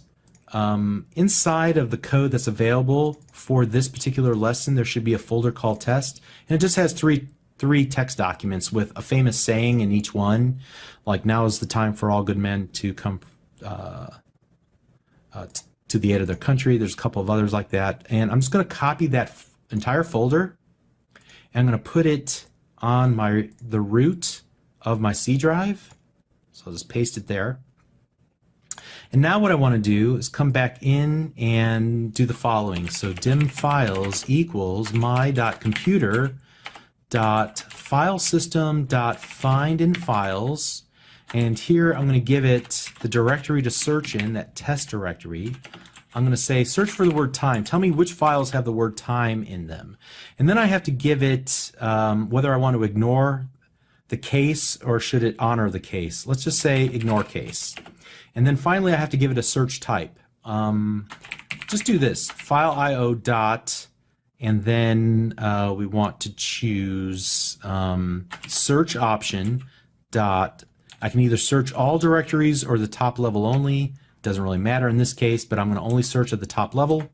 And now it should retrieve back a bunch of strings. We'll parse through the strings and print them all out to screen. But here we see that only one file has the word time in it. Let's confirm that by opening up our test folder and looking at the fact that here is the word time in this text file. It's not in this text file, and it's not in this text file. Okay, so it worked. Very cool. All right, next up, what I want to do is actually, let's comment this out for the moment, and we'll stick with the file system for a moment because it is so handy to do stuff like mycomputer.filesystem.copy directory, and here I'm just going to take that test folder and I'm going to copy it into a new folder called test2. And this will allow me to overwrite the folder. So yeah, I'll say, yeah, go ahead and overwrite it if it already exists, which it does not. So now here we'll just do console.write, just to give us some feedback that we finished. And we'll run the application. It finishes almost immediately. And then here we'll go back, look at our C drive. Now notice that we have a test2 folder. It has the same 3 documents that the test folder has in it. Very cool. Okay, so let's comment that out and let's move on to the next example. What I want to do is now show you how to work with arguments that you can pass in to your application. So many times console window applications have the ability to pass in extra information as a series of information that is just, you use spaces to delineate between each argument you want to pass in. Then you use those arguments inside of your application to branch and to decide what functionality to enable. What we can do is one of two things. If we want to open up a command window and navigate to our My Namespace project, we can go Documents, so CD Documents, CD Visual Studio 2015, CD Projects, CD My Namespace. That'll get us into the solution folder, and then we're going to go CD My Namespace to get into the project folder. Then we're going to go CD bin to get into the bin directory, and then I think there's a debug directory, right? So we'll go CD debug, and then I'm going to do a dir, and you can see all of the files that are currently there. We'll come back to that in just a moment. What we'll do here now is actually do dim arguments equals my.application, and here we can get at things like the culture, the UI culture, info. I'm not sure what you can get from info.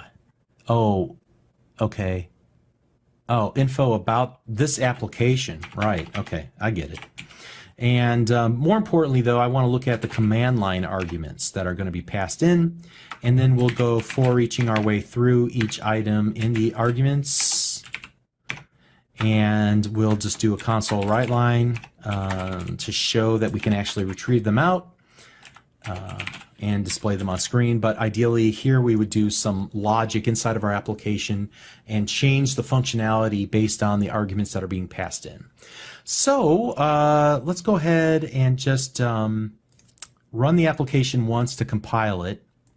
So that will get it compiled, but now I can open up here and just go my namespace.exe, and then I'll just do A, B, C, and D. Notice that I use different capitalization, and it actually prints out each of those to a different line using console.writeLine. Very cool.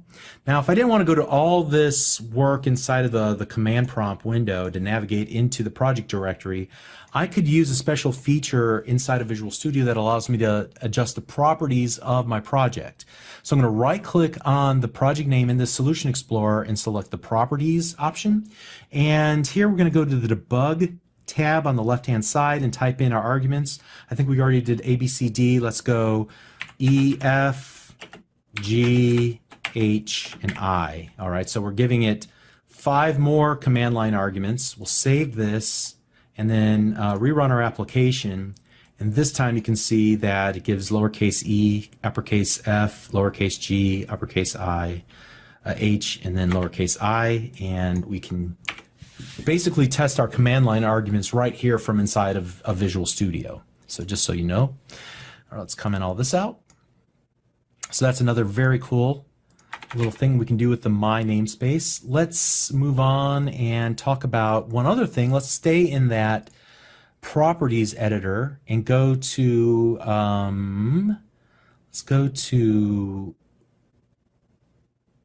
Settings. So here we have this little grid where we can actually add settings that we can write to and retrieve between runs of our application. So we might want to save the user settings, what their preferences are in this app config file. And we could write and open up that app config file and look at the XML ourselves where it stores all these values. But this is a much nicer editor that we can work in. So I might want to store something like first value and set that equal to Bob. And then go second value and set that equal to like Conrad, right?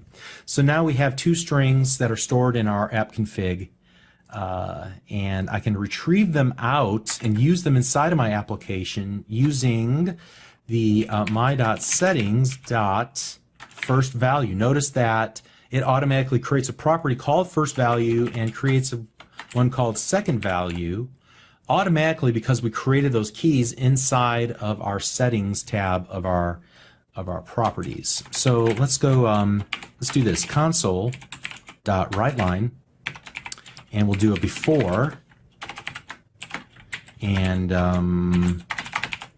here I'm going to just print out my.settings.first value, and then my.settings.second value. And then I'll tell you what we're going to do. We'll have a little fun here. Let's grab this. Let's make a change to it. We'll set first value equal to Beth instead of Bob.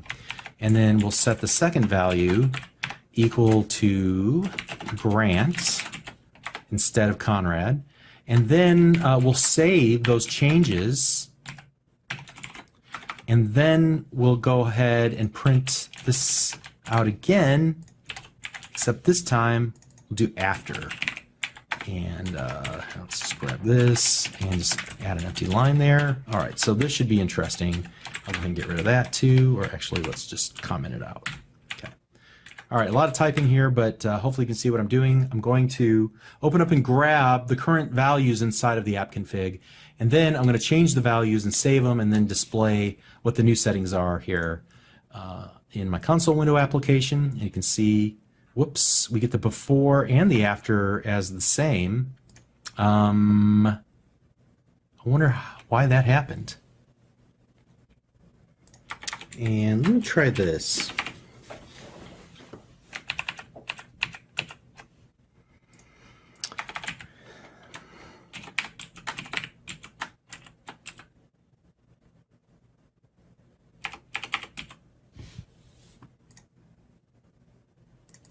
Try to reset our settings here, and let's go ahead and run it now. All right, there we go. Now we got what we needed. All right, very cool. Okay, so I'm going to go ahead and stop right there, but as you can see, there's a lot of things that you can do with the My Namespace. There's even more. I'll let you go ahead and explore it and learn more on your own. But at any rate, I'm going to go ahead and move on to the next topic. If you're still with me, you're doing great. Keep pushing through. We're so far along at this point. We're just tacking on other great information to make your applications even richer. And we'll do that, continue that process in the next lesson. We'll see you there. Thanks.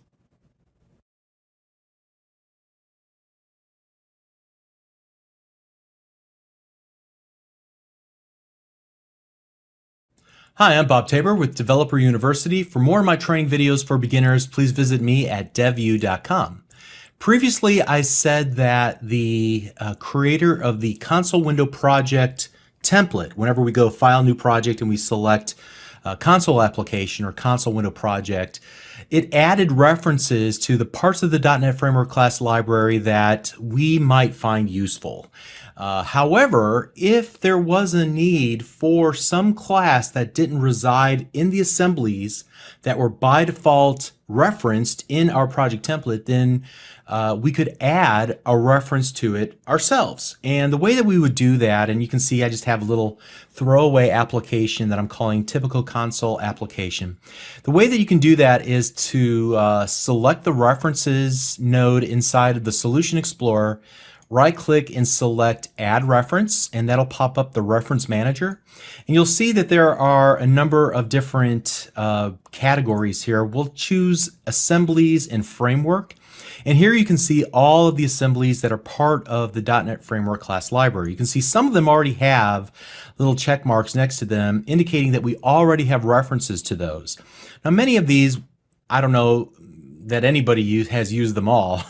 There's just so many of them, and you only choose the ones that you need for your specific application. Some of them are specific to types of application, whether it be a Windows or a web application. Some of them deal specifically with data, accessing data from a database or accessing data in the cloud. Some of them have to do with just security.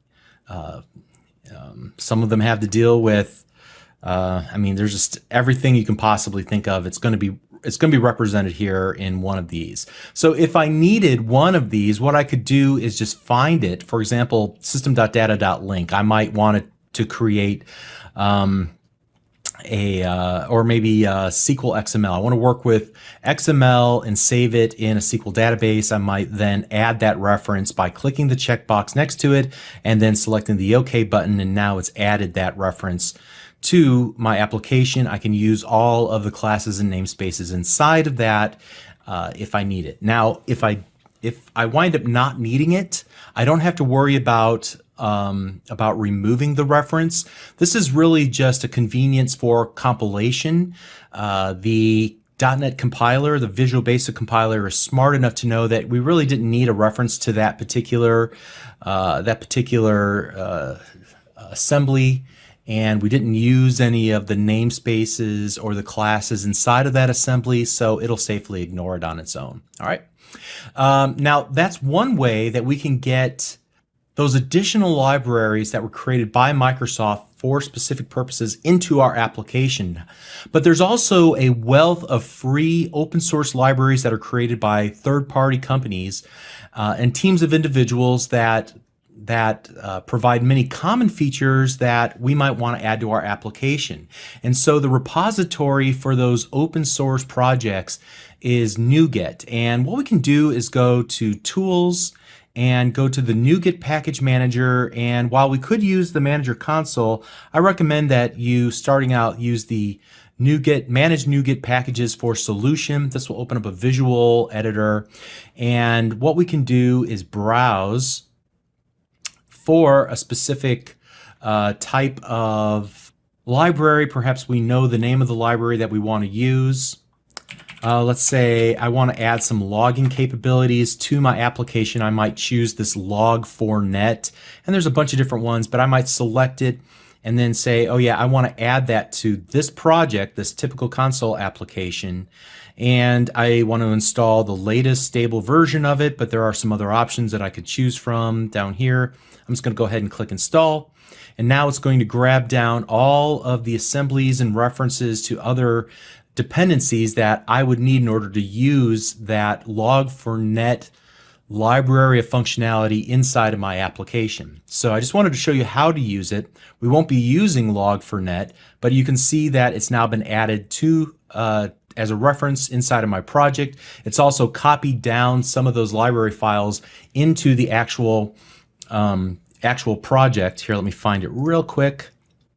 Look for typical console application, and here you can see that there's a packages folder where we have the Log4Net, and there's a bunch of different versions of it. And then when we go to actually utilize it and compile it in our application, it'll show up in our debug directory as well. At this point, we haven't added any references to the DLL, so there's no need for the compiler to copy the library over into our debug folder. So at this point, we don't even we don't see it. But I just wanted to make you aware of the NuGet Package Manager. But then there's a third scenario where we might want to create our own library of code to reuse within our own company or within the projects that we work on individually. Maybe we could even open source them and distribute them to others through NuGet at some point. So what I want to do is create a code library. We haven't done that up to this point. And I want to use some of that logic from 2 lessons ago where we were actually able to go out online, grab all the HTML off of my website. And what I also want to do is not only display it in a console window, but also save it into a text file. And we'll call that something like scrape web page. All right. So what I'm going to do is create, first of all, a new project. And this time I'm not going to choose console application. Instead, I'm going to choose class library. And we'll call this class library My Code Library. All right. Something very generic. We'll click OK. And yeah, we can save off the changes we made there. Okay, as you can see, this code library only has a class. I could rename this class something like, oh, I don't know, my class. Again, very generic. And here what I'm going to do is create a public function scrape web page as string. All right.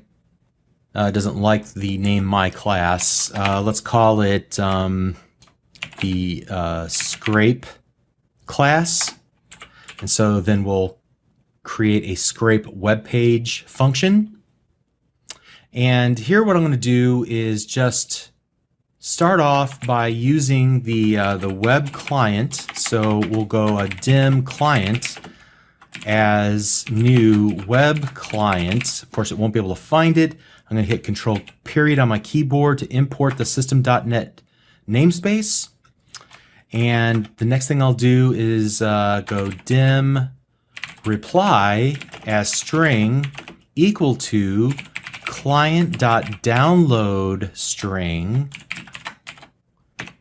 And we're going to pass in something into the scrape web page function. So we'll go by val. Let's go URL as string. So we'll pass that URL into the download string. That should work. And next we're going to do a, I guess we won't do the console.writeLine. We'll just return the string, or actually reply. There we go. And the next thing we're going to do is also go file dot write all text. I happen to know that that's what I need from the system.io namespace. So we're going to import system.io. So write all text, and then we're going to give it a path. So I'll just go ahead and pass in a path. That'll be the second item that we're going to need to pass in by val path as string. All right, and so let's go ahead and pop those on different lines. And I have to also give it what I want to write. So in this case, we'll write the reply, and then we'll return the reply. So hopefully that will work. Let's go ahead and build the solution. And what I'm going to do is change this from the debug to the release version. So the debug version creates extra code that allows Visual Studio to attach to it. The release version is when I'm finished with my code and I may want to distribute it and use it in other projects, or actually put it on somebody else's computer. So I go ahead and select the release configuration, and then I'm going to choose build solution, and it should build into the release, the /bin/release folder, my code library.dll, as you can see here, and it looks like it's succeeded. So what we'll do now is actually create a new project to utilize that class library, and I'm going to call this my client and click OK. And here what we're going to do is actually add a reference to that DLL that I just created. So there's a couple of different ways to do it. I'm actually going to right click and select add reference again, and this time what I want to do is just use the browse feature, and you can see that it found that I currently have this DLL in my users Bob documents Visual Studio 2015 projects, my code library, and so on, because it's under the recent DLLs that I created. But if it wasn't, I'd have to use the browse feature, and I'd have to go and search using this open dialog to find that DLL somewhere on my hard drive, and that's not going to be as pleasant. There's a lot of friction in that experience. This time, just for the sake of illustration, I'll go ahead and use this recent item, but I probably would have to use the browse in order to find that DLL on my hard drive. All right, so let's get started. I'm going to need to create an instance of scrape. So dim my scrape as new scrape, and it doesn't see scrape in the IntelliSense. So clearly I did something, you know what I need to do? Control period. And I need to import the my code library namespace into my module1.vb. Why? Because the default name for my namespace is the name of the project. So I need to import the namespace for the code library I created that contains the scrape class, and then it will be able to see it. All right. So now I have a reference to my scrape, and I should be able to do like dim result as string equals my scrape dot scrape web page. There we go. And let's give it a URL and then a path where we want to save the file. So the URL will be http://www.devview.com, and then we'll use for the path C:/. I think I have an example folder where I've been saving some things.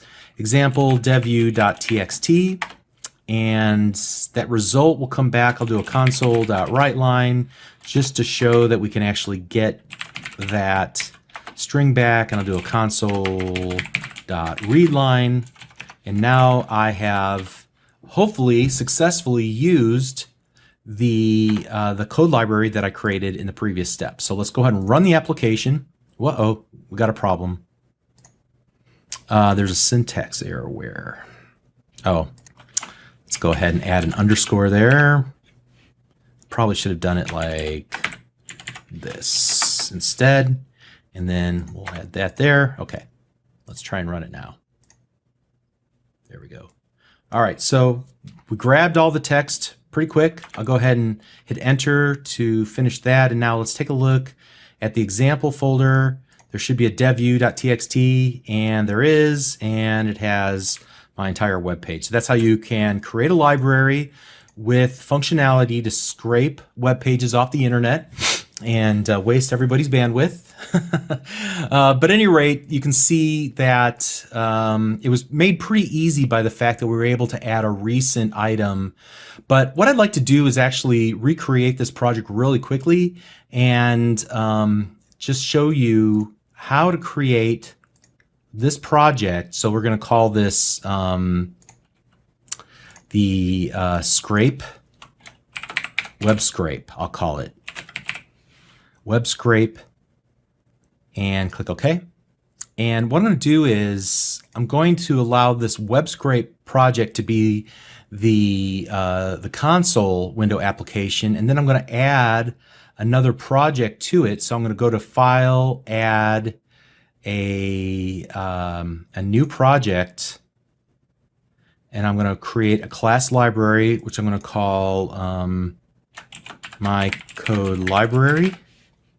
All right, it should put it in the web scrape folder. And here we go. I'm going to call this scrape. And here we'll go public function scrape web page as string. And I tell you what we're going to do. I'm just going to pause the video, copy and paste the code in here from the previous project. So let's go ahead and pause the video now.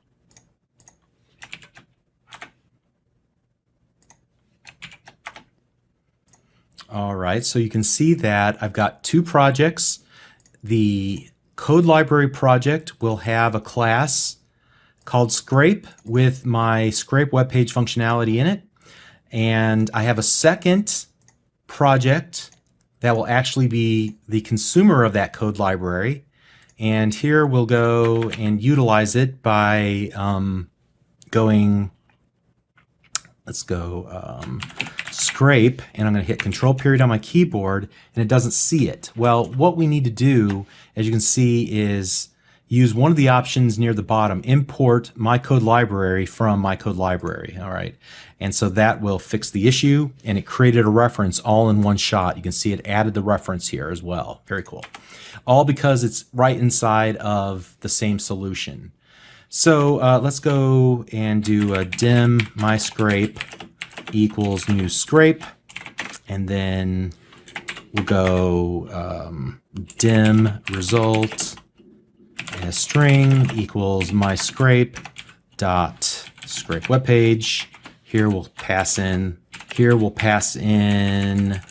the URL like we did before. Let's grab something different like Microsoft.com, and then we'll save it here C:/example/ Microsoft.txt, and then we will go console.writeLine, passing in result, and then console.readLine, like so.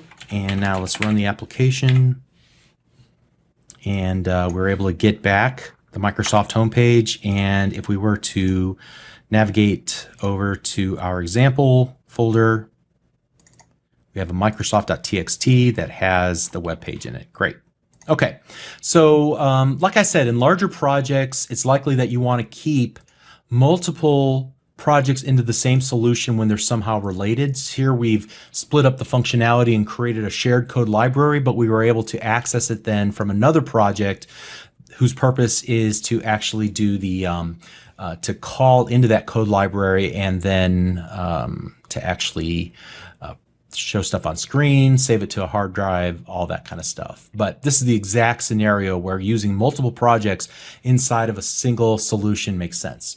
So to recap, in this lesson, we talked about how to create a reference to other parts of the .NET Framework class library if they're not already added in by default, depending on the project template that you've selected. We talked about how to reference other free and open source assemblies that are created by other companies, a group of developers, or even Microsoft has some of their libraries out there on NuGet as well. We looked at how to create our own code library, which we did that for the first time, and then how to access it from our app. And then we looked at a second version of that where we actually created a solution containing both the client and the library in the same solution right here. And we were able to easily make a reference from the client to the code library in just one step by hitting Control period on our keyboard, that quick access step that we got in from IntelliSense, and it did everything for us in one shot. It was very convenient. Okay, so hopefully that's insightful, and that helps you to understand how developers really work with splitting out the responsibilities of their application into multiple files for reusability's sake, for maintenance sake, and then also for distribution through other channels like NuGet or whatever the case might be. All right, so hopefully that helps, and we'll continue on and talk about collections in the next lesson. We'll see you there. Thanks.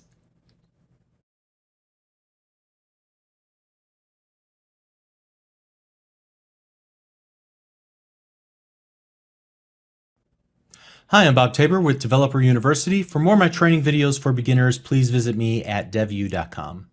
So previously we looked at arrays, which allowed us to keep a sequence or a group of related values all packaged together in the same container, in the same bucket, the analogy I've been using up to this point, the same bucket in the computer's memory. And we created an array by first defining the data type and then the number of items that we hope to store in the array surrounded with parentheses. So if I wanted 5 items, I would do dim something and then use parentheses 4 as string, and I would be creating an array of strings in that case. And then once we had the data gathered together inside of an array, then we could iterate through the array and perform other operations on all the items in the array, kind of together as a group. But you recall that I said that once I introduced collections, you would see that they were arrays on steroids, and I almost exclusively use collections over arrays unless I absolutely have to. And I think you'll agree that collections are great whenever you're working with all data types, not just simple data types like your strings and integers, but then also with custom classes like the car class that we've been building ourselves.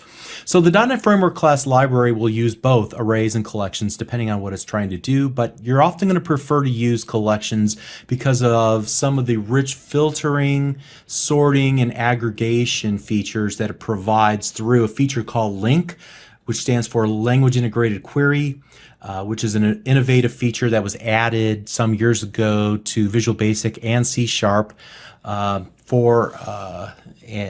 basically this very purpose. A very if you're familiar with SQL, the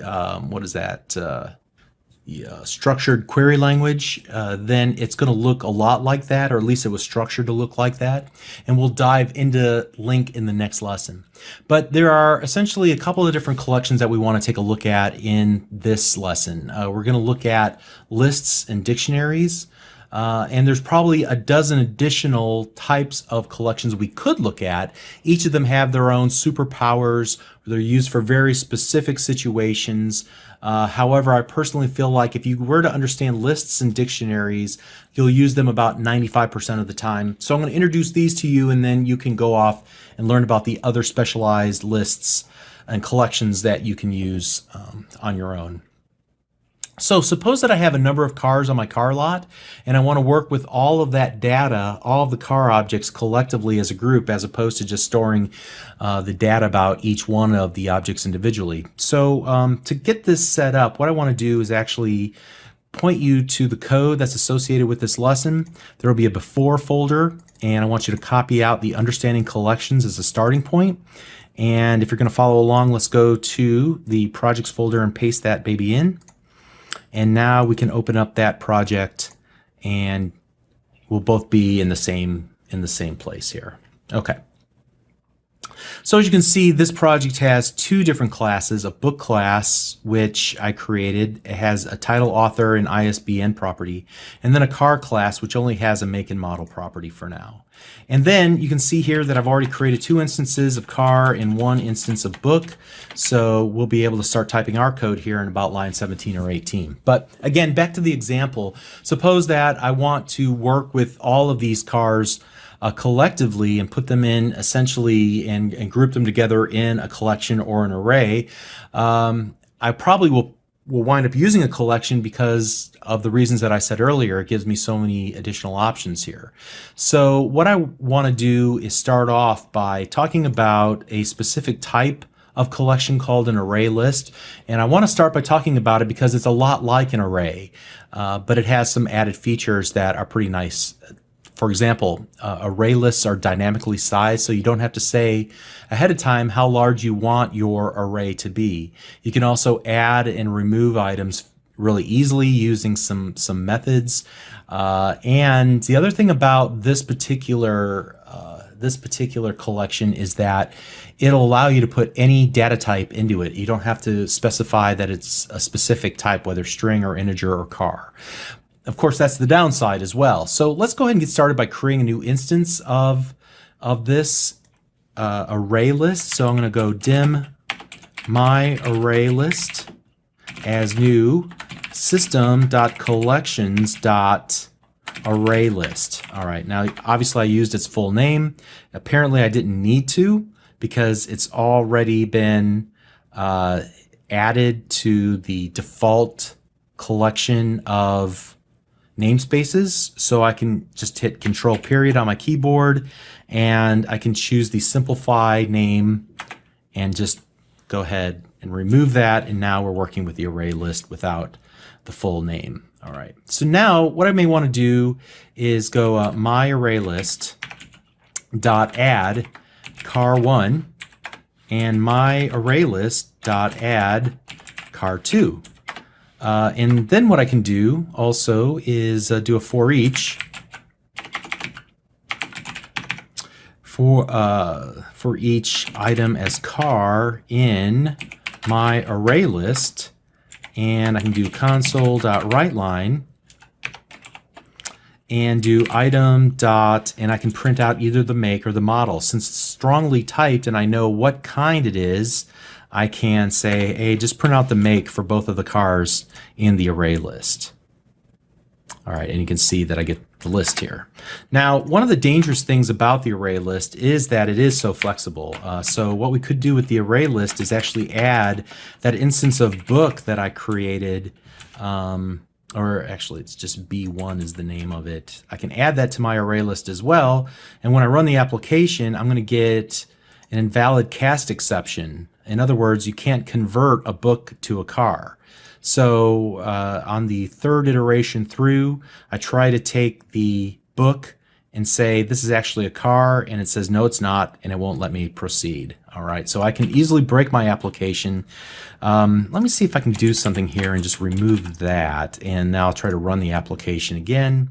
Now I get a different exception. I said, let's not call this a car. Let's just make it an object so that it passes that test we're not going to check whether it's a car or something else. However, when I attempted to access the make property of the book, well, there is no make property of the book. And so I get a different exception, missing member exception. So I guess the moral of the story is that the bad news is you can add anything you want to the array list. It's very accepting, which is both good and bad. Now the good news is that I can honestly remove an item as easily as I can add an item to my array by using the remove method, and now the application works again because we both added but then removed that item from the array list. Okay, so I just wanted to show you what's possible. Now I already noted some downsides about the array list.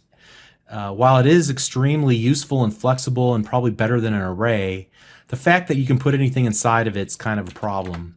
So what we want to do is actually use two better collections. They're called generic collections. They're generic because you have to define the type for the collection to make it specific. So let me go ahead and just type in some code and then I'll explain how this works. We'll use a list of T generic collection. So here we go. Dim my list as list of car equals a new list of car. My list dot add car1. My list add car2. And now we can do a for each in my list.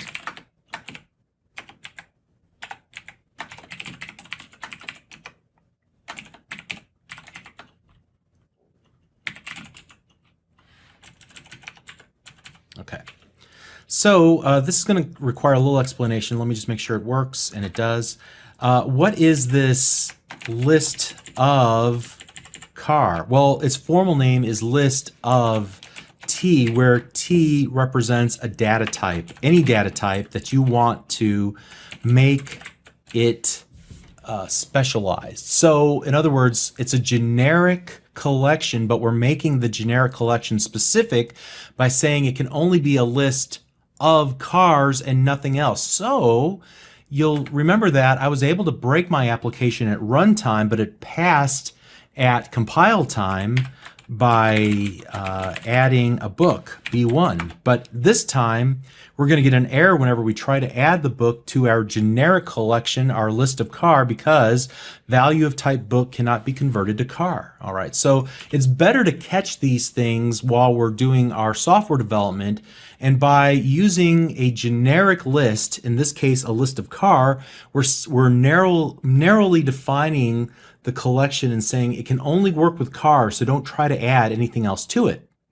Generally speaking, whenever you're working with data in software development, being very restrictive is better than being unrestrictive. Now, some people would disagree with that and say, for example, JavaScript allows you to be very dynamic, but then again, a lot of people shoot themselves in the foot with JavaScript. Whereas with C#, you're going to get those compilation errors ahead of time if you are putting those restrictions on your types up front, okay? And that's what we're doing here. So now let me show you one more type of collection. Generic collection is called a dictionary. And think about a dictionary that you're familiar with, like Webster's dictionary. You have a word that you need a definition for, so you go and you turn the pages until you find the word, and then next to the word is usually a sentence or a paragraph that explain or is associated with that word, okay? And that's the idea of a dictionary. The same thing is true here.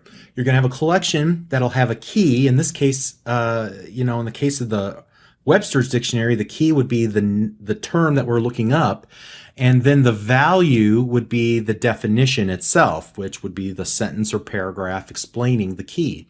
So we can create that same sort of situation by creating a dictionary. So here we'll go dim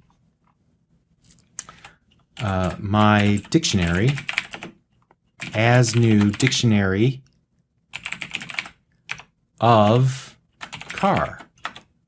whoops, I got to give it two things. I have to give it, first of all, T key and then T value. So the type of the key. And so in this case, I'm going to use a string as the key. And then I'm going to give the type of the value, which will be a car. So we're going to give our dictionary, whenever we create a new item in our dictionary, we're going to give it two things. First of all, we'll give it the key, which will be the car, so car1.make, and then we'll give it the actual car1 itself. So now we can find any item, any car in our list of cars by merely using the make. So here we'll go mydictionary.add car2.make and then car2. All right. And so let's go ahead and go console.writeLine, and let's look up my dictionary, and we'll look up I think, what do we have here?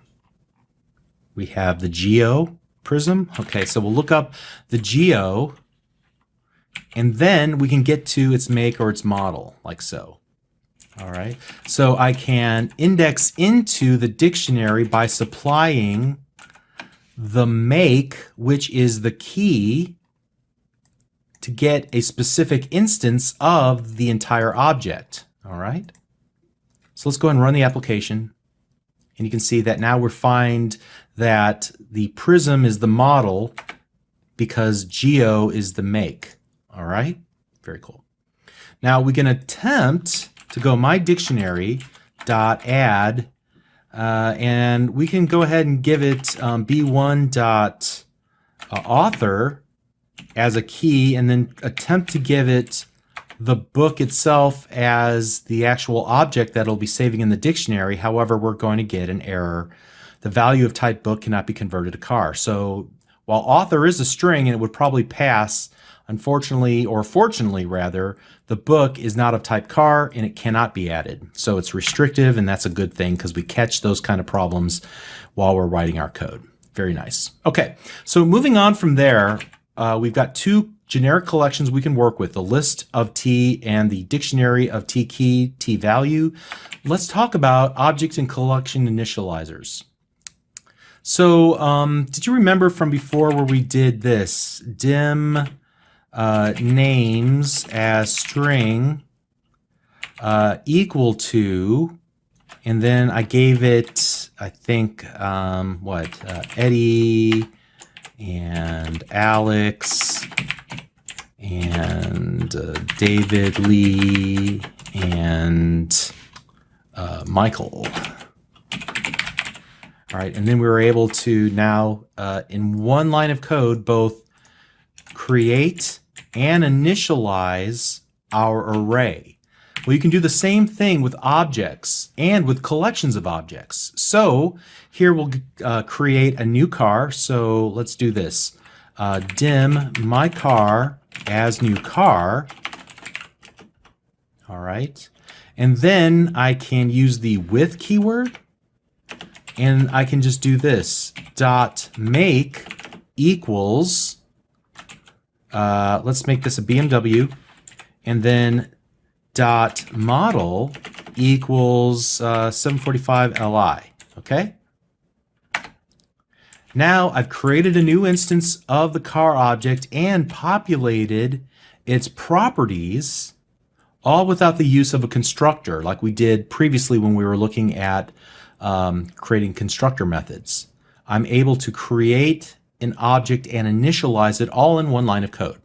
Looks very similar to what we did with arrays, right? Very cool.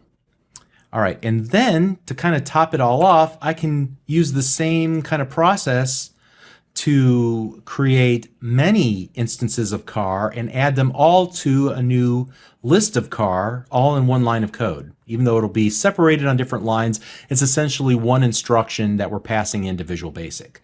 So here we go.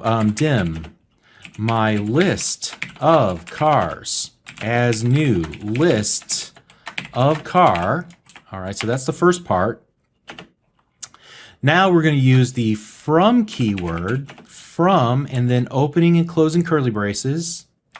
And I'm going to go ahead and just make some room for myself here and then use my arrow keys to kind of navigate around. New car with, and here we'll go, make equals Aston Martin, and model equals DB9. Then I'm going to go to the end of that object initializer and go to the next line and create another new car with dot make equals Audi dot model equals the A8, comma, new car with dot make equals a Dodge, and then dot model equals the Dart. Okay. All right, so then at the very end, we'll just go ahead and collapse those last two curly braces. So it can start getting confusing because, you know, what curly brace belongs with what curly brace, but typically what happens is if you select one, you'll see that it's slightly grayed out, and it'll show you its corresponding opening or closing curly brace by giving it a little gray background as well. So whichever one you've got selected, it will show you its corresponding beginning or ending curly brace by highlighting it in light gray color. Okay, but essentially this is one line of code. Now what we can do is we can for each our way through for each item as car in my list of cars. And here we'll go console.write line. We'll just go item.make or model. Actually, we'll do item.model. Let's go ahead and save it and run the application. And you can see there are the three models of cars. And essentially, we were able to, in one line of code, create a new list of car and then create three new car objects and add them in to initialize that collection with new instances of the car object as well, all in one shot. Wow, that's pretty crazy, right? So at any rate, that's all I really wanted to tell you about. Let's recap what we talked about in this lesson. We talked about collections, both generic collections and non-generic collections. We talked about why you want to use a collection, especially a generic collection. Then we talked about the list of T and the dictionary of T key, T value, how to create those, why they're better than just your normal collections, because they enforce types and so they restrict the types that can be used inside of the collection, which means we can catch errors since it's strongly typed at compile time rather at runtime. Then we looked at an object initializer here, and then we looked at a collection initializer here. All right, and next up what we're going to be able to do is use the LINQ extension methods in the LINQ language in order to filter and sort and group our collections. And so that's one of the reasons why you'd want to use collections over arrays whenever you're working with lots of data. And so we'll do that in the next lesson. We'll see you there. Thanks.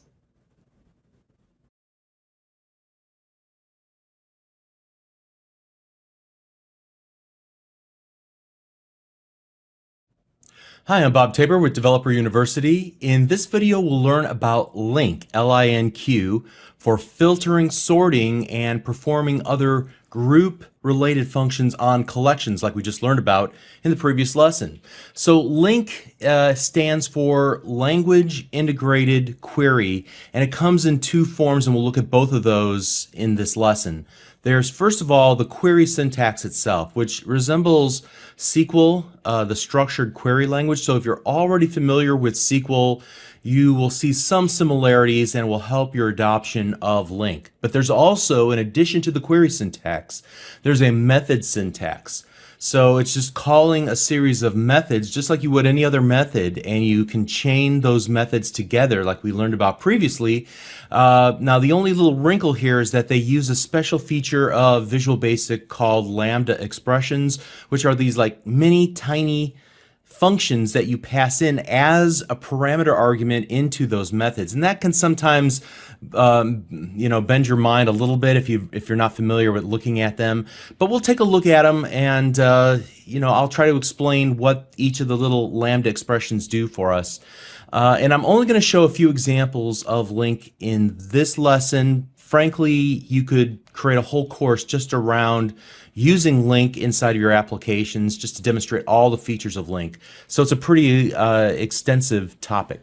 To get started for this lesson and introducing LINQ, I want to grab the source code for this lesson from the before folder, and I'm going to copy that and put it into my projects directory.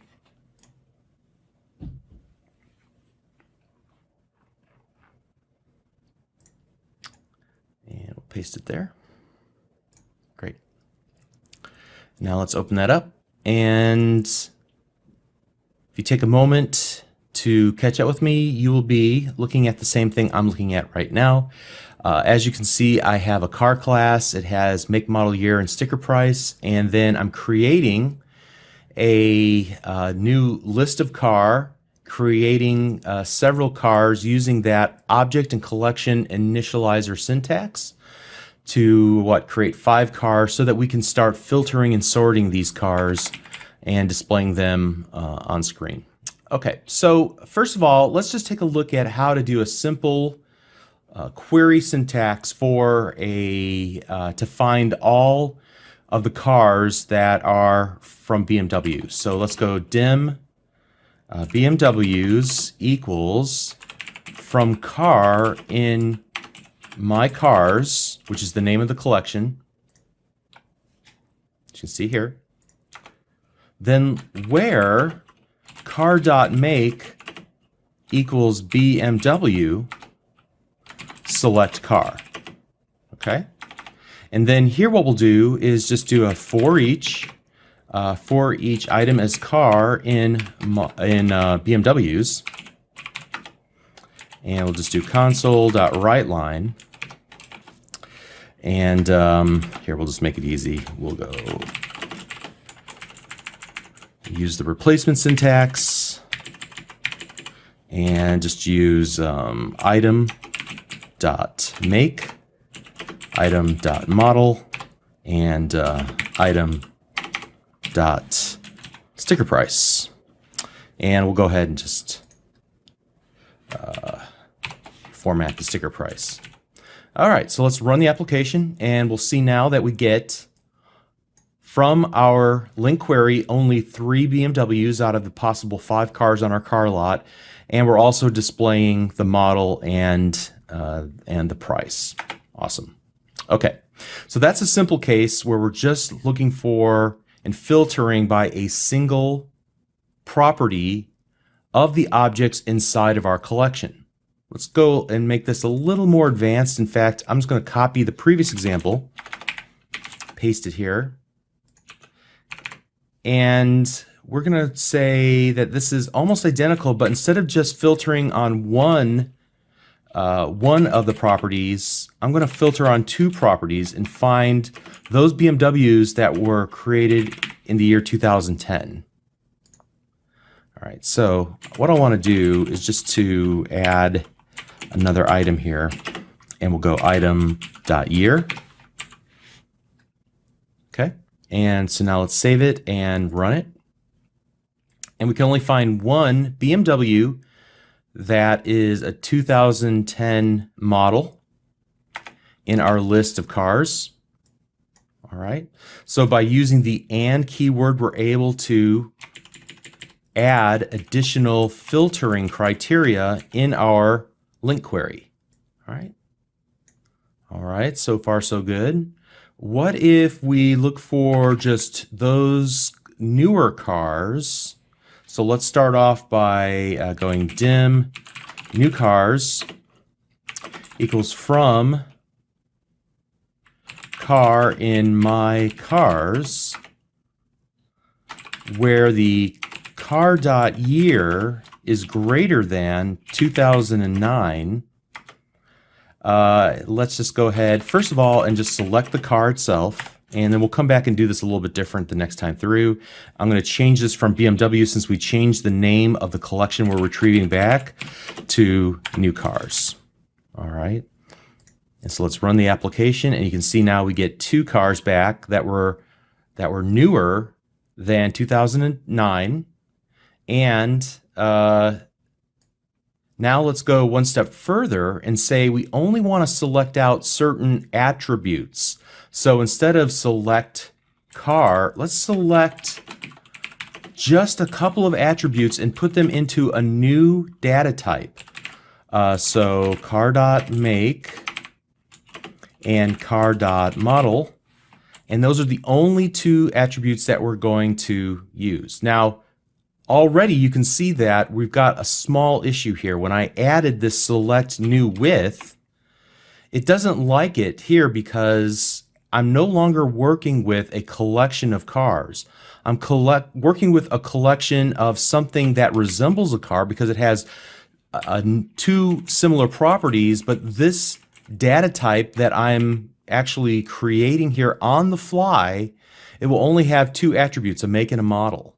In other words, I'm creating a new data type. I'm projecting the data from car into a new data type. What's the name of the data type? I have no idea. We're just making it up as we go along. It has no name. It's anonymous. So we're creating or projecting out only a couple of properties from our query into a new anonymous data type, a class that we're creating on the fly that has no name.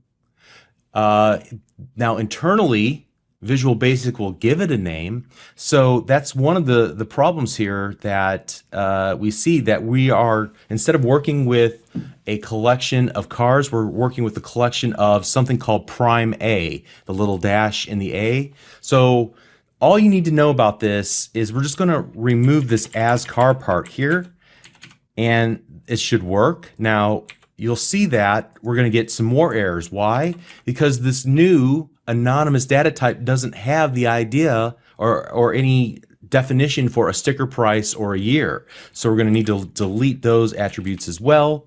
But now that I've done that, whoops. Okay, we got to also remove the replacement syntax here associated with it, and now we can run this. There we go.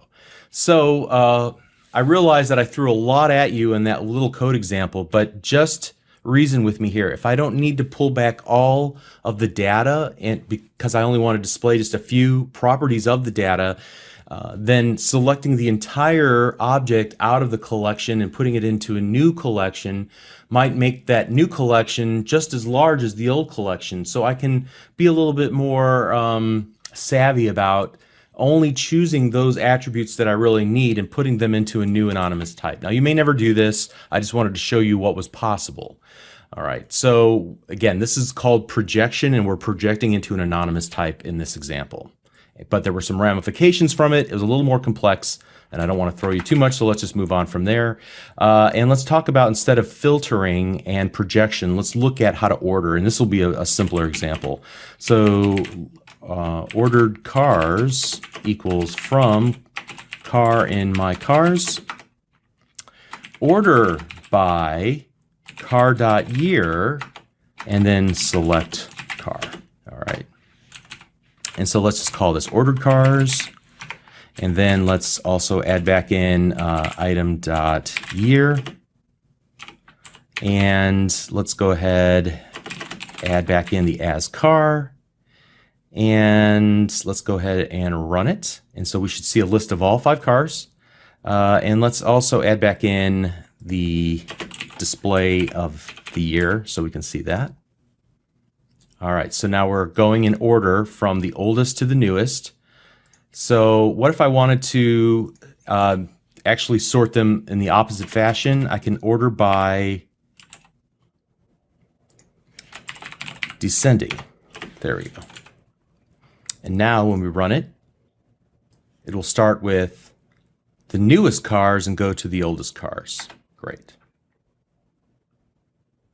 All right, so we saw a few examples of the query syntax, and I didn't emphasize it at the time, but if you are familiar with the structured query syntax, things are in a little bit different order. Like, for example, in a structured query language syntax, you would see the select first and not last. However, the syntax is close enough that you can easily adapt your thinking to remember it and fumble your way through with the help of IntelliSense. All right, so let's start back over and remake a few of these examples, except not using the query syntax, but rather the method syntax.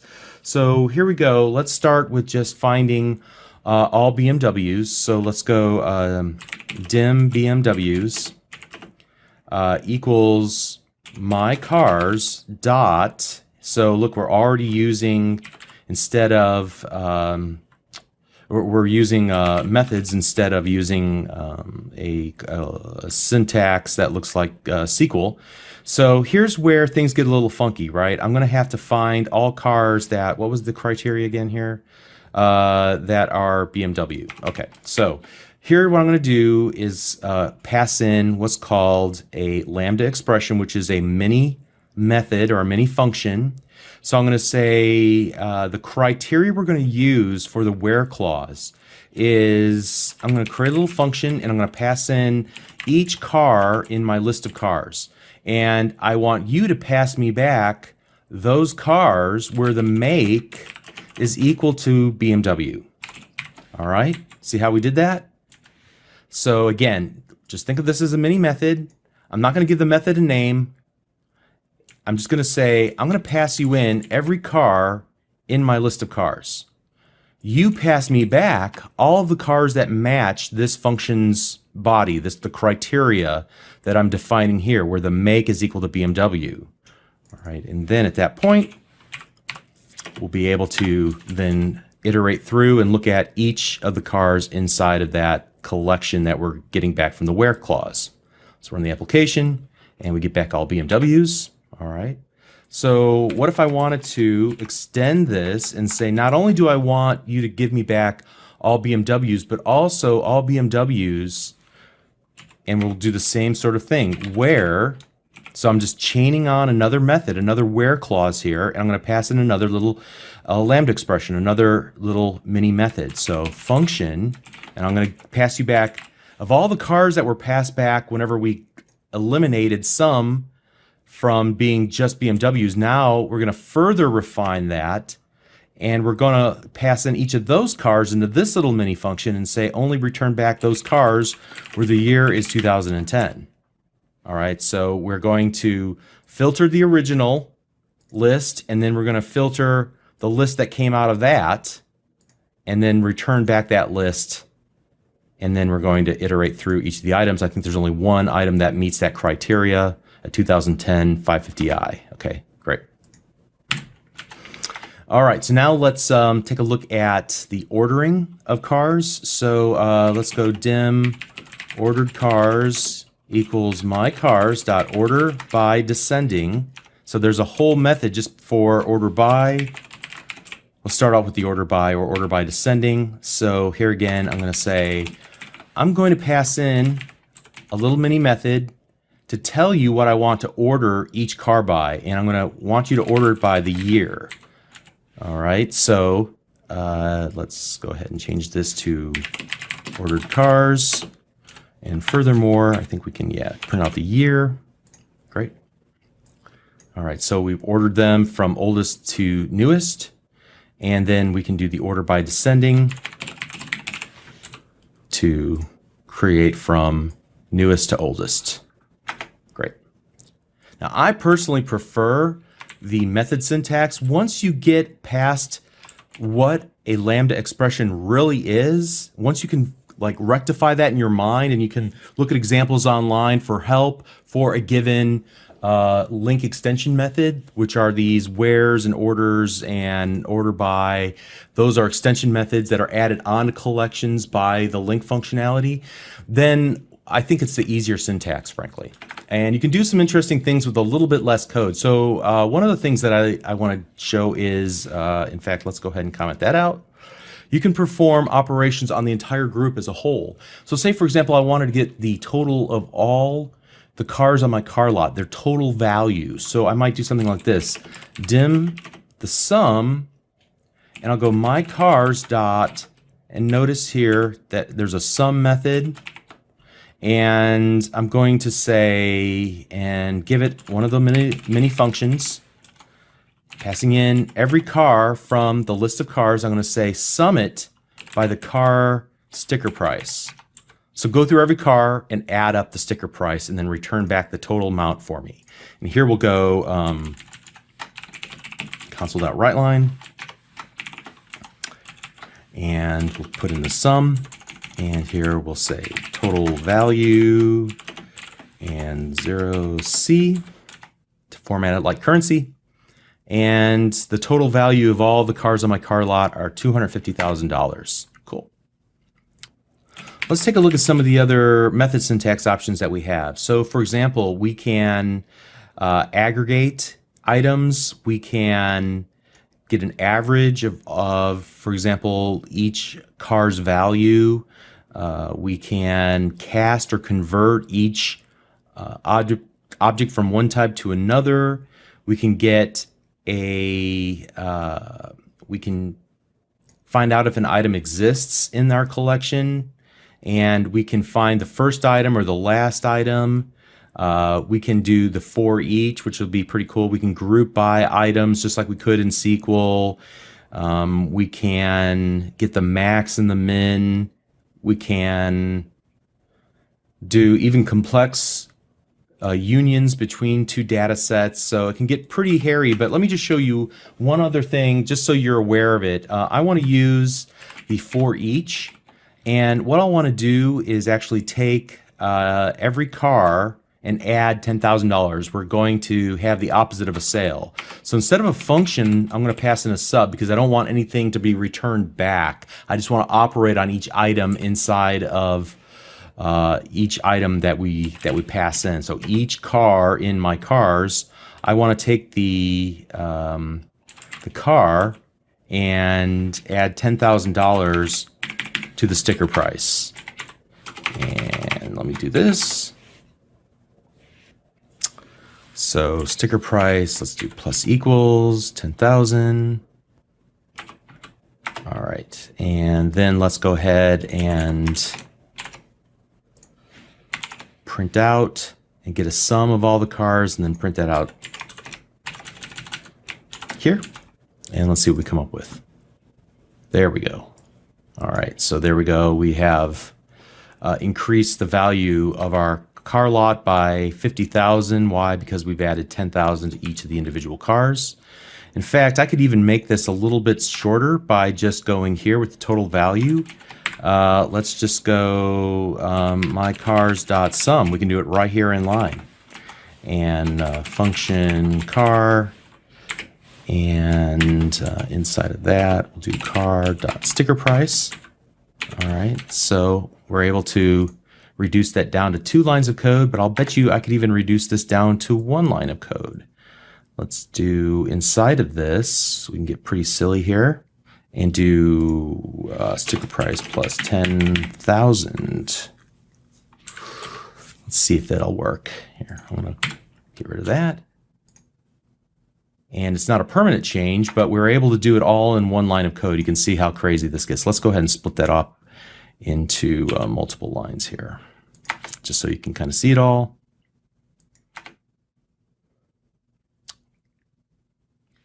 Not even sure what the right way to be split that out, but there you go.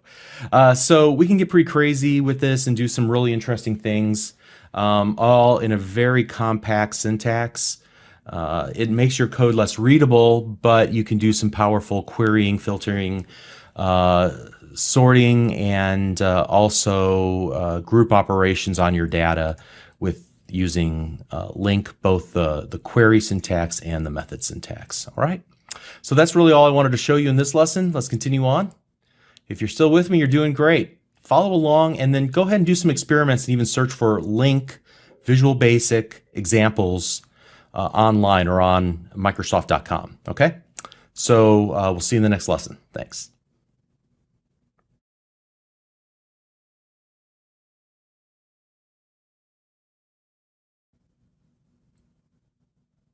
Hi, I'm Bob Tabor with Developer University. For more of my training videos for beginners, please visit me at devu.com.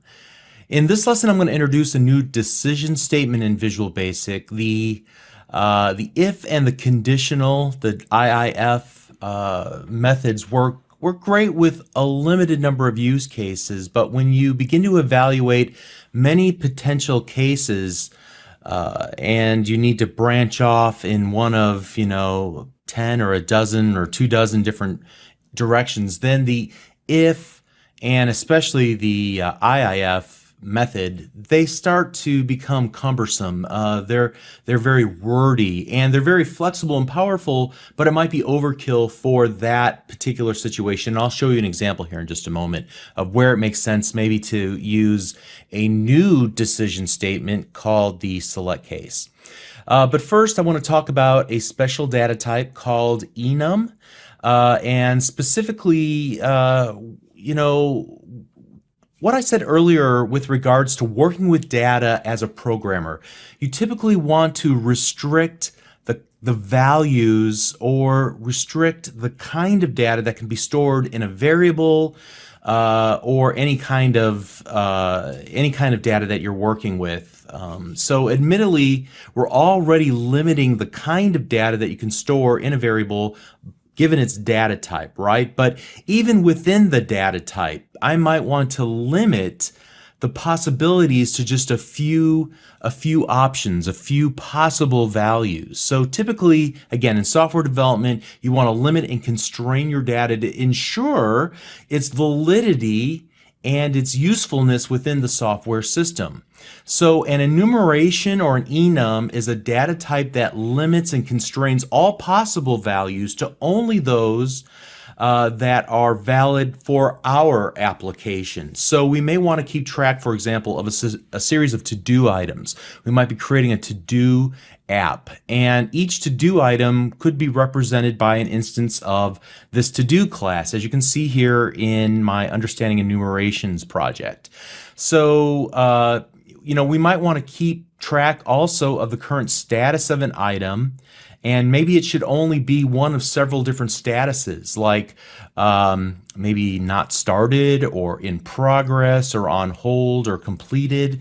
Now, as I'm going through and I'm developing my application, I certainly could use a string and then start comparing strings against each other. But the problem with strings is that you can potentially mistype a string. And so especially if it's going to be input by an end user, there might be some fat fingering, or they may not spell it correctly, or you within your own software development efforts, you might not have typed it correctly in one spot and subtly introduced a little bug whenever you're checking to see, if my to-do dot status equals not started, something like that. In this case, as it's represented right now, you might miss the fact that you are missing a T there, and this would never get executed. So you typically don't want to work with strings when you're doing comparisons. These are often called magic strings because they hold values, and because of the flexibility of a string, it can hold any value. But it might not make sense in our application, and so you typically want to constrain values, not use strings for purposes like this. Anything like maybe a title or a description, sure, use a string because you want that to be any potential value. But a status, you want to limit statuses to only a few possible statuses because you might be doing some business logic based on the current status, right? So an enumeration will help us by eliminating all of the possible values to just a few possibilities. So in this case, what I could do is to actually create a public enum and call it to-do status, and then I'll just type the possible values for a to-do status. So here we'll go not started, and you can't put spaces in between these. I might be able to use a dash or an underscore, but I'll just go ahead and use camel casing, in progress, on hold, completed, or deleted. And those are the only options for to-do status. Now I'm going to change the status of my to-do class from a string to type to-do status. And notice that this is almost like a data type in and of itself. I can use it as a data type for my variables or my properties inside of a class.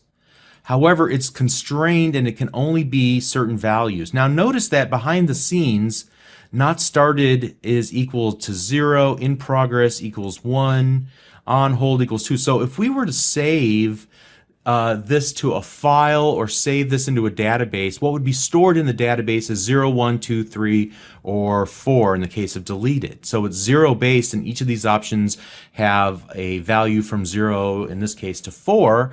However, when it's being used here in our application, we can do something a little safer than what we currently are doing now. We could do to-do status dot, and we can only select one of these items from the list of possible enumerated values. So now I can do a safe comparison and see does my to-do status equal to-do status, and you can see here in IntelliSense the options, not started.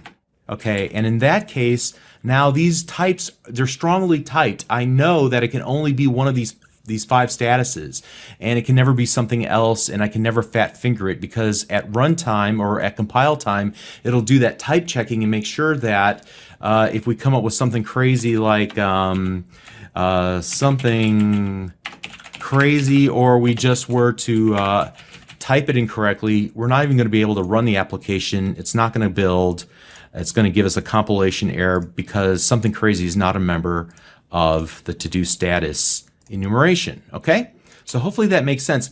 Enumerations are used all over the place in the .NET framework. For example, the console window or the console class has a foreground color, and you can set that to one of several different enumerated values defined in an enumeration called console color.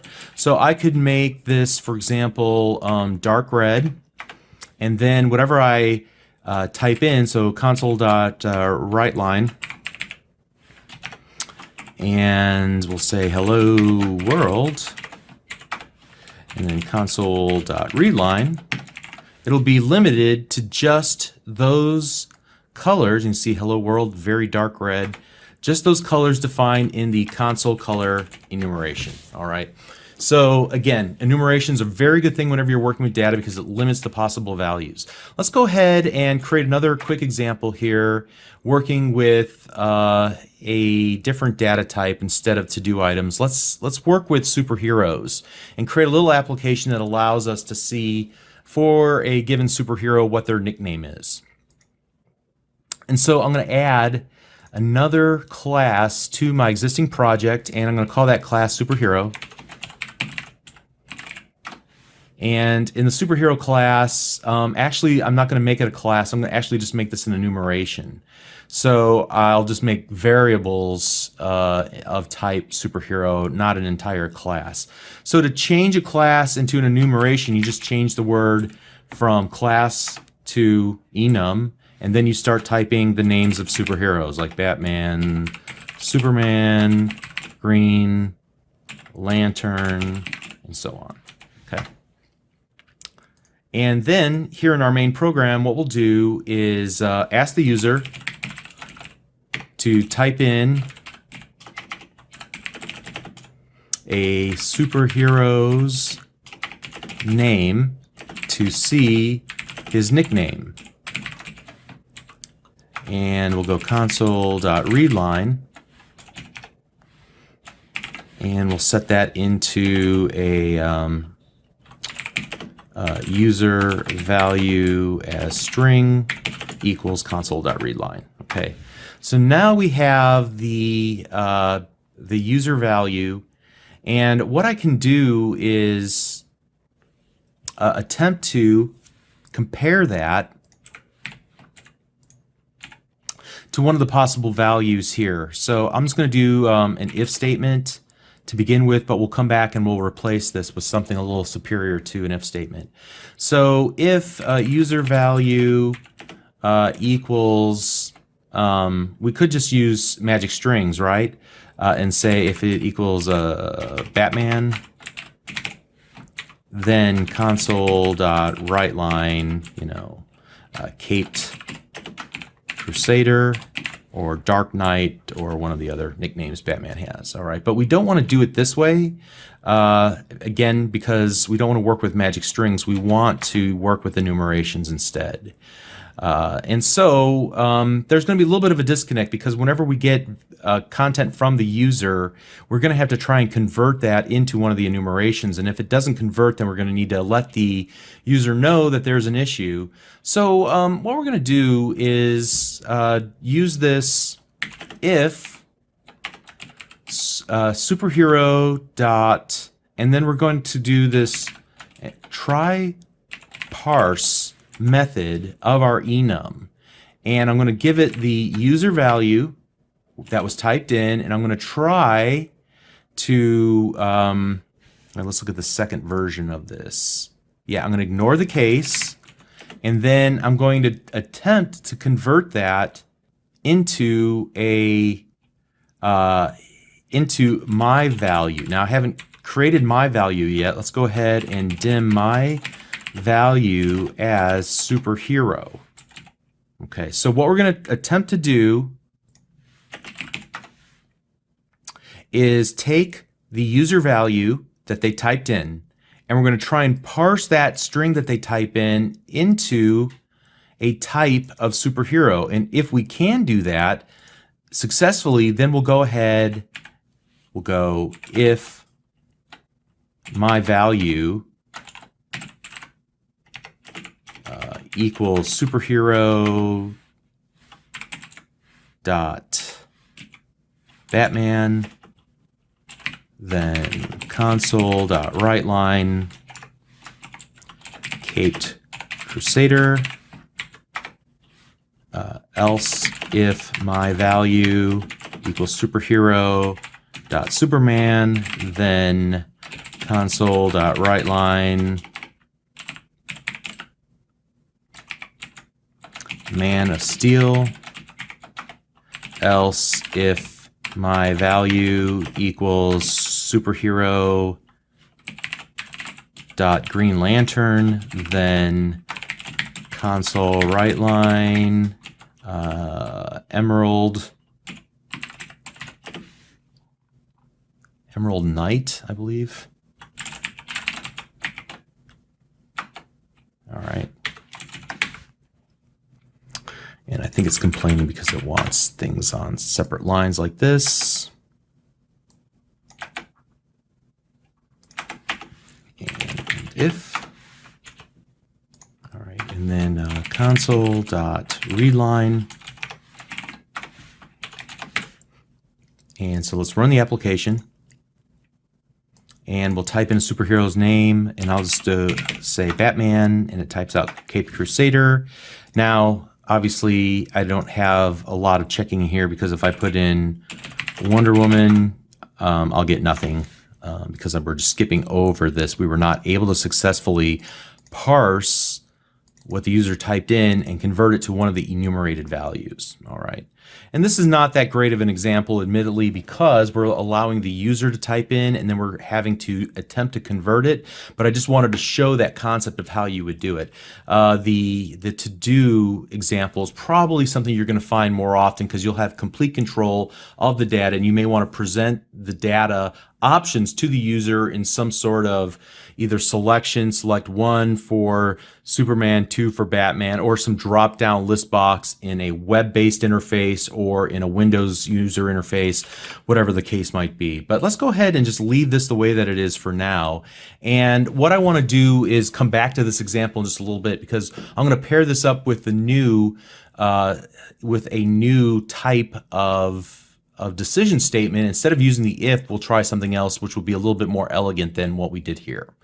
All right, so I wanted to introduce a new decision statement, the select case statement. You know, the if then else if, else, end if. It's really powerful. You can do a lot of really cool things with it. However, if you need to do something simple, it can sometimes be overkill. Here's an example of something you can do which with the if statement that is actually pretty interesting. So I'm going to show you a complex if statement example, and you should be able to find that in the code folder wherever you're currently watching this video.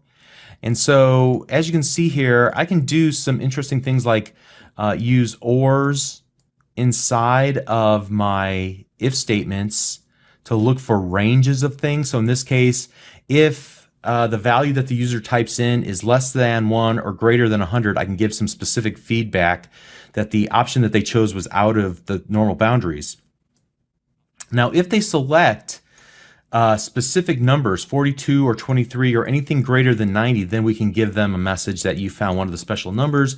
Otherwise, you didn't find one of the special numbers. So we can get pretty complex using the or and the and, like we saw at the very outset when we were looking at various operators. And here, let's just choose like 86. You know, you didn't find one of the special numbers, but if I type in 23, you found one of the special numbers. Okay, very simple example, but you can see that with an if statement, you can get very complex and test a lot of different cases. Let's close that down and close that out. What I want to do, however, is create a new project. So let's save what we have here in Understanding Enumerations, and we'll go File, New Project, and we're going to create one called Understanding Select Case. And let's create a similar example to what we did before, except we're not going to use enumerations this time around. So console.writeLine, and then type in a superhero's name to see his nickname.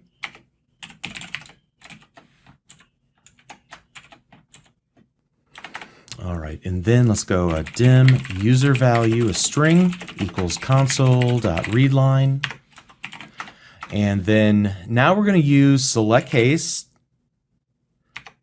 and I'm just going to hit select tab tab, and you can see the format of a select case statement.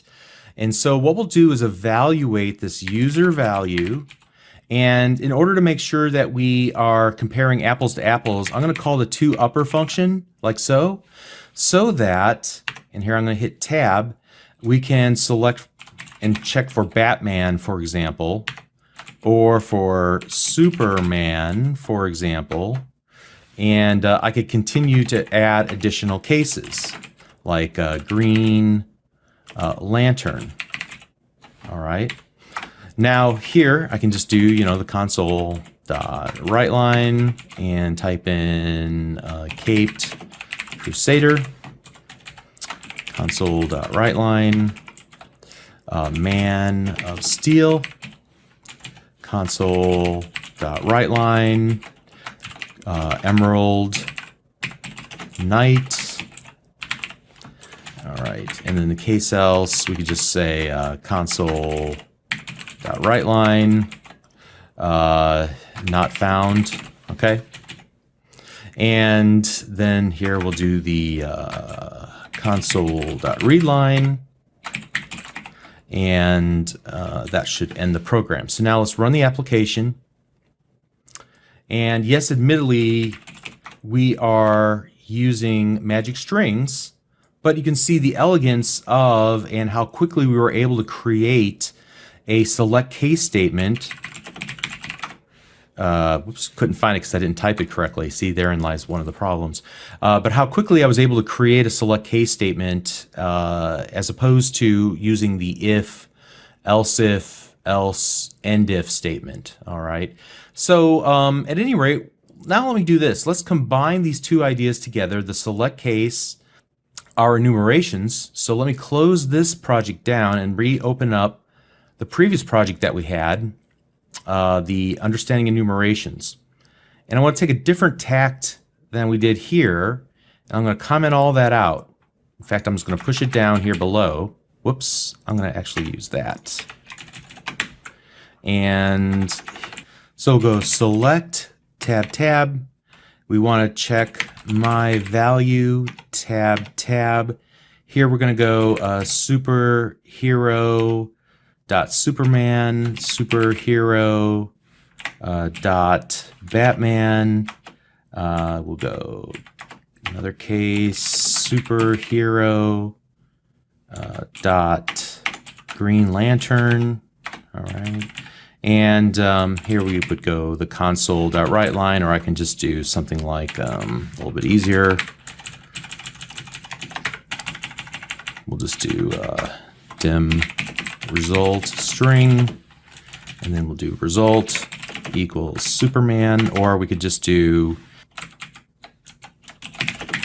steel result equals Caped Crusader, result equals Green Lantern.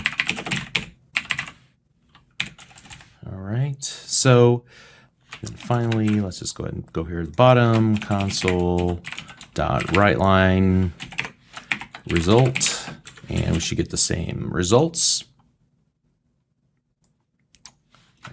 Batman. All right, so it's a little tidier. You can see there's just a little bit less code involved than if we do the else if my value equals each time.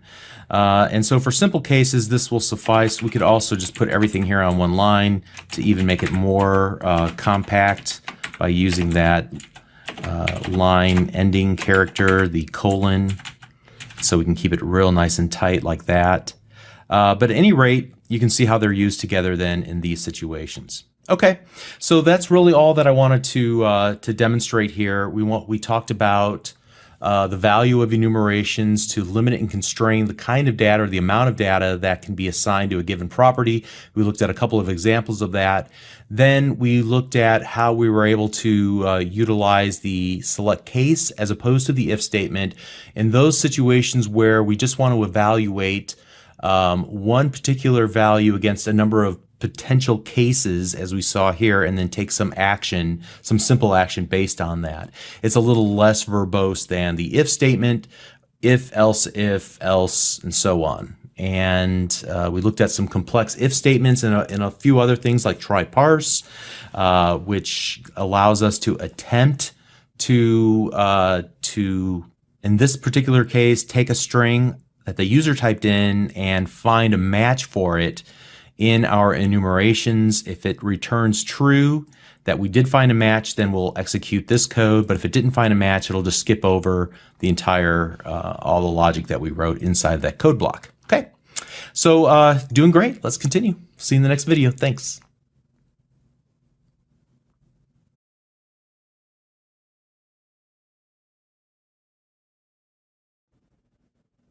Hi, I'm Bob Tabor with Developer University. For more of my training videos for beginners, please visit me at devview.com.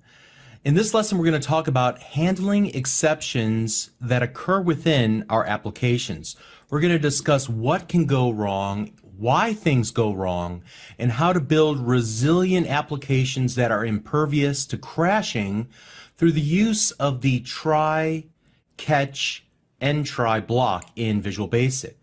So whenever the compiler catches a data type mismatch, an unresolved reference to a class, or some malformed Visual Basic instruction, it will refuse to compile your source code into a .NET assembly until you fix the problem. We've already seen this happen a number of times. We usually get the red squiggly line, we'll get the error list pop up. Those are called compilation errors, and those are good because we can catch those and fix them before we release the application to others, right? But there are other kinds of errors that happen only during runtime. In other words, they happen when the compiled .NET assembly is actually in the act of executing on somebody else's computer.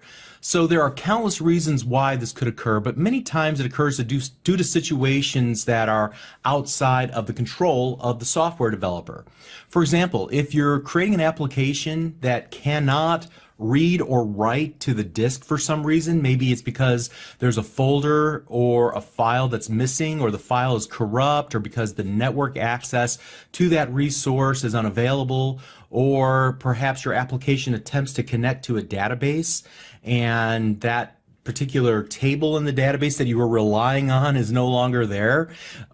Maybe the columns have changed names. Maybe the structure in general has changed. These and many more could cause your application essentially to crater, to experience an exception at runtime. Now, in some cases, the developer may not have foreseen a problem and therefore didn't account for it. For example, maybe the developer allows the users to type in their country, but the user misspells the country name, and as a result, we can't find a matching country, and we have bad data in our database as a result. Or perhaps the user is maliciously trying to break the application. Maybe they type in numbers instead of alphanumeric characters or alpha characters.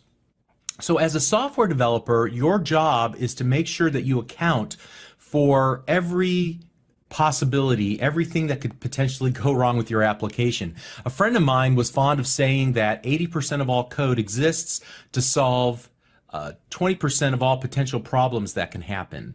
So generally, software developers should be pessimistic about the reliability of any input into the program, especially input that's human in nature. Somebody types in a value and hits enter. Be suspicious about that value because it probably is wrong. It's probably not what you need. It's not what you need to accept, and you need to be, test it to make sure, is this really valid information that I can use in my application?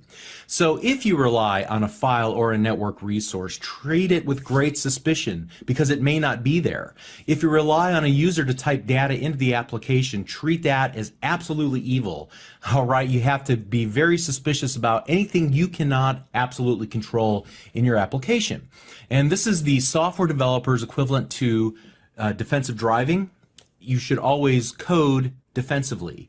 So the way that a Visual Basic developer codes defensively is through the use of the try and catch and end try statements in Visual Basic, which we're going to demonstrate in this lesson. So let me give you a quick example of the kind of things that can go wrong. Here we'll create a quick example in our new project, Gracefully Handling Exceptions. And I'm just going to go dim content as string equals, and we'll use the file. We've used this once before. I'm going to go ahead and hit Control period on my keyboard and import the system.io namespace. File.read all lines, or read all text. That's what I want. Read all text. And if you recall, we had a path that we created earlier when we were going through the My Namespace project. We created a folder called test, and there was a test1.txt, and let's go ahead and write that out to our console window, and we'll just do that. And now let's run the application. Now in this particular case, I know that that file is there and the folder name is there, all right? But what if, for example, we were to either fat finger the name of the folder or the file name, and what if we didn't account for that possibility that that folder, the test folder, and that file, test1.txt, does not exist on our hard drive? Well, at that point then, what the developer sees when running in Visual Studio is this little nice message that says the directory is not found, or a directory not found exception was unhandled. So it will create a data type of an instance of a data type called the directory not found exception, and that object will have information about the exception that we encountered.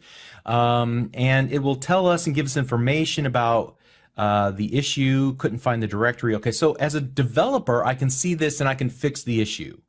However, as an end user, you're not going to see this. You're going to see something much more ugly. And let me just go ahead and quickly build this. And then I'm going to open up our projects, go to Gracefully Handling Exceptions, and look in the bin directory and run the application. And this is what a user would see. They're going to get this ugly error message that says gracefully handling exceptions has stopped working. A problem has caused the program to stop working correctly. Windows will close it and notify you if a solution is available. And then it gives you all that error message stuff in the background, right? So it's a pretty ugly situation for your end users. You want to make sure that whenever you release the application to an end user that you are accounting for all the potential problems so that they never see that ugly error message pop up. All right. What we can do to kind of mitigate this is to take into account in our application anything that we don't have absolutely complete control over. Now we have control over writing lines to screens and reading lines, okay? That's not the issue. What the issue here is attempting to access a resource that we as programmers do not have access to or may not have complete access or control over. So in those cases, what we may want to do is to wrap a try around our code that could potentially be an issue. Now I deleted a little bit here, but I'm going to go ahead and put it back in and just leave it the way that it is. And I'm also going to just take this dim content as string and I'm going to move it outside of the try catch. Put it right here. And then just do content equals, all right. And now I'm going to run the application again. And this time, well, we don't get any error messages at all, but we don't get any results either because we know that there was an issue. All right, so we can improve this by giving a little bit of feedback, and that's what the catch is for. What we can do at a minimum is just go console.writeLine. There was a problem, and this is the bare minimum. We'll run the application. At the very least, we'll get the message, this was a problem. So we tried to execute this code in this code block, but we encountered an exception, and as a result of that, I executed this code block, okay? And then we could continue on, and at least the application didn't die. I think we can improve this a little bit more, though, by telling the end user what the problem actually was. So let's go ahead and then use this error object or this exception object that has been returned back to us. So like I said before, whenever an exception happens, the .NET Runtime will create an instance of an exception object. An exception is kind of the grandfather of all exception related issues. We'll look at some others in just a moment. And so unless we specify a more specific exception, it will always roll up to this exception object. We can take a look at the properties of the exception object, things like the inner exception, the source, the message. And so let me just use the message and display that then to the end user. Now, in a real application, I might choose to log that exception into a log file so that we can diagnose the problem. Maybe I'll even take that message and send it, if I can, to a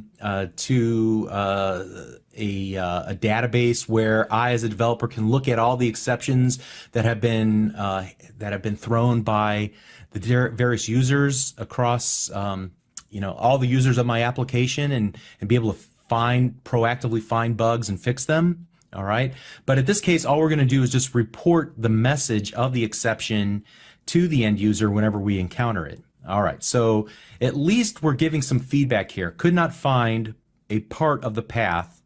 And so if a very savvy user looked at this and said, oh, I wonder if that exists on my file system, and they go and look for tests, and they're like, oh, there's no tests directory. Maybe I need to change the name of my directory, or maybe I need to report this error. Okay. I think we can even improve this a little bit more. And if we were to take a look at this read all text method, and I hover my mouse cursor over it, notice that it gives me a list of potential exceptions in below this, all right? So there's an argument exception, there's argument null exception, path too long exception, directory not found exception, IO exception. And if we wanted to learn more about these, we could just do, actually copy this, and then go and open up our browser, and in MSDN I might go site Microsoft.com and then just paste in file.readAllText. That should bring me to the MSDN article for that particular method. And let's see.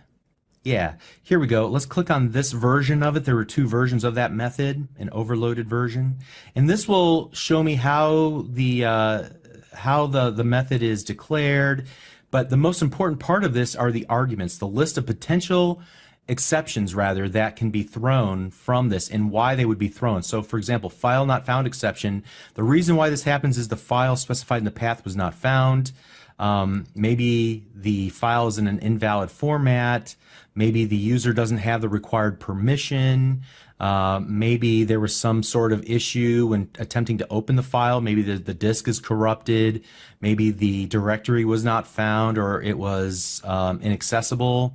Or maybe we just didn't pass in the right argument. So there's a lot of possible exceptions here. And as I'm looking through and understanding how to call this method, I can then account for some of these possibilities. So instead of catching just an exception, what I can do is this. Catch ex as, and then here I'll go directory not found exception. And then we'll go console.writeLine, and I can give a very specific message here. There was, let's say, we could not locate the C:/tests directory. Please ensure that it exists. All right, so now we're giving very specific feedback to the end user by checking for the most specific exceptions first and then the most generic or general exceptions last. Let's go one step further from this. If we found the directory but we didn't find the file, so here we go, catch ex as file not found exception. Console.writeLine could not find, locate the file test1.txt in the directory C:/tests.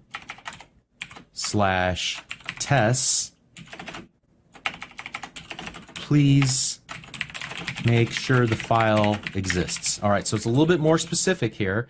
Now what happens when I run the application? Well, the directory not found error is going to fire first because it's going to first of all look for the directory before it attempts to look for the file itself. But now let's go ahead and modify the contents of our C drive here. Well, actually, let's do this. We don't have to modify anything there. We'll change this to test, and then we'll just change this to test4. That file does not exist. I'll go ahead and make the appropriate modifications here inside of the text. All right. Just to make sure that everything looks correct. Okay. So now we've got the directory correct, but we're looking for a file that I know does not exist.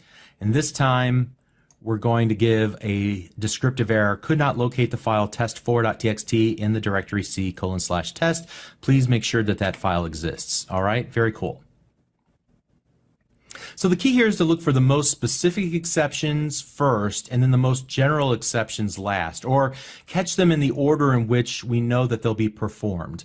We begin by catching the most specific, which was the fact that we couldn't even find the directory, and then we move on and say, okay, well, next up, can we find the file itself? No.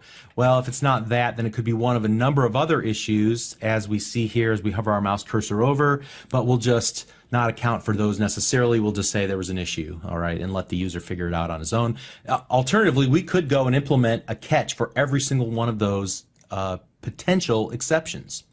Now, the last thing that I can do here is, it's not really necessary in this case, but I'm going to add a finally statement. And so here you want to add any code that should execute no matter what. So, for example, maybe you need to close database connections so that you're not, you don't have a lock on a database file, or close file connections for the same reason, because you don't want to keep a lock on a file so that another application can't access it.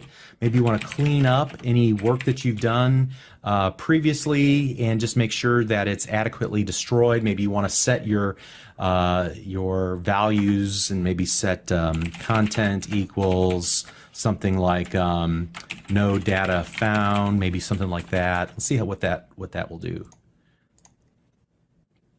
All right, so there we go. Not only do we print the error message, but then finally we'll always execute no matter what. Of course, that might be a problem if we actually did find the data. So that might not be the best one. Maybe it's something like maybe to do an if statement. So console.write if content.length equals 0, then no data found, otherwise just print out the content. I'm just doing this off the top of my head. Hopefully it'll work. So let's try that. All right, so that case it works. Let's see if we move this to test 3. All right, it didn't print it in that case. Oh, it did. It actually printed it a second time. So maybe we just need to put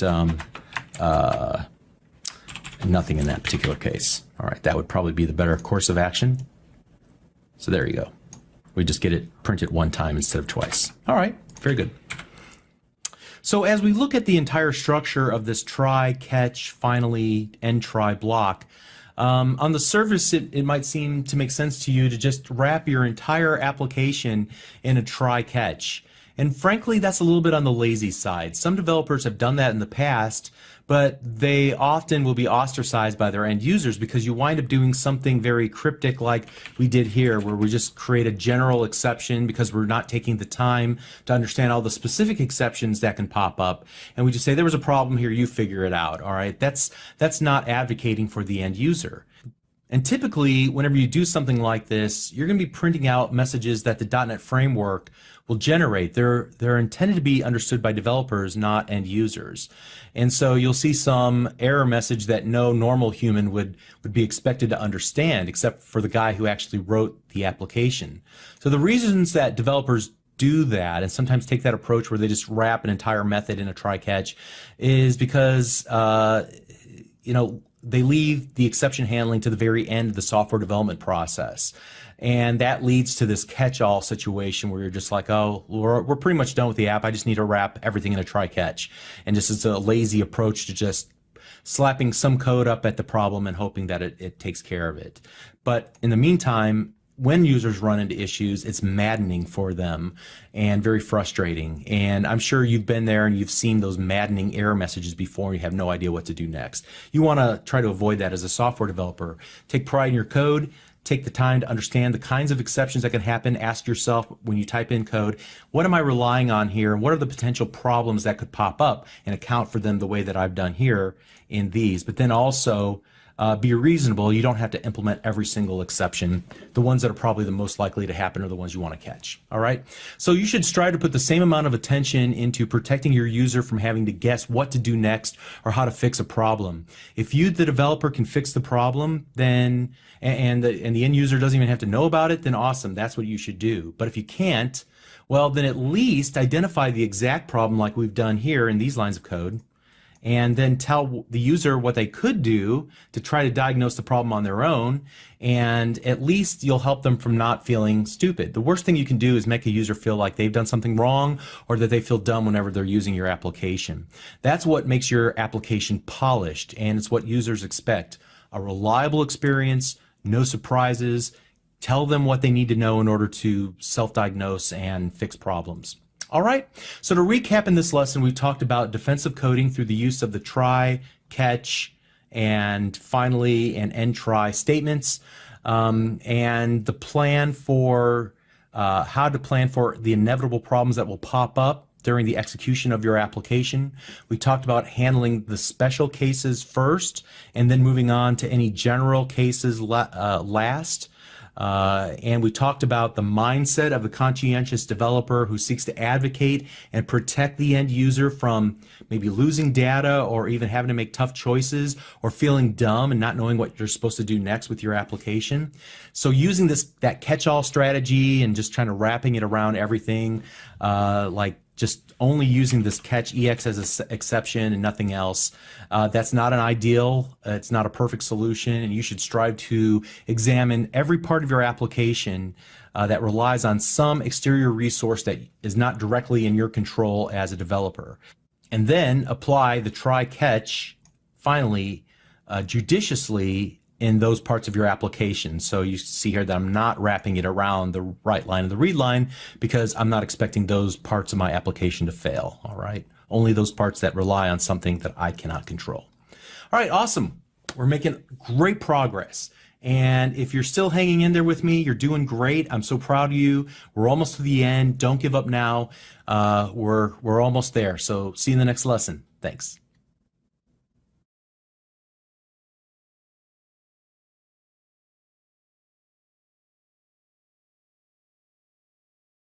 Hi, I'm Bob Tabor with Developer University. For more of my training videos for beginners, please visit me at devview.com. In this final tutorial video, we're going to be discussing event-driven programming. Event-driven programming is really at the heart of most of Microsoft's presentation APIs, whether you're building web or Windows applications. And for that matter, it's at the heart of just about every other API in the .NET Framework class library. Events allow you, the developer, to plug in and respond by handling key moments or key events in the life cycle of an application's execution.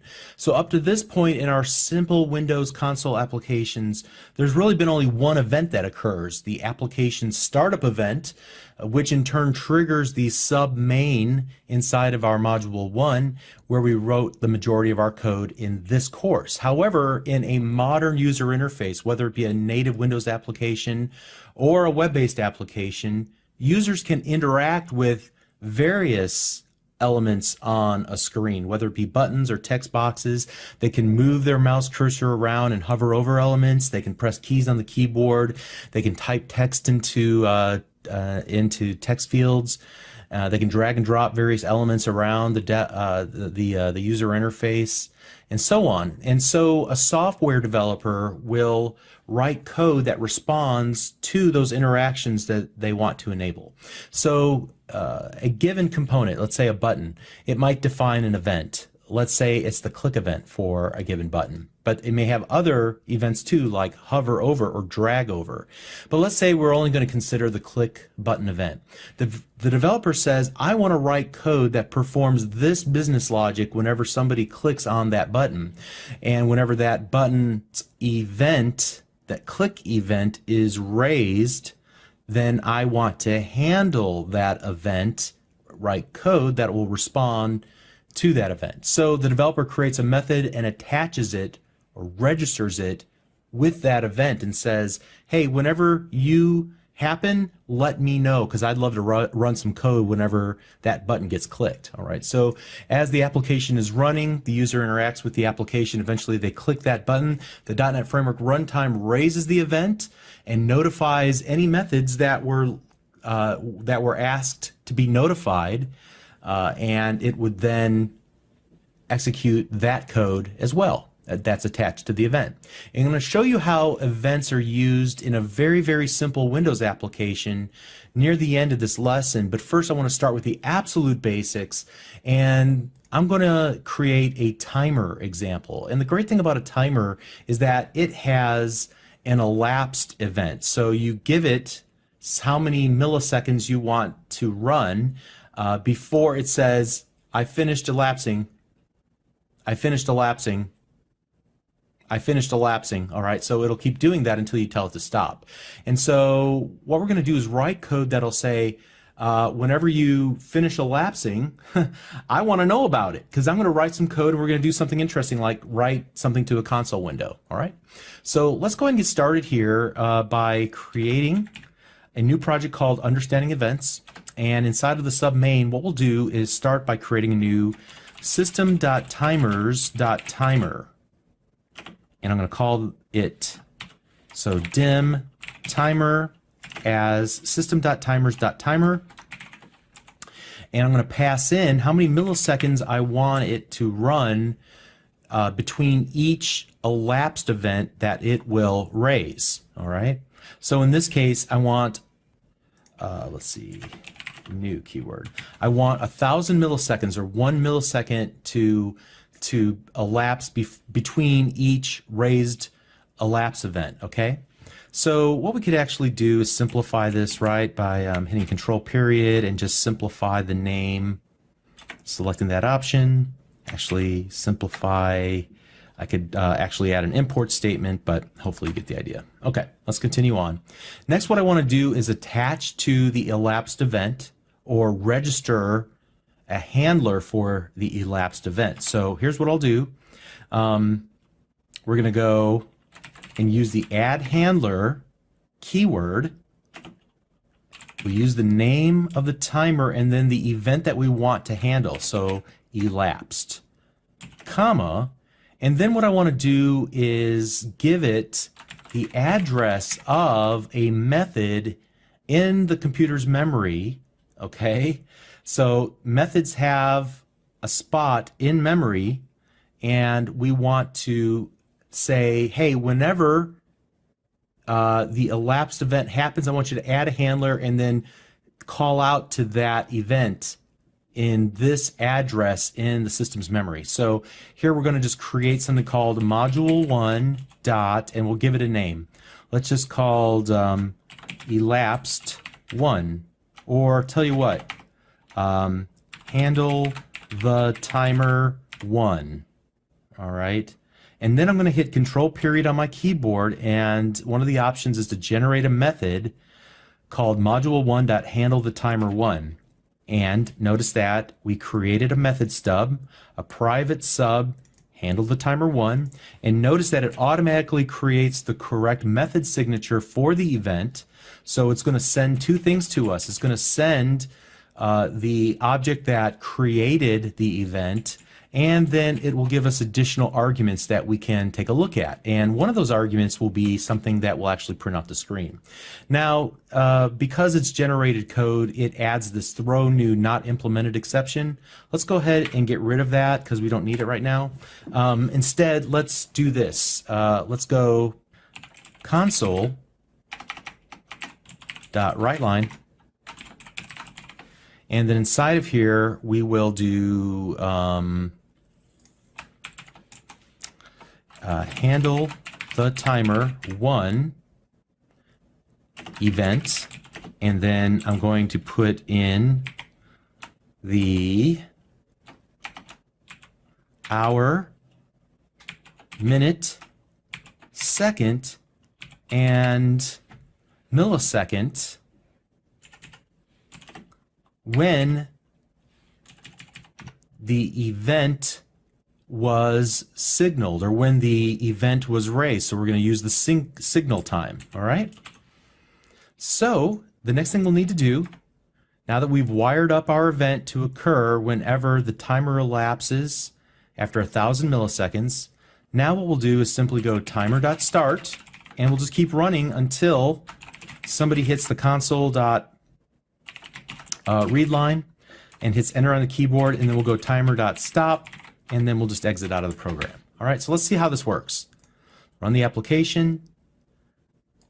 All right, and so you can see every second, 47, 48, 49, 50, 51, we are hitting our handle the timer 1 event. Now what I can also do is wire up additional event handlers. In fact, I can have 2, 5, 10 different event handlers that say, hey, let me know too whenever you raise. All right, not just that guy, I want to know too. So you can add multiple event handlers for every single event. And to demonstrate this, let's just do this. Add handler timer.elapsed. And this time we'll go address of module1 dot handle the timer 2.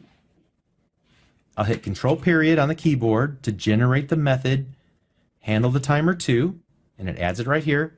And I'll just copy what we did here, and I'll paste it here. except I'm going to rename this so we can clearly see it, handle the timer 2. So let's run it, and now we're going to get, every second we will get 2 entries. 52, 53, 54, 55, 56 for handle the timer 1 and 2. And we could keep adding additional handlers for the elapsed event of the timer if we wanted to. Now, what I can also do, which is kind of interesting, here, let me write this. Console.writeLine, whoops, writeLine, press enter to stop handling both, or stop raising, or stop, handling the event twice. All right, we'll just say that. And then here what I'll do is just go timer.start and console.readline and timer.stop. And then in between here what I'll do is do this. Instead of add handler, we'll remove, remove handler timer.elapsed, and this will do the exact opposite. This will say, hey, I have this method that we're currently calling whenever we hit the elapsed. I want to stop calling it. Just unregister it, and it's no longer going to be used as a handler for our elapsed event. So here, let's watch how this works. So I can press enter to stop handling the event twice, and right now I'm adding 2 entries every second. So I'll hit enter, and now we're back to only handling the event once. Okay? All right, so I say all of that to say this. I wanted to show you how to respond to events, how events work, and the various parts of an event. A object will declare and raise an event, and then we as developers can attach our code or add handlers to the various events that are raised by objects, and then write any custom code that we want to in response to those events. We can also say, no longer do I want my handler to handle that event. Instead, I just want to remove it so it's no longer listening for that event. All right. So events are central to every type of app that you'll build. I think I said that already. And to demonstrate this, what I want to do is build a really simple Hello World application using the Windows Presentation Foundation API to build Windows applications. So let's do this. I'm going to go File, New, Project, and we're just going to call this WPF Events. I'm going to select a WPF application. That's important, all right? And I'm going to call this WPF Events. All righty. And what I want to do,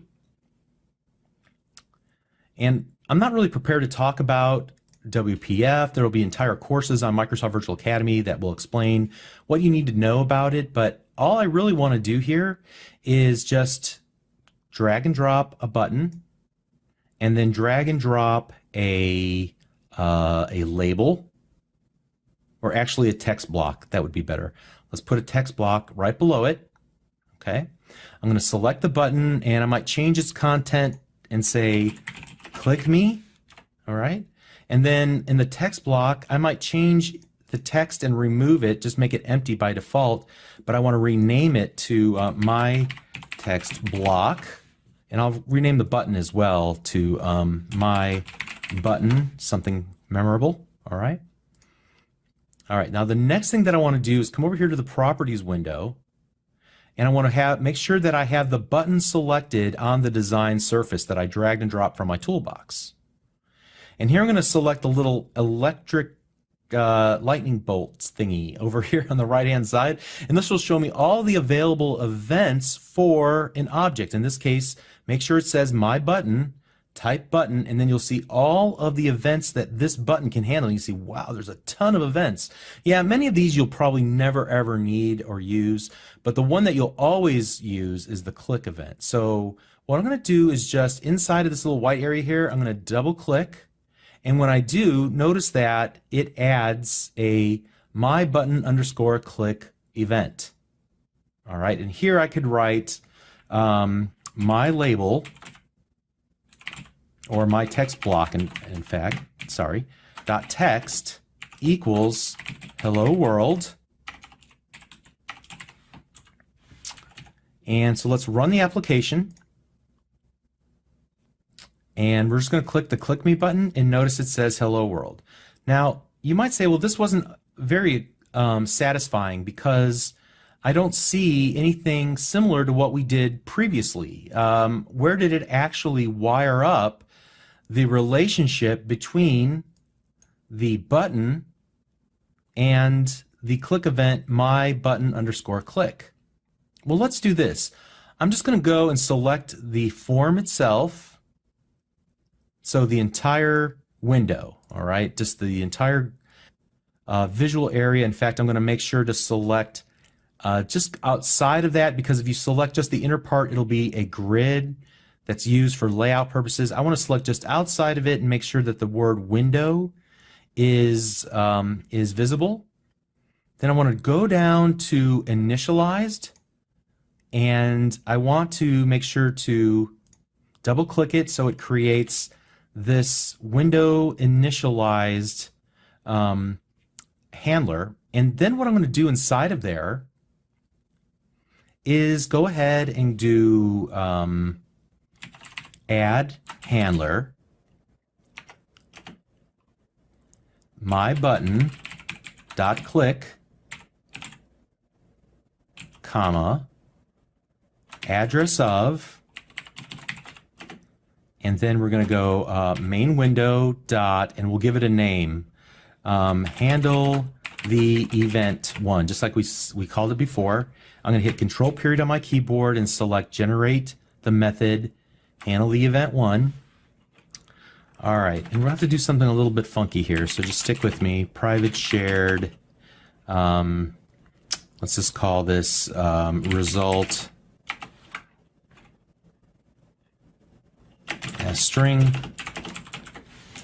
All right, and then here I'm going to need to put set result equals string dot format, and then here we'll go happened at, and then HH minutes, seconds, and milliseconds, and we'll pass in date.now. All right, let's see if that works. And then what I'll do is show the result in here. All right, let's see if that works.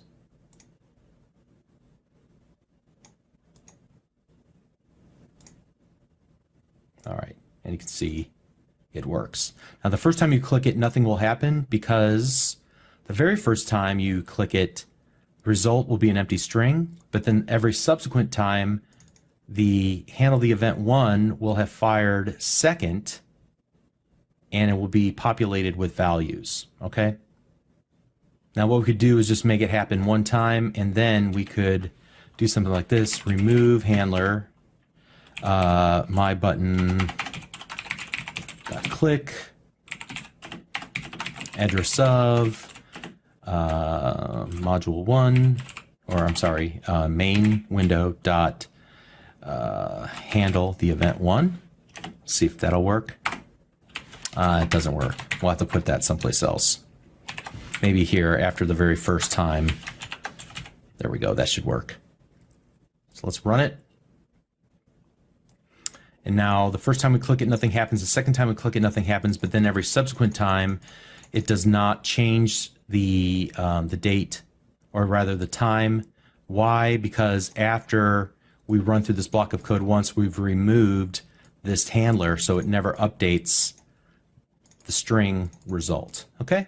So hopefully that's as clear as mud. There are some things there. Hopefully, I know that it probably didn't make a lot of sense with regards to dragging and dropping items and modifying them and using the properties window. But at a high level, just understand that everything in .NET is event driven, and so events are what move the action of the application forward.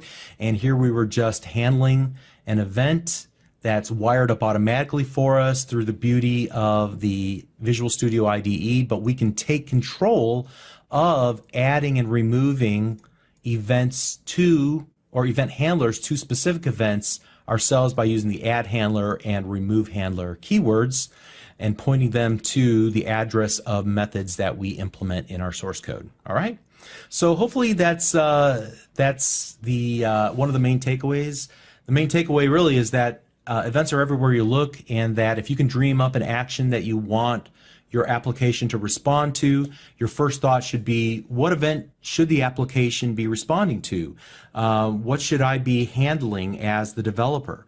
And then you do your research at MSDN, Microsoft.com to find the specific events for the given objects that you have in your web page or on your Windows form, and then you implement those using techniques that I demonstrated here. Okay. So that pretty much wraps up all the instruction content.